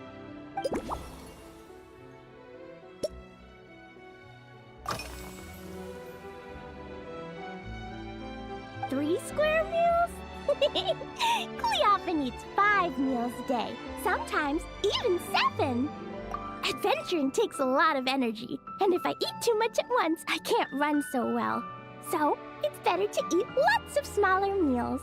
Albedo used to prepare all Clee's meals, and my lunchbox was always arranged so neatly, just like a pretty painting. When Albedo's busy at Dragonspine, Clee goes to eat with the other Knights of Favonius. Kaya's camp is usually the neatest, while Amber sometimes camps in the trees. It's so much fun. Oh, and Auntie Hertha makes the best food. When my mom comes back, there'll be even more yummy food to eat. There's this one dish where she takes loads of different fish and makes them into little pudding cubes. It's called Rainbow Fish Jelly. Her Chocogo Crunchy Slices are fantastic too. It's her newest creation made with chocolate and cookies. They're a little bitter, but they're crunchy. They smell scrumptious, and they have a really sweet aftertaste. Whenever I eat them, I feel so full of energy. Next time, Clee will have to bring some for you to try.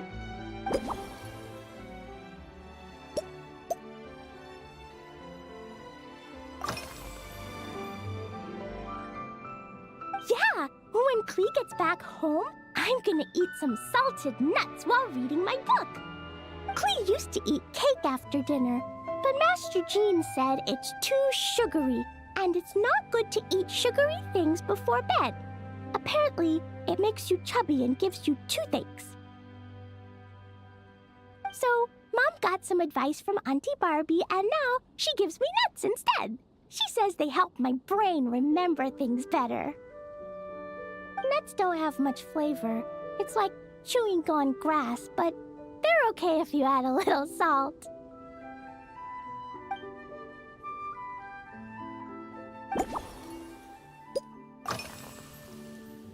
Yeah, Mom gave me an amazing book recently. She said I have to read 1 chapter every night, learn something useful, and then go to bed early. That book taught Clee how to make something called propellant. Now Jumping Dumpty can go and bounce even higher. not hard at all. In fact, it's a lot like making bombs. You just have to be careful when trimming it down. It's like sharpening a pencil that could suddenly go boom. Bedtime's an important part of Klee's schedule, too. Mom sits by my side and tells me all kinds of wonderful stories. She has a lamp made of gemstones, and when she turns it on, it goes kabling and lights up the ceiling. Yeah, when something happens in the story, the lights on the ceiling make pretty pictures. Sometimes Mom falls asleep before the story ends, so Klee has to tuck her in instead. As soon as Klee learns how to use the lamp, I can come tell you stories, Miss Honorary Knight. Klee has memorized so many wonderful stories, enough to make everyone happy every day.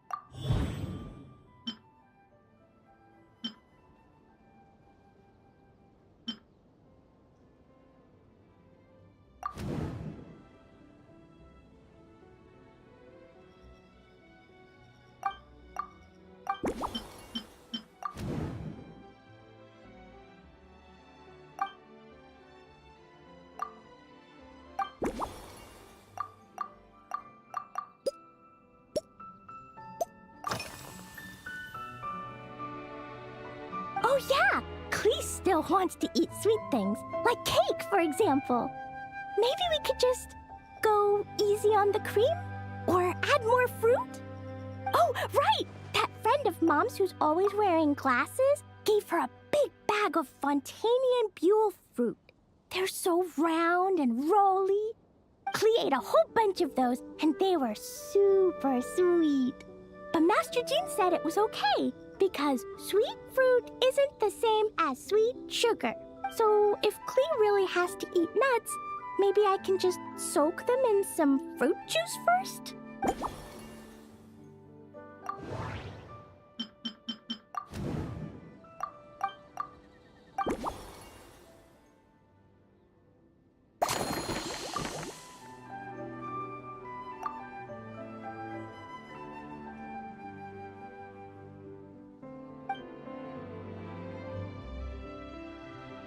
Yeah, that was quick. Klee's looking forward to finding out how tasty your next concoction is.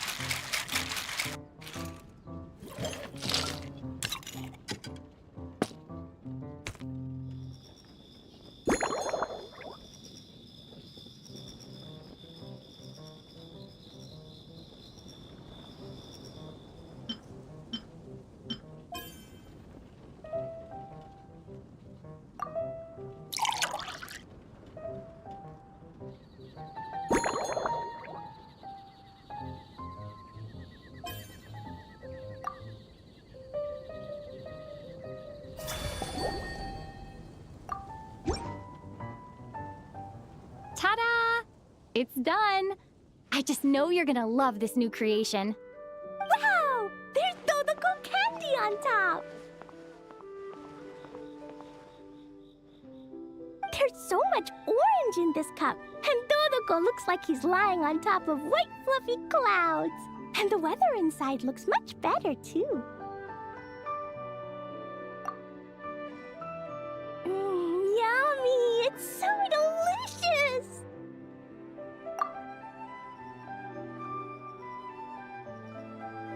Klee has to drink slowly. I can't just gulp it down, or I'll miss all the yummy flavor. Miss Honorary Knight, this is amazing! It's like you mixed sunshine with juice. Klee was so tired from playing, but now I feel refreshed. And warm. And peaceful. Oh. You're the best, Miss Honorary Knight. Really? Let me think. When the weather's nice and Dodoko's happy, Dodoko will want to sing, right? And when Dodoko sings, Klee wants to sing too. So, let's call it Dodoko's Duet. Thank you! And thanks for making such a yummy drink for Klee. Klee's gonna go tell Mom that the best drink in Mondstadt right now is Dodoko's Duet. Klee's gonna write down Mom's incantation and give you a copy, Miss Honorary Knight. Then you should learn magic too, so you can make all the candies you want. See you next time!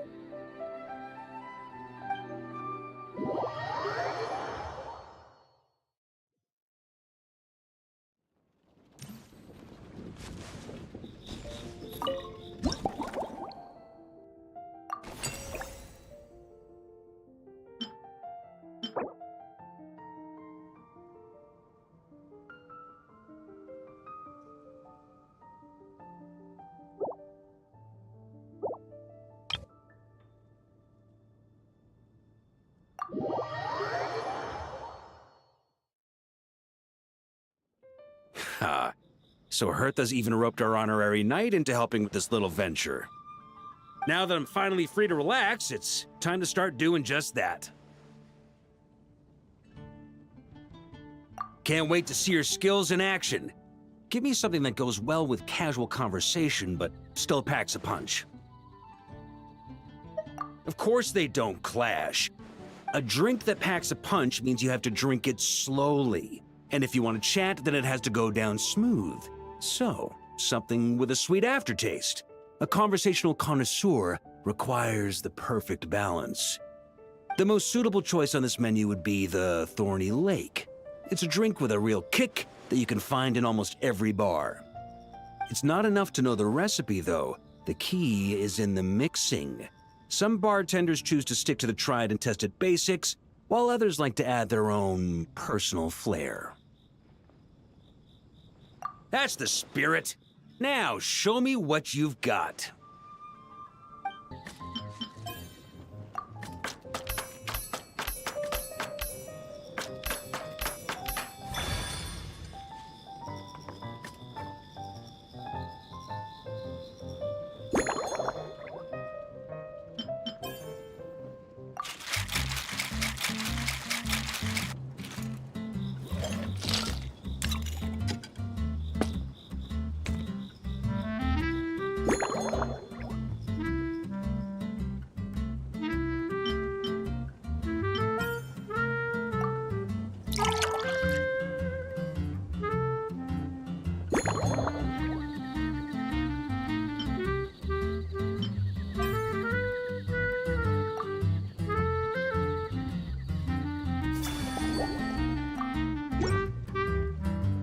Grandmaster, I hereby present you with this Thorny Lake for your enjoyment and assessment. Well, the color and aroma are certainly on point. But as for the balance of flavors, I'll just have to taste it and find out.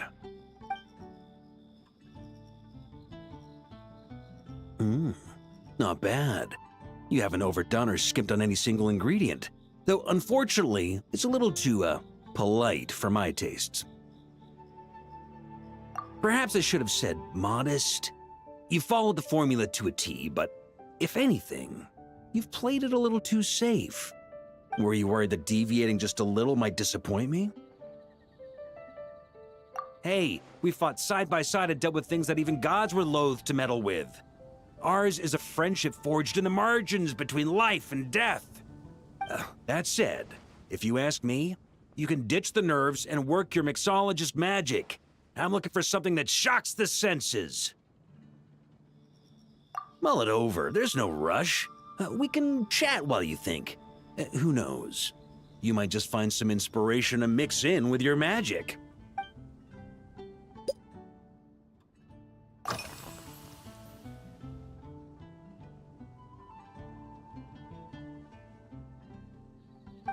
Ha! I like your style. Speaking of this garden, it brings back memories of something that happened many years ago, when I was young. I like to find ruined guards to test my fighting skills, both armed and unarmed. Once, I failed to take down a stray missile, and it ended up destroying a watchtower on the city walls. As punishment, I had to run 50 laps around the city, repair the watchtower, and help rebuild the shattered walls in this garden.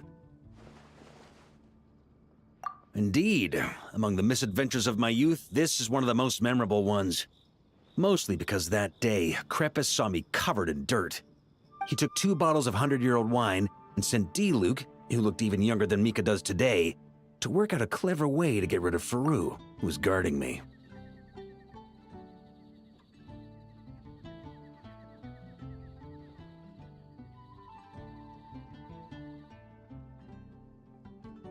It was so hot that day, I could swear I was about to pass out.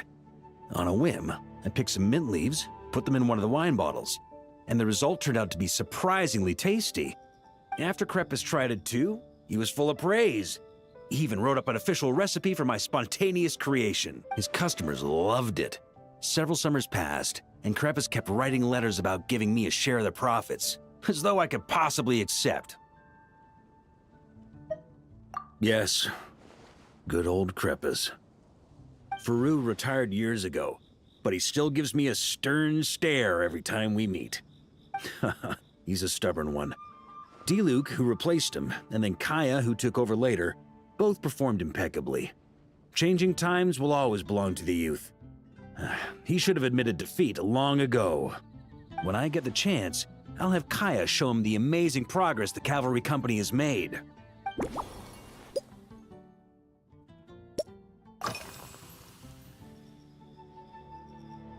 Well, let me think. I guess you could say it lacks impact. Even when following the same recipe, the techniques used to mix different ingredients can affect the taste. Sometimes, deliberately creating layers between spirits can bring out the different, waves as each one hits the taste buds in sequence. In this regard, too, you've taken quite a tentative approach. Why not be a little bolder? Ha ha ha. You catch on quickly. No need to explain further.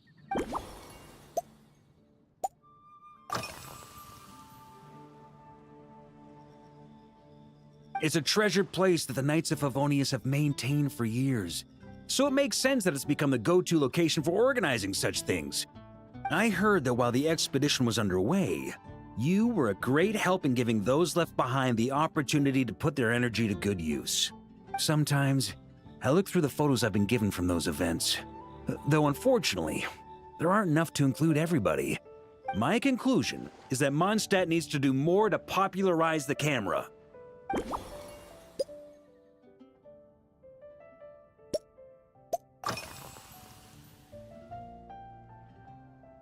Pretty awesome, huh? It's like a hammerhead that you can fill with wine when you're not using it to pound in nails. It was a gift. Hoffman came up with the idea, Charles supplied the design, Wagner helped cast it.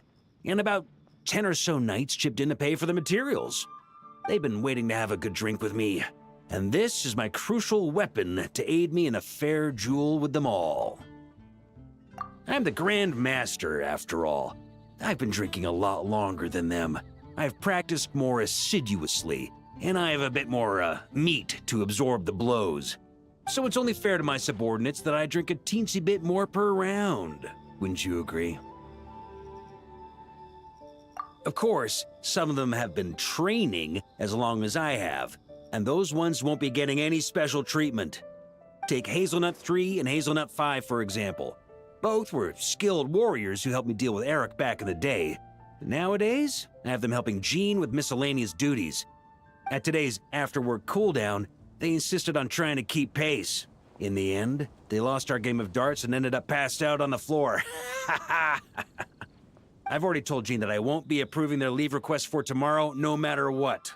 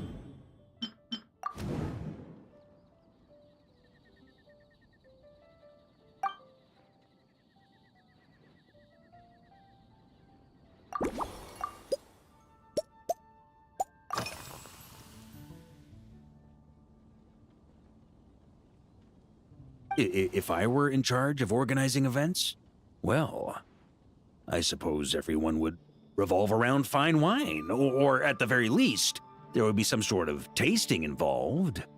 For example, we could go all in on this drink stand and open it to the whole city, with every company of the Knights selecting one or more mixologists to compete against each other. It's only a thought. Can't let things get too out of hand. If I were to actually throw a grand banquet, Jean would come after me with her sword drawn. Even Frederica would launch a punitive expedition. While in Nodcry, we had a rule that knights must never get drunk while at their posts. Otherwise, it could lead to dereliction of duty, with serious consequences. Exactly. As expedition members return to their companies, my hope is that this rule will gradually spread to everyone in Mondstadt too. Just like firewater and Smedina, these Nodcry delicacies have made their way into Mondstadt's households and become part of people's daily lives. Young people need to learn restraint. At the end of the day, no one should be biting off more than they can chew. Unless it's someone near my level, they shouldn't even be thinking about enjoying a light buzz when they've still got work to do. Most people would just end up a whole lot drunker than they'd like. You should come practice with me on weekends. Trust me, once I've drunk them under the table, they'll be swearing off wine for a whole week.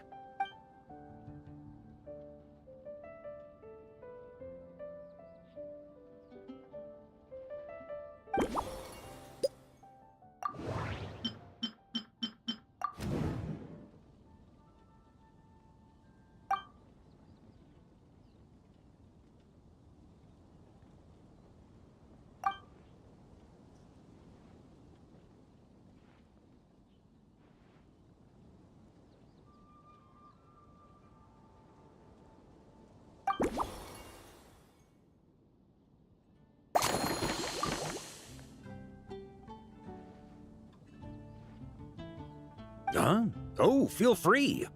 Whatever you're about to do, I've got a feeling I've hit the jackpot.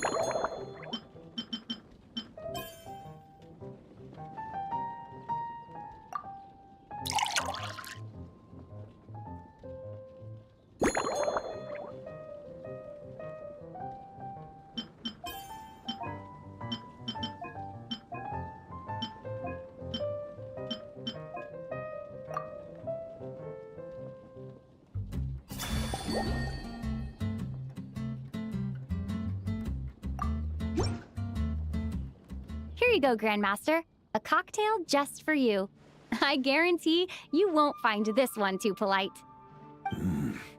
Such a spirited drink. How did you make this? Well, that burning scent of firewater. Oh, it's as if the very air were about to ignite. This is more like it.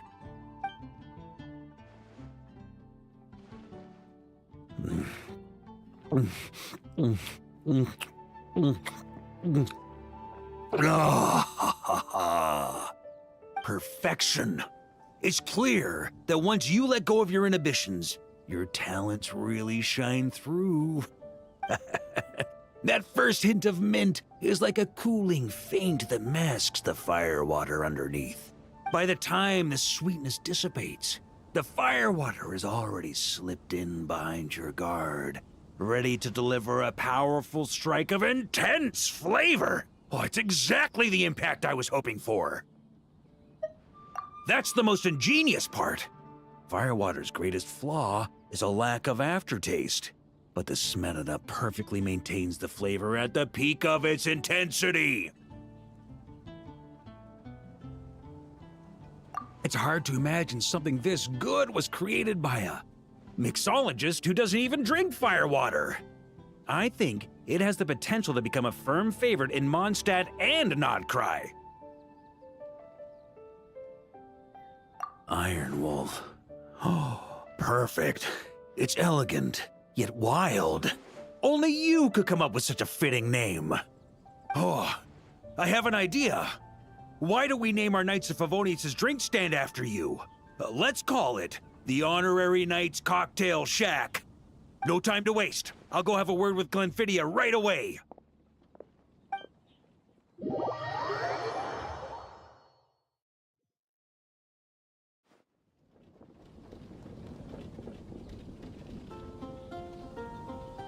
Hey there, Traveler! All wrapped up for the day? Paimon hears you did a great job holding down the fort while she was out delivering drinks with Glenfiddia. Whatever the reason, the Honorary Knight is clearly one of the most talented mixologists in Mondstadt. Considering how short a time she's been doing this, I believe that someday she has the potential to give the legendary bartender at the Cat's Tail a run for her money. I fully support your decision, Grandmaster. The Honorary Knight has really put in the hard yards. The drink stand will remain open for a little while longer to provide a proper welcome to our returning expedition members. Then, once we locate suitable premises, we also plan to look at operating a permanent service. Hooray!